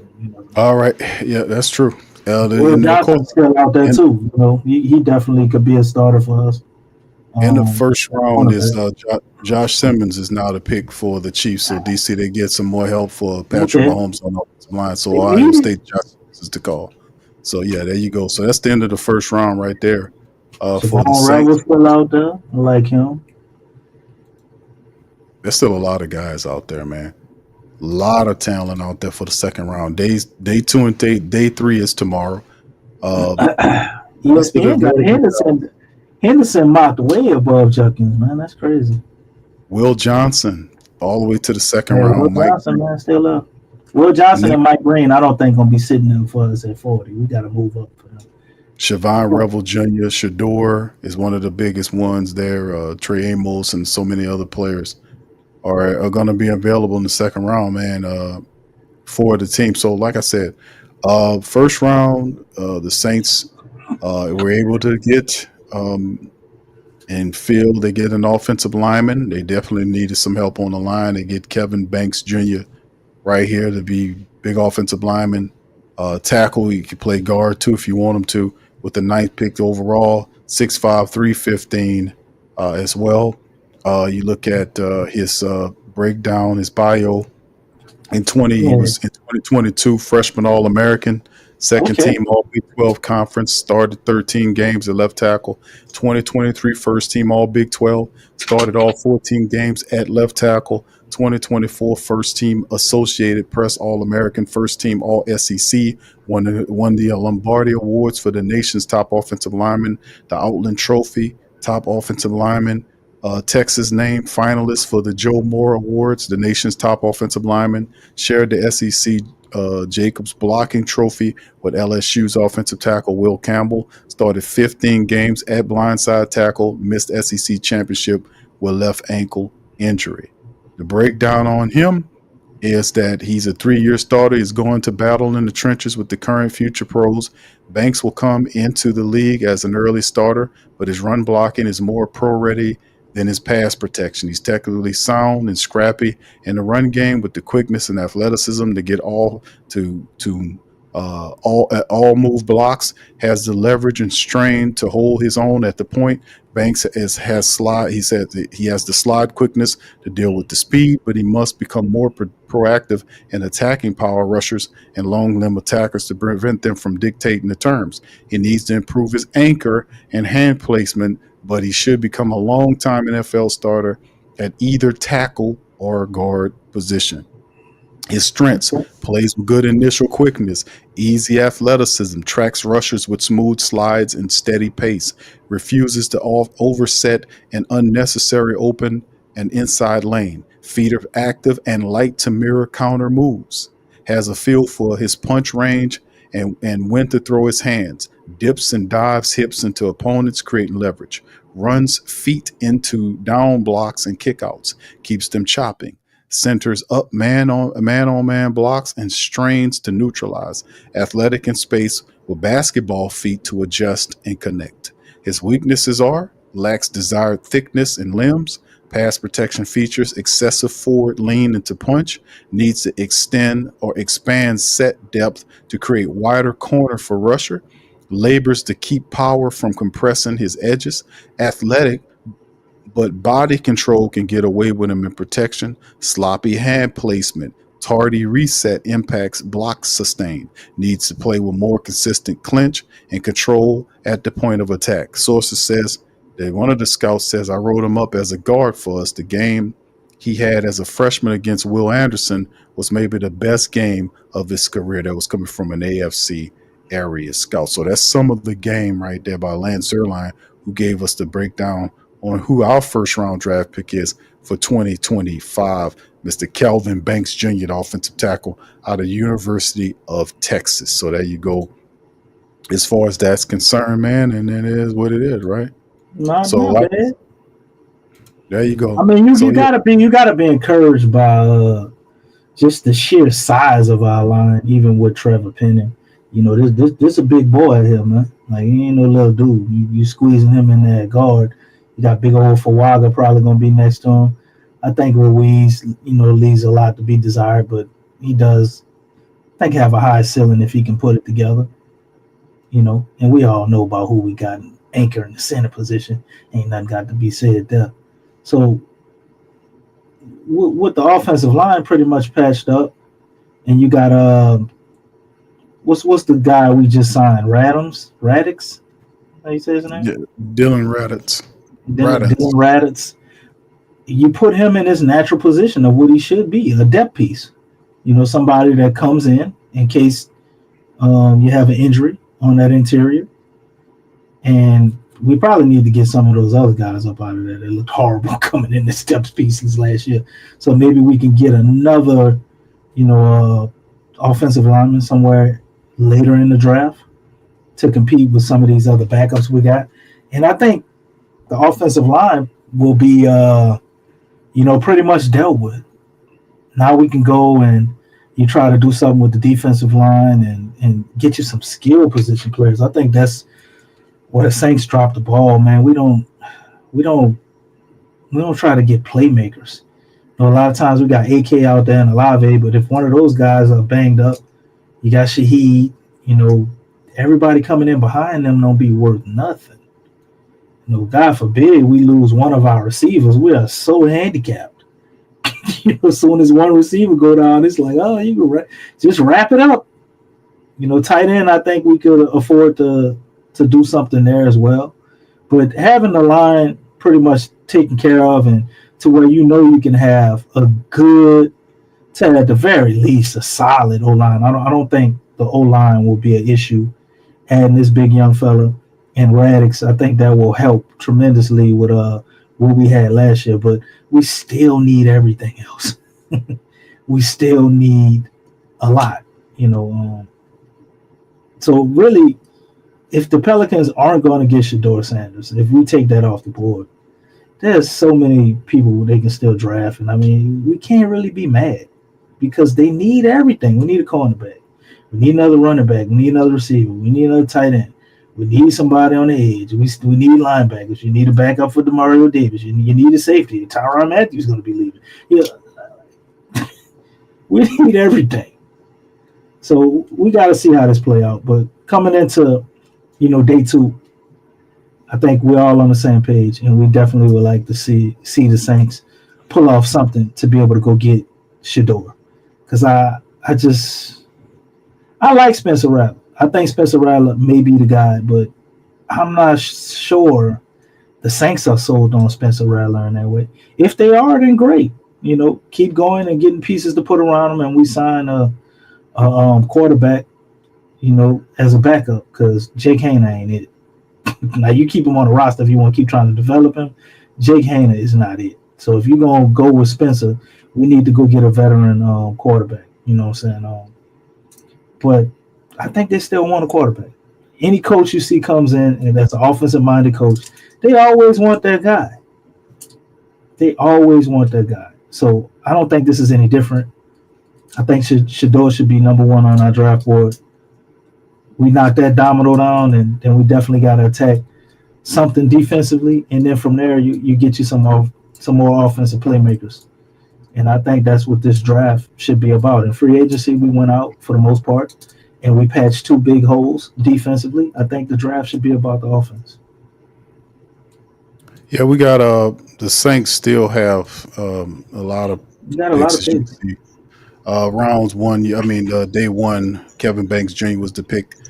Tomorrow, the Saints have the eighth pick in the second round, the seventh pick in the third round, the 29th pick in the third round. So the Saints have three picks tomorrow to be able to add three more players to the team. And then Saturday, we'll finish it out as well. So, yes, indeed, a You got lot of two picks in players. the fourth round too, man. Can't sleep on So yeah, them. we still got a lot going on in terms of that. Like it says in Rapport, the first round of 2025 NFL draft is over. Shador Sanders, Jalen Milrows, and Tyler Shaw among the QBs not yet selected. So there you go, right there. Hey, it should Available. just be Shador Sanders and Jalen Milrows. Why is he throwing Tyler Shuck in there? I mean, that's what they're gonna Man, do, no man. goddamn surprise. His ass wasn't supposed to be talked about for the first round anyway. I Did mean, they it's funny. invite him to the draft? Somebody invited him to the draft? No, you get Oh, invited anyway. man, All right. So anyway, I hate racism, Q. we got a lot of stuff going on. The Saints have some kind of draft situation. I guess they're going to Kellen Moore or whoever going to talk about what's going on with the draft. We'll have that popped up, and until that gets on screen, we'll hear from what they got going on coming up soon. But there is a poll question for the family members in the chat. If you please, you guys can check that out. It says, "What grade do you give the Saints for day one in the draft?" Y'all let us know. Right now, it's showing A, B, C, or D and lower. And right now, currently, I think it's I give him a 29% of the B. family gave him a B. 26%. It's very close, man. It is very close right now. 29% with a B, 27% with an A, 26% with a C, and about 19% with a D. So, boy, it's Damn, really close. everybody divided, huh? Yeah, tonight, You 29%, got no man. F's? No F's out there? What's that? No F's out there? I can't hear what you're saying, DC. I said there isn't any F's. Nobody picked to give him an F. D or lower. Oh, D or lower. And only 19% of people. It's very close. But 30% right now gave the Saints a B. I mean, because it's a position of need. It really is. It's a AKZ says B minus. All right tonight. So yeah. It's Andrew says he gives him an A. Okay, shout out to you, Andrew. Who that to that says they talking about Cleveland going out. Yeah, of course. Cleveland is the first yeah. team I mean, that's they got two in the picks. second round. They That's got what two everybody's picks gonna before say. the Saints. They got All two right, picks. They got Shador where they want him at. They ain't could got they nobody got him else to right. talk about right now, Q. That's the only big name, far as that's gonna draw polarizing headlines right now is Shador. So yeah, they're gonna mention him with Cleveland and they're gonna keep pumping that I don't until the think draft tomorrow. I don't think Shador is the guy for the Saints. Because if they wanted him, they would have known Cleveland. If Cleveland had an idea they was going to draft him, they wouldn't have let him fall into Cleveland's hands for the top of the second round. I don't think he's their guy. I mean, you Who would you have think made a that move guy? on Who the you back think that guy is? end, probably Jalen Milrow. I wouldn't be mad. I know I, some be- people would be. I wouldn't be mad at Jalen Milrow, man. Long I as he don't ain't think got to start this year. I don't think he's this guy. Common sense would say if the Saints really wanted Shador Sanders, they would have made a trade in the back of that first round to secure his services. They did nothing. I don't think, and to allow him to go to Cleveland, who has two picks ahead of you, I don't think, I don't think he's your guy. I think it's going to probably be one of these other guys more. I think it'll probably end up being Jalen Milrow. That's what I think it's going to be because it don't make any sense if the Saints had any. If you see Jackson dart off the board to the Giants, and you talk to Shador and you were liking on Shador, there was comments back and forth that were good that you would then not know that Cleveland has two picks ahead of you to start the second round, and you allow him to fall into their clutches at the top two or pay a heavy cost to Milrow will trade definitely do Cleveland. that. Some people, my dog says he takes his Tyler. Either way, I don't think it should do Sanders. I think this just it's just how they play ball, man. It's very strange. I think it's Shador, man. I mean, I think it's Jalen Milrow. because it don't make any sense. You wouldn't have done that. You would have traded back into the bottom of the first half of the draft. I mean, bottom half of the first round, and took your guy and keep him out of Cleveland, because the rumors been happening for the last couple of weeks that Cleveland likes him in the second round. They might not like him in the first round, but they like him in the second round. Like I said, they got 2 picks before the Saints get to 8 in the second round.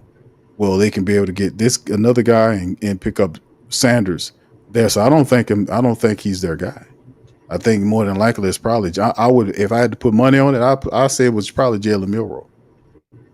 And here goes JFK Jr. Let's see what he got to say tonight. Here we go. Put one in the chat. Why you calling that? It was a great process. It was kind of fun. Culmination of a long process over the last few months. And so, it's that first opportunity for the coaching staff, for the scouting side of this thing, for all of us to team up on this process. And I felt like it's been a lot of fun.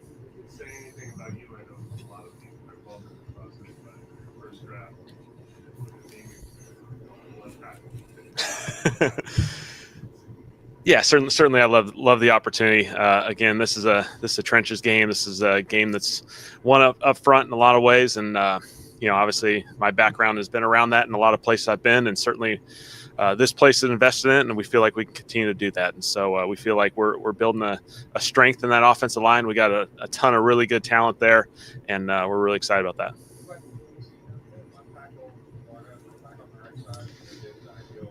We're going to give it plenty of flexibility through this whole offseason process, and allow those guys to kind of go through this, give ourselves the flexibility to get the best 5 on the field, because we feel like we have depth beyond that. And so it's going to be a great opportunity for us. Yeah, go ahead. Yeah, just through the whole process, he's everything you want your organization to represent. The player, the person, 3-year starter. She's just turning 21 here next month. You meet him, you quickly are gravitated to him as a person, and you put on the film, and he gets after people. He moves people in the run game. He's a great pass protector. He just does an excellent job.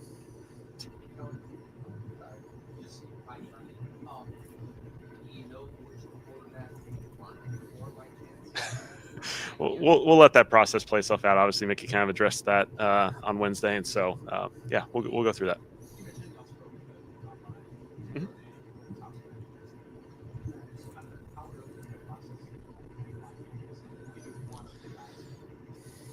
Well, certainly we felt like we had 2 touching base points there. Certainly I did, being able to go to the pro day, being able to meet him at the combine. And so certainly we still had a couple opportunities.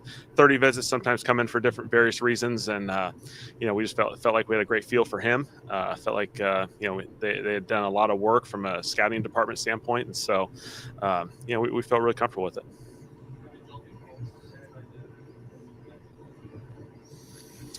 No, I mean, obviously there's always discussions as you go through this process, and, those discussions certainly happen, but, we felt good with where we're at. Try to be faithful to the top of the board. You guys really close. Was this clear cut at the top of your board? Yes, it was right at the top. We had a couple guys that were there that felt really, really good with, and, certainly felt like the ability to increase our offensive line was just an excellent opportunity for our football team, just the identity of it and what we want to do.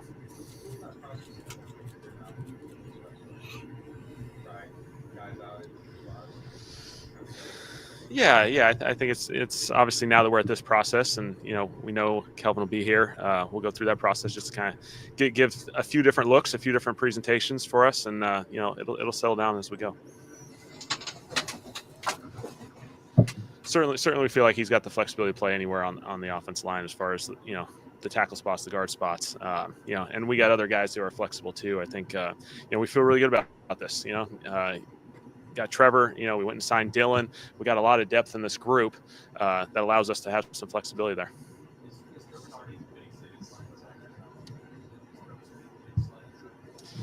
I think all of our guys have a lot of flexibility. Certainly feel like Trevor's continuing to progress. We feel really good with where he's headed as a football player, and we're really, really excited to continue to build that process for him. And so, like a lot of these guys, I think they all have flexibility.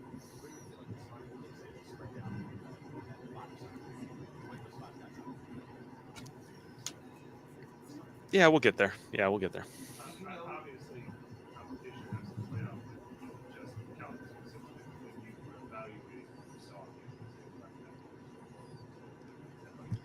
we feel like he can play tackle. He can play tackle in this league. He did it at Texas for 3 years against some of the best competition in college football. That's big time production right there. And so within that, he also has the flexibility to go play a bunch of other stuff. So it was just an awesome pick.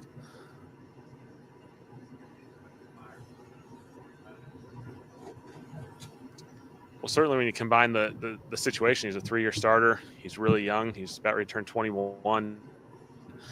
For him to just hop in there and compete at that high of a level in, arguably some of the toughest games in college football that you're going to play, just shows the player and the person that he is.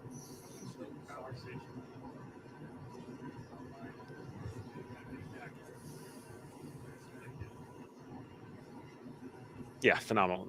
The combine's really fast, these 15, 20-minute interactions, but you quickly kind of get a sense of the person very quickly, and then you just kind of continue to have these different touching base points. Pro day was awesome. Certainly our scouts have, our scouts invest such a large amount of time over the course of the last few years to get to know these guys. They know these guys inside and out. They understand them as people in so many ways, and so we felt really good.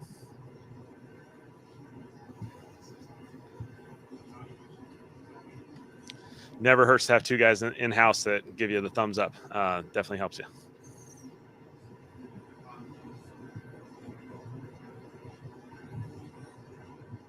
No. You just have conversation. We feel good.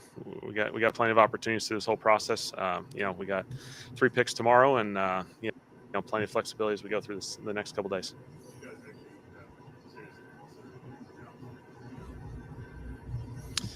Couple conversations here and there, but we felt like we had a great opportunity to get a really good player at 9, and certainly we felt the value of not missing that opportunity.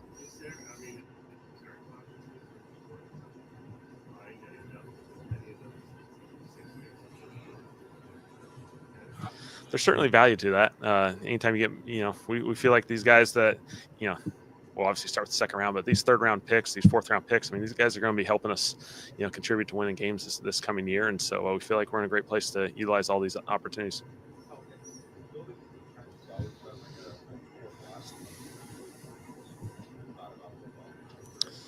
Yeah, I think it's just you recognize the value of that in this game.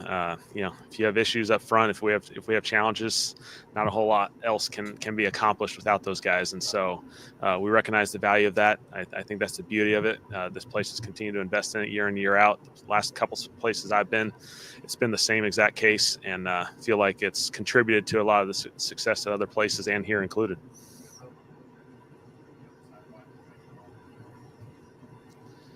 Yeah, certainly. We just, we loved Kelvin as we went through this process. Certainly, there was other opportunities, other discussion points as you go through this. These are never easy decisions because there's a lot of really good football players that have an opportunity to come to the NFL, and so we ultimately felt like Kelvin was the best opportunity for us.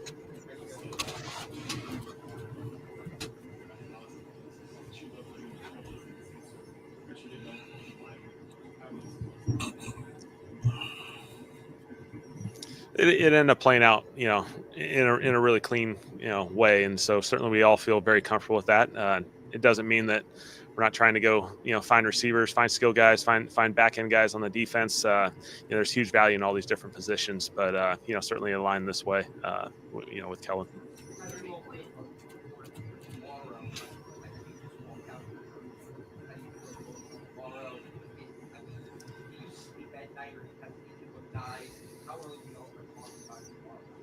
Awesome question. Yeah. You feel like there's still some names up there, and it's going to go for a while here, but there's some names up there. You're really fired up to see if we can find a way to get those guys. And so it'll be a really exciting process. We'll go through, kind of just like we have the last couple of days. We'll go through a lot of scenarios tomorrow, just playing out different opportunities that we may have. And, it'll be fun to continue to build this thing.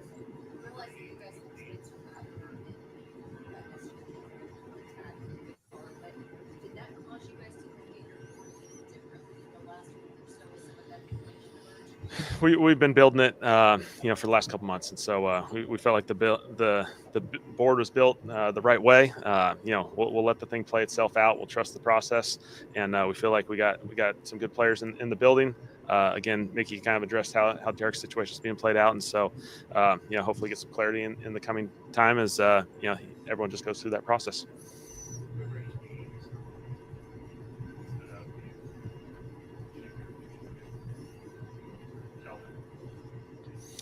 I think the beauty of him going and playing 3 years at Texas, you go see him play some big time opponents, and there's a bunch of weeks where he's playing guys that were drafted today and they'll be drafted tomorrow, and so when you go watch him play those games, you're seeing him play guys that are going to be playing on Sunday, and so a bunch of games come out. He's one of those guys when you play there, week in and week out, he's battling some of the best, and so it showed up consistently.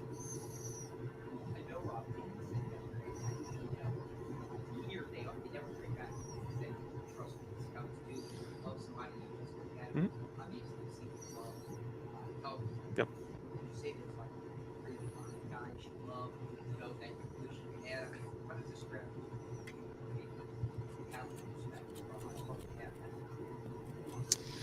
Yeah, I mean, I guess the best way we've gone through a really good process. We feel like there's great opportunities throughout this draft. There's a lot of depth. Mickey's never opposed to trading back. We have those discussions, it just doesn't happen. And so, this will be a long process over the next couple of days. We go through this again, as we look at what's potentially ahead tomorrow, we feel great. We feel like we're going to be able to contribute and help this team in a lot of ways with the guys that are still on that board.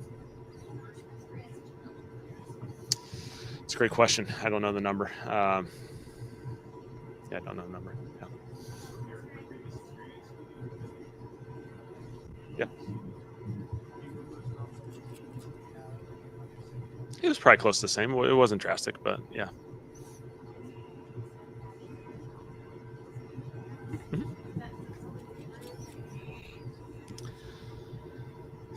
I think every organization is always looking at that position year in and year out. Even years with that past place I've been, you stay the quarterbacks each and every year because, it's just a fun position. Obviously, I've been around it my whole life, and you're continuing to evaluate those guys because you never know. You may end up working with them. Spencer, I was in Philly. We weren't drafting a guy last year, but, you got to go through the process and better understand Spencer. Jake was the previous year when he was coming out of Fresno. I was in LA. You spent enough time. So when you came here, you really knew these guys really well, and you had gone through the evaluation process with those guys. And so I think you try and do it each and every year, no matter what the circumstance is.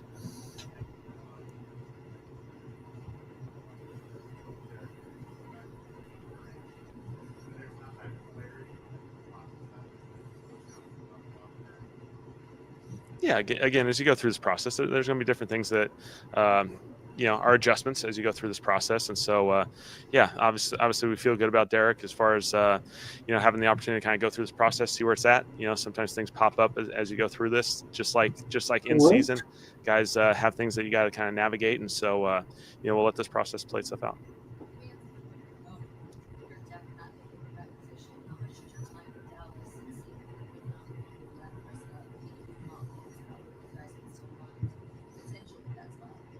Yeah, quarterbacks come from a lot of different avenues as you go through this process. Certainly, being around Jalen was a second-round pick, Dak was the fourth. Justin, he was the first-round high pick. But there's a lot of flexibility within that. You want to create an environment that allows these guys to be successful. That's important as you go through this. And so, certainly we feel like these guys that are here that have been a part of this thing. We feel good about that room.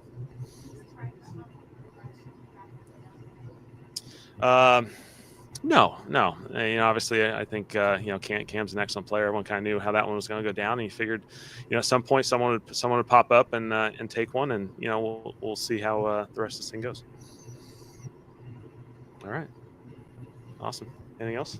You guys good? Yeah. Oh yeah, one more.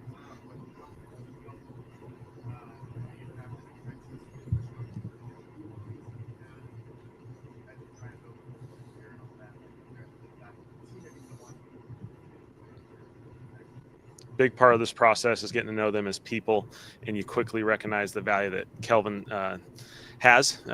Seeing him, the representation he has at Texas, that program just loves this guy, sees him as one of the leaders of that place, and you feel like when you're bringing those type of people in this building, they're going to help elevate our organization as well. So, all right, get a couple shots up, guys. Here we go.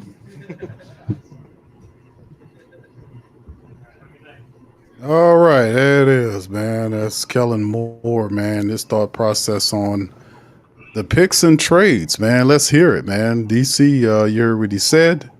Let's kind of talk about that, man, with the black and gold before we close out the stream. Saints get online. You heard some of these suggestions. They have 3 picks coming up in day 2 tomorrow. So we'll see a lot of stuff that happened with the black and gold man this year.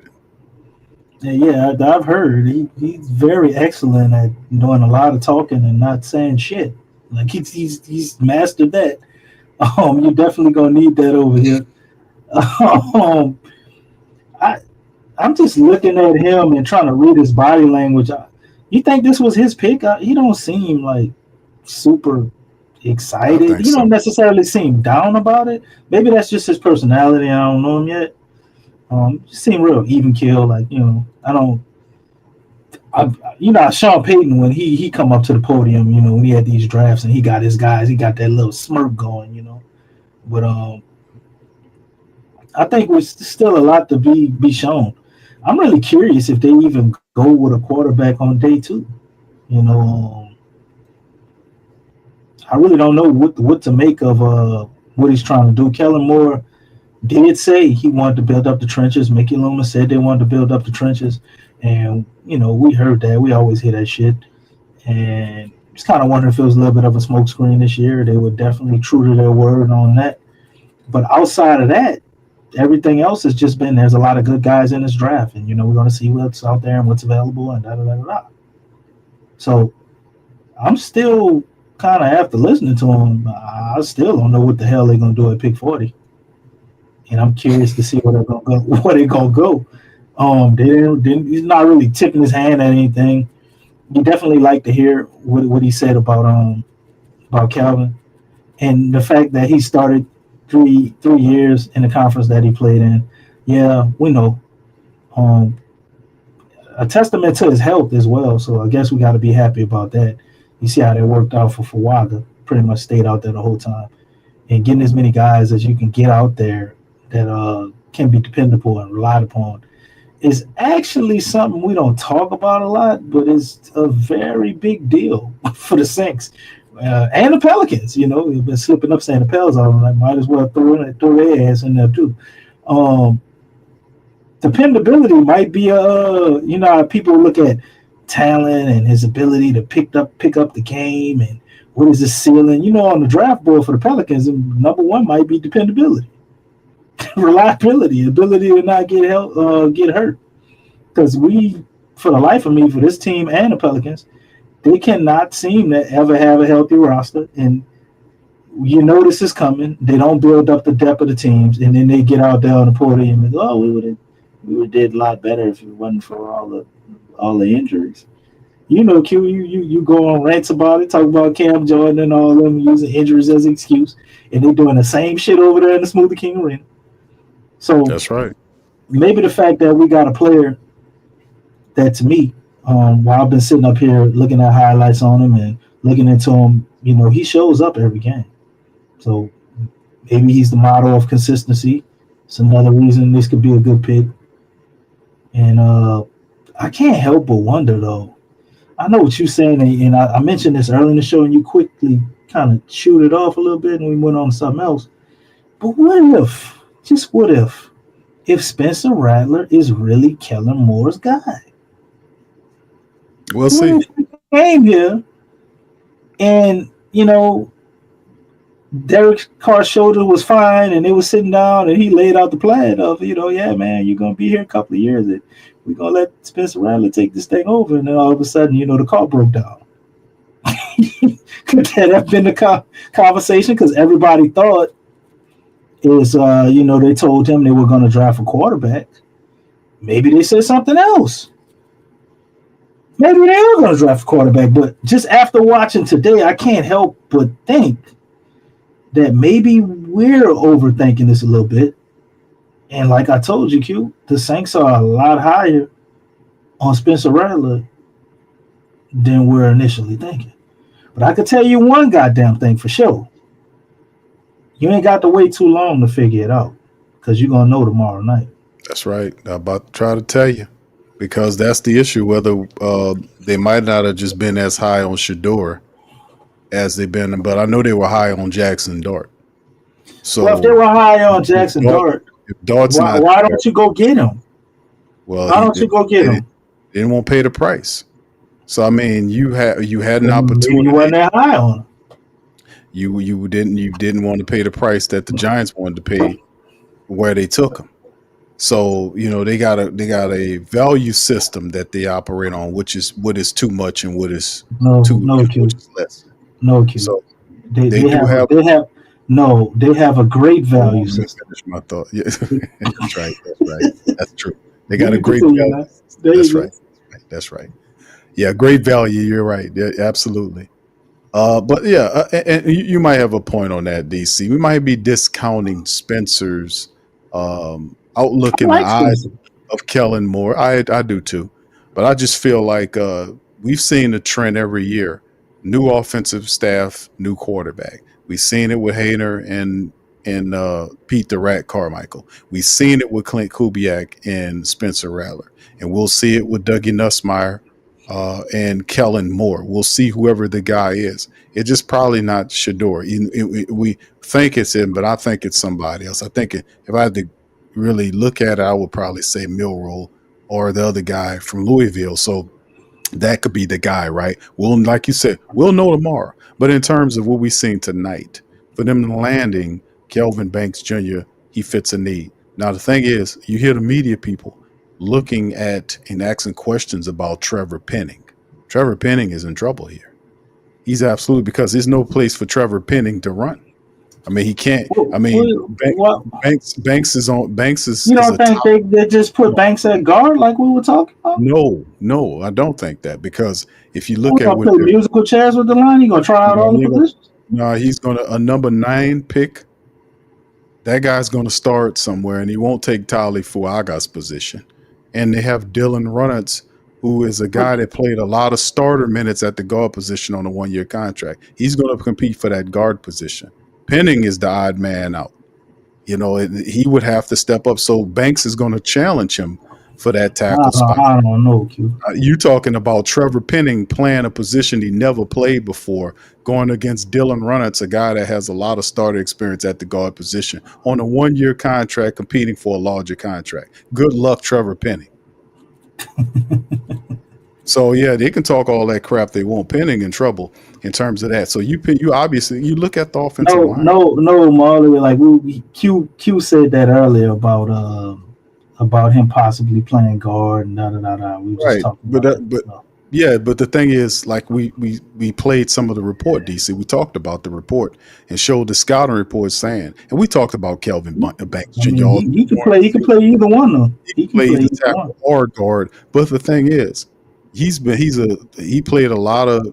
And you heard what young JFK was saying. He was basically breaking down and telling you about the competition that he played. Didn't he say that like 2-3 times to you? Well, the competition he played at. I'm talking about you. I still can't get over young JFK.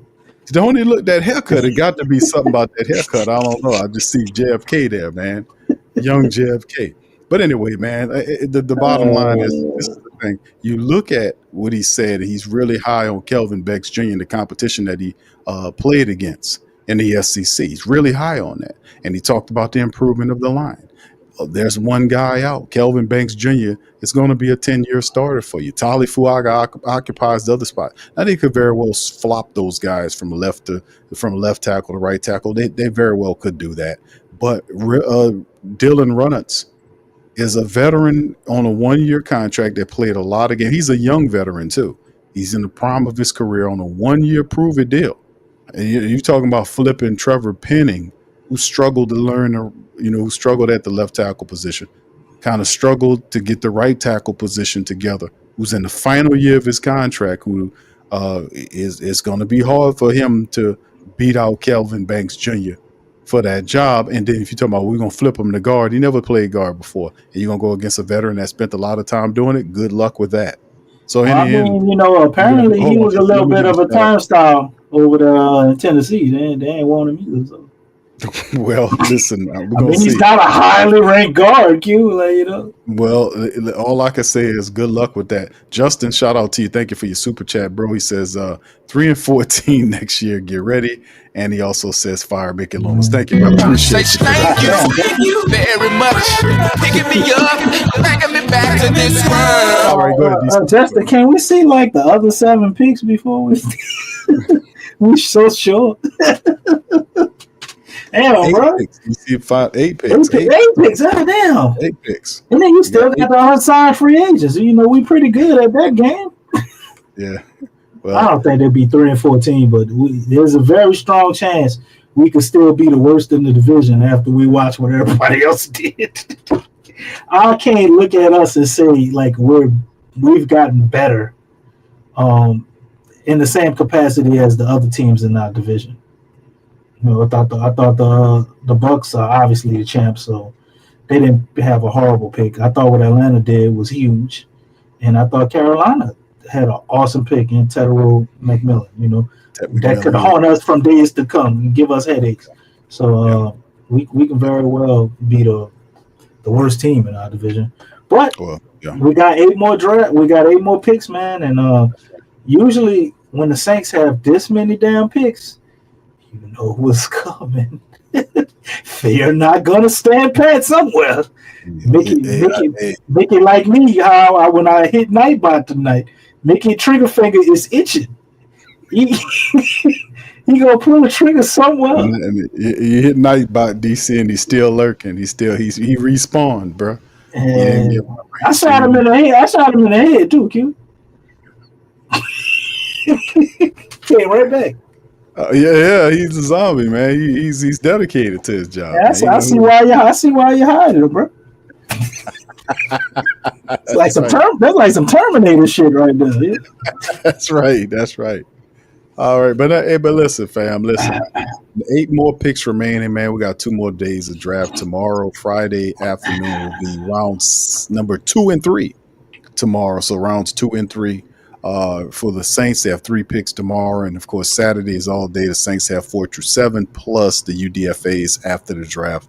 You know, we excel in that market area, and then by the end of Saturday, we'll have some idea. We have some of our veterans. We'll have some of our college players, our draft pick players, and we can see the makings of Kellen Moore's team, his version of what the Saints are supposed to look like by the end of Saturday. So we'll have more of a clear indication of the team heading into the OTAs and all this kind of stuff that's down the line. So this is the first step in the right direction. If we're going with what they said, man, you know, they say build up the trenches. So if they're high on Spencer Rattler, I would think the next pick would be some type of defensive lineman, linebacker for the 3-4 system or something like that.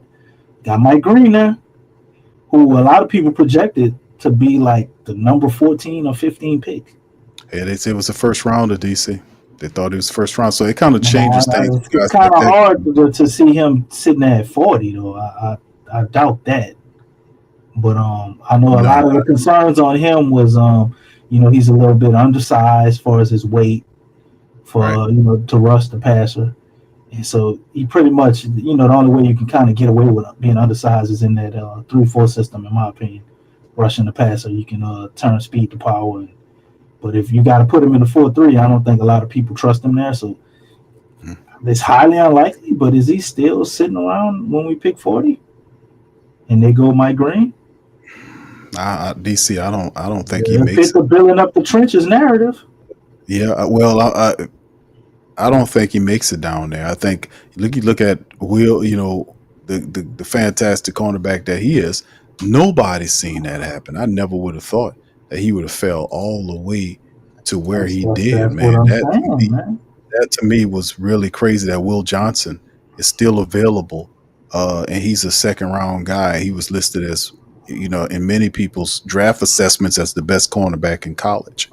You know, Coach Payton took the fantastic cornerback out of Texas and made him the guy for his system, and Will Johnson sitting at the top of the 1st round is the best player available, followed by Mike Green and several others. So it's so many different ways. You know, we pinpoint the QB position, and the thing is, this whole thing about clarity, waiting for clarity, is really troublesome, because if you're Mickey Loomis, what are you waiting for? You would definitely have the medicals on Derek Carr. You would know what what are you waiting to talk to him? You would have already had the conversation on if he wants to play or whatever whatever you got to do. I don't understand this waiting for clarity nonsense. You're the goddamn general manager, VP person. You should have these answers in hand before you hit to the draft. This stuff has been lagging prior to the draft. How are you making these asshole decisions with no answers at the quarterback position? To me, that's just ridiculous, man. That's why I can lambaste this guy, because he's a fool. He's a moron. You don't do this. You don't drag this bullshit into the draft. You make Derek, you the VP, you're his boss. You go down, you get the goddamn answers. You get the medical staff, and you find out they have all the answers that they need. Like Derek Carr famously said, the answers in the building. They really are there. They know what's going on with Derek Carr. They know his timeline. They know everything. They know if he needs to have surgery or not. They need to get that. They needed to have those answers before they got to the draft. So we have a clear understanding of what we need to address in the draft. Derek Carr does not want to be here. That should be solved prior to this. And you should not be sitting up there. We're waiting for clarity. What kind of dumbness is this? It's not lead. That's why I be trying to tell you people, a lot of people that don't understand, this is not how you do this shit. You don't drag this over the team while we trying to put together a team and you don't even know if the guy here, man. Come on, man. Get this guy out of here. Get that energy out of here. If that man doesn't want to be out of here, fine. Get him out of here. But we need to have the answers now going into the draft and not this bullshit overlapping the draft and we trying to figure out what he got. We're waiting for clarity. Who's going to give you the clarity? You're the owner. You're the boss. You're the guy. You're the VP, the GM, bro. You can go to the medical staff, get the answers. You got this medical dossier in there. You got all the information. What are you talking about? Clarity. That's what I'll be talking about with these people. It don't matter. He made Claritin. He was talking about the sinus medication. He must be talking about that because he ain't talking about anything that make any sense to me. That don't make any sense. We're waiting for clarity. What are you talking about, you idiot? Go get the damn clarity. You're the boss. Go tell him what you want him. Look, give him an ultimatum, you dumbass. Tell him, listen, man, you won't do this or you won't do that. We're going to put you in the street. Because obviously he doesn't want to be here. Post June 1st, cut this dude and be done with it. We don't need this energy on the top of the team when you're trying to reverse from a 5-12 losing ass season and 4 years straight of non-playoff football. Come on, bro. You don't bring that energy here. If that guy don't want to be here, kick his ass out of here. And that ain't never been Mickey's strong suit, man. Setting the tone has never been something he's able to do. That's why he don't need to be the general manager, DC. Exactly. He's not a leader, man. He's not a leader. No, he's not. He's not a leader. He's not decisive enough. Talking about we waiting on him. We're again trying to. I'm not going to answer. If you take $40 million of my money, and I can't even get you in the building or on the phone, I'm going to show up at your house, cuss you out, and get you the hell up out my organization. Man. What clarity is there?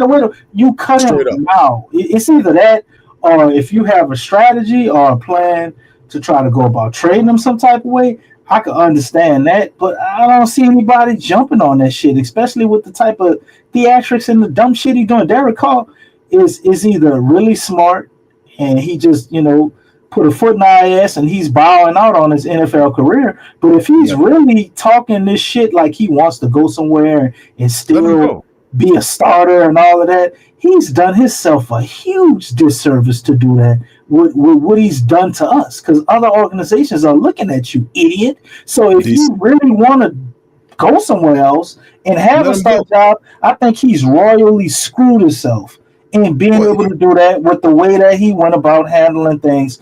With the God damn, I just saw that play on John Morant, man. That was crazy. All I can say over somebody and they took him out. My bad. But he's doing himself a huge disservice, man, of trying to do that with the way he's handling this situation with the Pelicans. So, like I said, if he's bowing out on his NFL career, I was just saying, God damn, it's horrible. And I'm watching basketball highlights too. But yeah, he's doing himself a huge disservice with the way he did the Saints, man. If he's doing that, because if I'm an organization and I wanted to take Derek Carr and was thinking about taking on this contract, when I look at the idiocracy that he just did over there in New Orleans, getting up there, his name is Carr, and he's making car review videos and all this shit with your shoulder that was fine, and then all of a sudden we get close to draft time and you hearing all the draft talk about us taking a quarterback and your shoulder hurt. Nah, you leak all that shit before the draft. Who wants this type of fucking buffoon in their organization, man? Mickey Loomis does, because I don't fault DC. I don't fault Derek Carr for this. Mickey Loomis is starving you. He's trying to make something work that ain't gonna work because of what he did. But the point is, I don't fault Derek Carr, DC, from trying to get the money that he felt, they promised him 150 million, bro. He's eaten and run. They gave him, he had to get through a physical to get the money. Mickey Loomis made it all very easy for him to collect. There was no obstacles to stop him from doing anything. This idiot had an opportunity to put him in the street. He had no vision. His thing was to bring everybody back and run at it again, as opposed to just getting to a rebuild and stop all this dumbness. And lack of imagination, lack of leadership. He created this whole freaking stinking this environment right here. It was created by Mickey Loomis. The guy doesn't want to be here. What are you talking about clarity and waiting for clarity? What are you talking about? If it's medicals, you have the medicals. You know whether or not he needs surgery or not. If he wants to be here, that's a phone call. That's you driving to his house or flying to his house. But wait, if he needs surgery, what are you waiting for? My thought. He has to. If he needs surgery, you know if he needs surgery or not. It's not a secret to him. The team has the information. You can go to the medical department and know whether or not he needs surgery or not, DC. They have the medicals. They have all the information. What clarity you talking about? That's some bull crap that dude talking about. What is he talking about? You tell him what to do. You're the damn boss of the team. If that guy is under contract, you tell him bring his ass to this team and rehab like you're supposed to. You're supposed to be a quarterback. The guy's the leader of the team. He makes $150 million.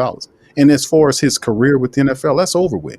He got $150 million from the Saints for a 14-13 record. I don't fault Derek Carr at all.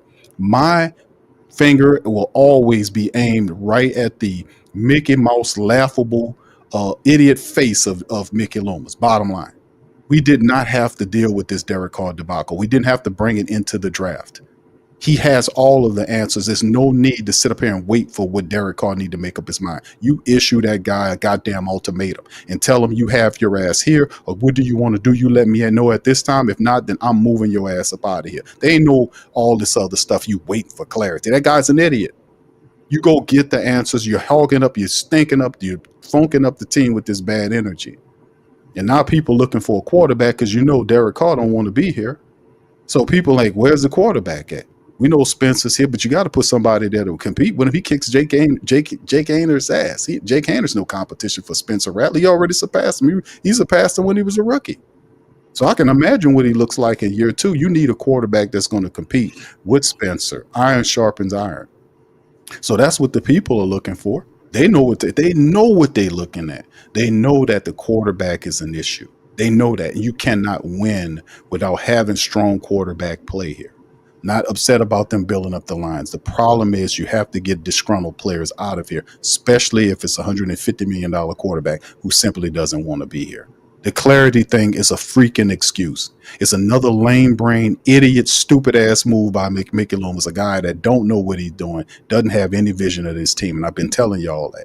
For years, I've been telling y'all about this fool. This idiot, this chump, this moron making these emotional decisions or bad decisions that's hamstringing the team, and you're sitting 5-12 in the division that the Tampa Bay Buccaneers keep winning every year. Like you don't have a prayer. You're 5-12 underneath the Carolina Panthers that went through their rebuild and are now going into year 3 of it. They just added Ted McMillan along with Bryce Young. Where are we at? Fumbling, stumbling. Sean Payton took a year off, then got back to business. 1 year with Denver was a bad year. Second year, team in the playoffs. Where the Saints at? 4 years still out of the playoffs, fumbling and stumbling and bumbling. That is the VP general manager guy. One guy is doing that. Derek Carr, one guy. Dennis Allen, one guy. It's one guy with bad decisions over and over and over again. So once again, that's the problem. I don't want to see Derek Carr here if Derek Carr don't want to be here. I'm for getting Derek Carr out of here. It's 14-13. It's a $150 million contract. It was not a good deal for us. The moment Dennis Allen got canned, he should have took his quarterback with him.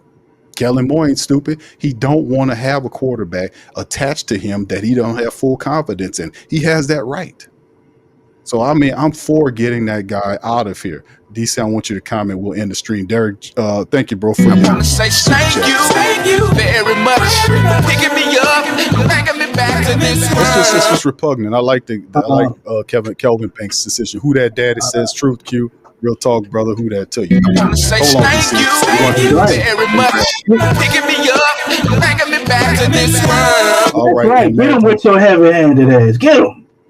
Bleacher Report graded. What he says? Bleacher Report graded night one.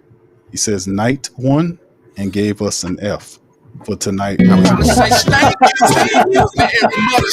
Picking me up, bringing me back to this But against Bleacher Report's better judgment, I'm looking at Pat McCaffrey here, and he has Mike McCarthy up there. Mike McCarthy saying we had an awesome pick. He said this is a great addition to the offensive line. Kellen Moore is going to have a great time with this offensive line. This is what Coach Mike McCarthy says. He knows offense, so I guess I have to take him on his word there. And also, I saw my man Marley in the chat. I actually ran across Twitter. I saw him mention it. I thought he was just joking around, but Willie Green was actually in the draft room. Q. I seen the picture. Willie Green was actually in the draft room. He was there. I seen him. Oh, man. Maybe this is good news for the Pelicans. Maybe they're bringing him aboard to the Saints front office or something. But moving on from that, the Derek Carr shit is, man, it's so infuriating, man. I just sometimes just try not to think about it, right? I don't understand what we're doing there. You peel the Band-Aid off, but this is Mickey Loomis, man. He's always slow to do that. We sat around and we watched a good example of this with Drew Brees. We sat here, we all loved Drew Brees. You know, we loved every year he played. We didn't want him to retire, you know, but you could see the writing was on the wall. Drew was basically out there falling apart.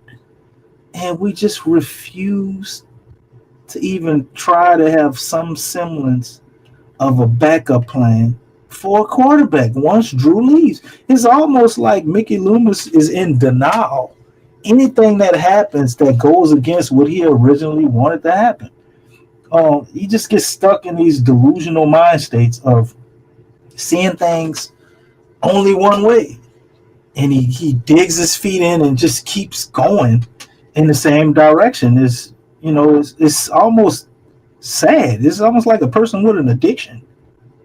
You know, he's so stuck on doing whatever the hell he's doing. He's just oblivious to everything outside of what he's thinking. And I guess if you were doing everything right, that would be a very positive thing, right? But when you're constantly making mistakes, you're doing all the wrong shit, and he just keeps going in the wrong direction over and over and over and over again. I mean, at some point, man, you need to look in the mirror and just take a step back. You can still get the same money. You still will be beloved, especially if you take a goddamn step back. Put somebody else in that GMC, man. It's over for you, bro. You're getting older. Your mind ain't working right. So God knows your body ain't working right. You know, you're experiencing all type of shit for the first time. You think you're right and you're constantly wrong. It's like just take a step back, man.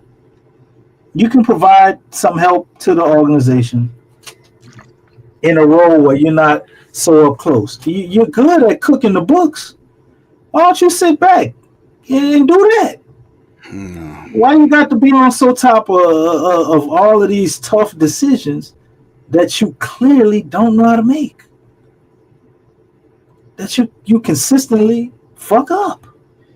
And because you have basically you got unlimited lives over there with the Saints, because you know Miss Benson ain't gonna never fire you. Just take the demotion, man. You still get the money. The Saints could go on and be a winning, competent organization the way they should be. Because we could be $150 million up right now if you wasn't so stupid. Or let's say we could at least be $80 million up right now. Why'd you have to redo his contract? To free up money for what? Like, this is not a championship team this year, bro. Just take it. We could have took our medicine this year.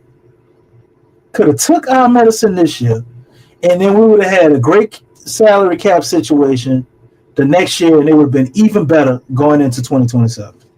I just But read you want to do something stupid and straddle us with an extra $70 million. What would they have to pay Derek Carr next year if we would have got rid of him before June 1st or something? his It would have dead been cap nothing is next year, right?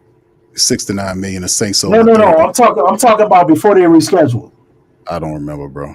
It's I Before they just seen rescheduled, I think it wasn't that much money if it was any money. like If 30. we would I have think it was him. 30, something like 30 that. But I million. just So read you it. went from 30 million to you added $39 extra million Right.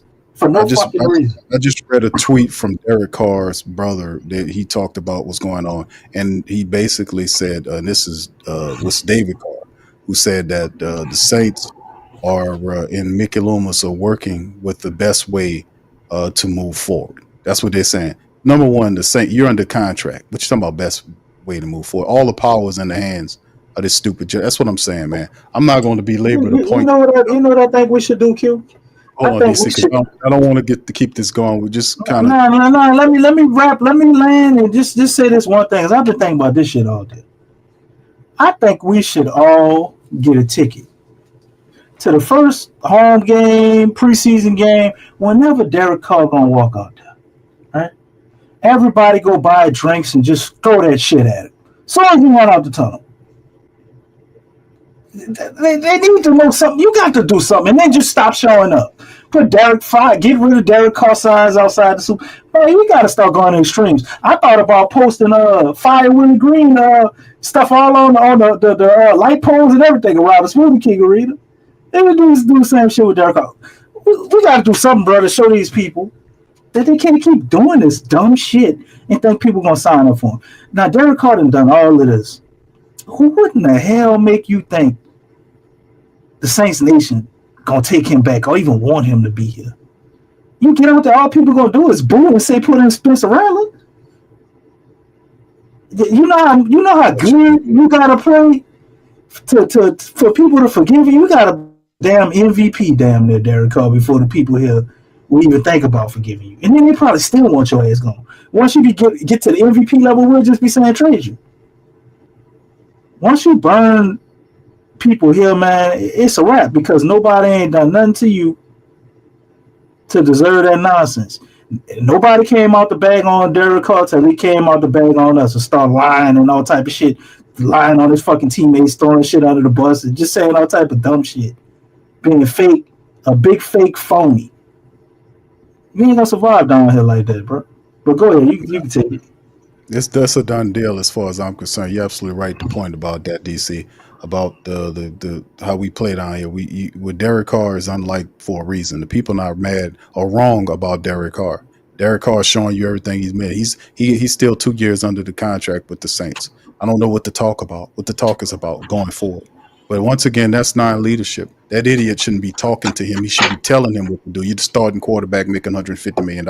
He provided, and he gave all leverage to Derek Carr. Situation. So I'm not mad at Carr. Yes, Mickey Loomis provided all the leverage. He made sure he got to the money and all of that. So that's the dumbass Mickey Loomis as far as always in a weak position. Always, he gave all the. He's dumb. He's stupid. You don't give all the leverage away, and you the team. You don't give the leverage away to this player, and this player doesn't even much want to be here. What are you talking to him Ain't for? nothing to work through. Give him an ultimatum and tell him what you want him to do. If he don't want to do that, then post June 1st, cut him. Because he's not. I'll tell you one thing: if Carr does come back, I doubt that he has the mental and intestinal fortitude to stand before the Who Dat Nation in these games and deal with what he's going to get. Everything he created this summer and the last 2 years that he's been through, let him put it. Let's see if he can go against the Who Dat Nation and prove that he belongs here and fulfill his obligation, which is contrary. You're professional. You got 2 years left. Show up and show out. If you hurt, come to the rehab. Get right. He's not going to do that because he doesn't want to deal with the smoke that he's going to get. He doesn't want to do it. He doesn't have this. He doesn't have the spine for it. This is a take the money and run ass guy. But anyway, we're going to listen to this, fam. This is what RG3 had to say about Shedeur Sanders. Listen to what he had to say. We'll end the stream. Yo, what's up, everybody? I'm watching the draft just like the rest of y'all. And, I see Shedeur Sanders is falling in the draft. The Pittsburgh Steelers didn't draft him at number 21. So, a lot of people wondering where he's going to go, what's going to happen. And like, listen, man, all it takes is one team.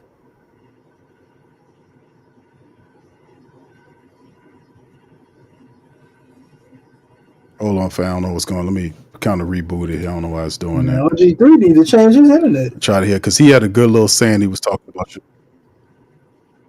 No, I think that's something funny running with my internet here. Hold up, I done lost the damn thing. I had it set up here. Maybe that was See, I done got rid of Horizon, and you done went picked them up.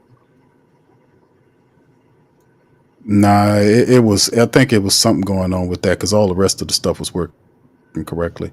But anyway, fam, I'm gonna look for it again. Play it on the next stream to go about. But yeah, this is pretty much what it is. With it, I had it all set up correctly. It just I had the RG3 thing. Hold on, let me see if I can find it again, man. Because I had it. I don't know why it was running like that. I hate when that happens. Let's see, RG3. Because he was talking about the Shador Sanders situation. He did not like how Shador was being treated and that he was falling, and he had something to say about that. So let me see if I can find that statement again. Yeah, RG3 was pretty high on Shador, man. There's a lot of quarterbacks. Like a lot of quarterbacks were high on Shador, man. It's just weird when these organizations come out and talk. A lot of the actual football players were really high on Shador. That's why it's crazy to me he didn't get drafted in the first round, Right. man. I don't know. It's wild, man. Yeah, it's hate. That's what it is. Because they're talking about the guy's entitled and all that shit. Man, get out of here with that, man. Entitlement don't drop you all the way down. We was running around. Schefter said we was talking about still inquiring about getting the number 1 pick to get Cam Ward. So I don't know. Maybe little JFK want a running quarterback. Maybe that's what it is. Maybe he wants somebody who's more mobile than Shador. What makes sense if it's Jalen Milroe, right? Fit your Milroe narrative, or even Jackson Dart. Jackson Dart is more mobile than Shador too. Yeah, well, hey, there you go. Then he's the most mobile out of all of them, but he's obviously probably the worst passer out of all of them too. Right. Well, I mean, and the thing is, I understand the Jalen Milroe thing to a degree, but if you're looking to try to put somebody to compete for that position, I don't understand how that's supposed to work. Like if you're trying to get him to compete, he's not ready to compete. He's not a guy that's ready to play the position right now. He still needs some development there. So I don't know what you would do. But then again, maybe he feels like he can get him to a certain place. Very weird thinking. I don't know. I don't know what the hell these guys are thinking. I think you just take the best quarterback that you can on the board that fits you, and the guy don't have to be running the 4.5, a 4.44 and the 40 for him to be a quarterback on the team, especially with all the high stats that he did. I don't think it's none of that at all. I think it's just pure hatred and underhandedness and how they scouting the guy using bullshit like that about him being in the title. They ain't got nothing to do with 4 years worth of high production. But in the end, I don't like how this is handled, man. And then Tyler, who's a Louisville quarterback, 4 or 5 years in college, one good solid year, and then all of a sudden he's a first round draft pick. Man, get out of here, man. Get out of here with that BS, man. Get out of here with that. That don't make any sense at all. He leapfrog even Quinn from Texas. How the hell he leapfrog Quinn from Texas, and all of a sudden Quinn's not a first? He's not a day 2 pick, and this guy is because of the size and the strong arm. Man, get out of here. I've seen his tape. I've seen his production. There are more impressive quarterbacks than what he is. This is all about the bullshit with the size and all this nonsense. Man, get out of here with that. It's just stupid, man. But anyway, let me get on up out there. I don't know where that thing just disappeared, man. I'll find it for y'all next show and spin it for you because RG3 made some good sense on that. But anyway, once again, big ups to the fam, man. Y'all do us a service. Hit that like button, hit that subscribe button. By all means, feel free to share the show on your social media feed. Me and DC representing. We up in this thing tonight. Saints pick up offensive lineman, tackle, Mr. Kelvin Banks Jr. to improve the line. Hey, man. We need strong. We need to do it. I think Pennant's in trouble, but I do understand what he's trying to do. I do understand that, man. But anyway, listen, thank y'all, man. Competition is excellent, man. Yeah, for real. Especially that competition there. That's great. They will have a good Oh. offensive line. All right, y'all, we're going to get on out of here, man. Y'all enjoyed the show. Hit the like button, hit the subscribe button. By all means, feel free. Check out the links in the chat and our sponsors in the description section below. We'll be back Friday afternoon for day number 2 of the Saints draft. 3 picks on par. Who do the Saints get? Do we get a quarterback? All questions will be answered on Friday's stream. Much love. We'll holler at you tomorrow. Who dat to you? Peace. Yeah. Boogie like Benson, I'm a who that. I'm a who that. Long as I'm living, I'm a who that. Lose or winning, I'm a who that. Sports Coma, yeah, this is where we do that. Where we do that, where we do that, where we do that, where we do that, where we do that. Boogie like Benson, I'm a who that. I'm a who that. Sports Coma, this is where we do that. Where we do that. Welcome, welcome, welcome. Somebody please better help. Running this thing like elf. I thank God every day I'm not a felt. Go to YouTube live with Big Q and the guys. If you ain't ride or die, the bandwagon get flipped. Been marching in, that was way for the ring. I was yelling out your chain for the championship. Bucking on town, duck down. Falcons, pluck, get shut down. Panthers ain't much touchdown. The vision really belong to us now. So much hate on the Saints, you could probably tell. Ever since Bounty Gate hit the NFL, when things seem fishy and you probably smell the crooked referees or Roger Goodell. Yeah, probably like this and I'm a who that. Every day I'm living, I'm a who that. Lose or winning, I'm a who that. It's the Sports Coma, this is where we do that. Where we do that, where we do that, where we do that, where we do that, where we do that. Boogie like Benson, I'm a who that. It's the Sports Coma, this is where we do that. You're listening to the Sports Coma with Big Q and the guys on the PRO Media Network.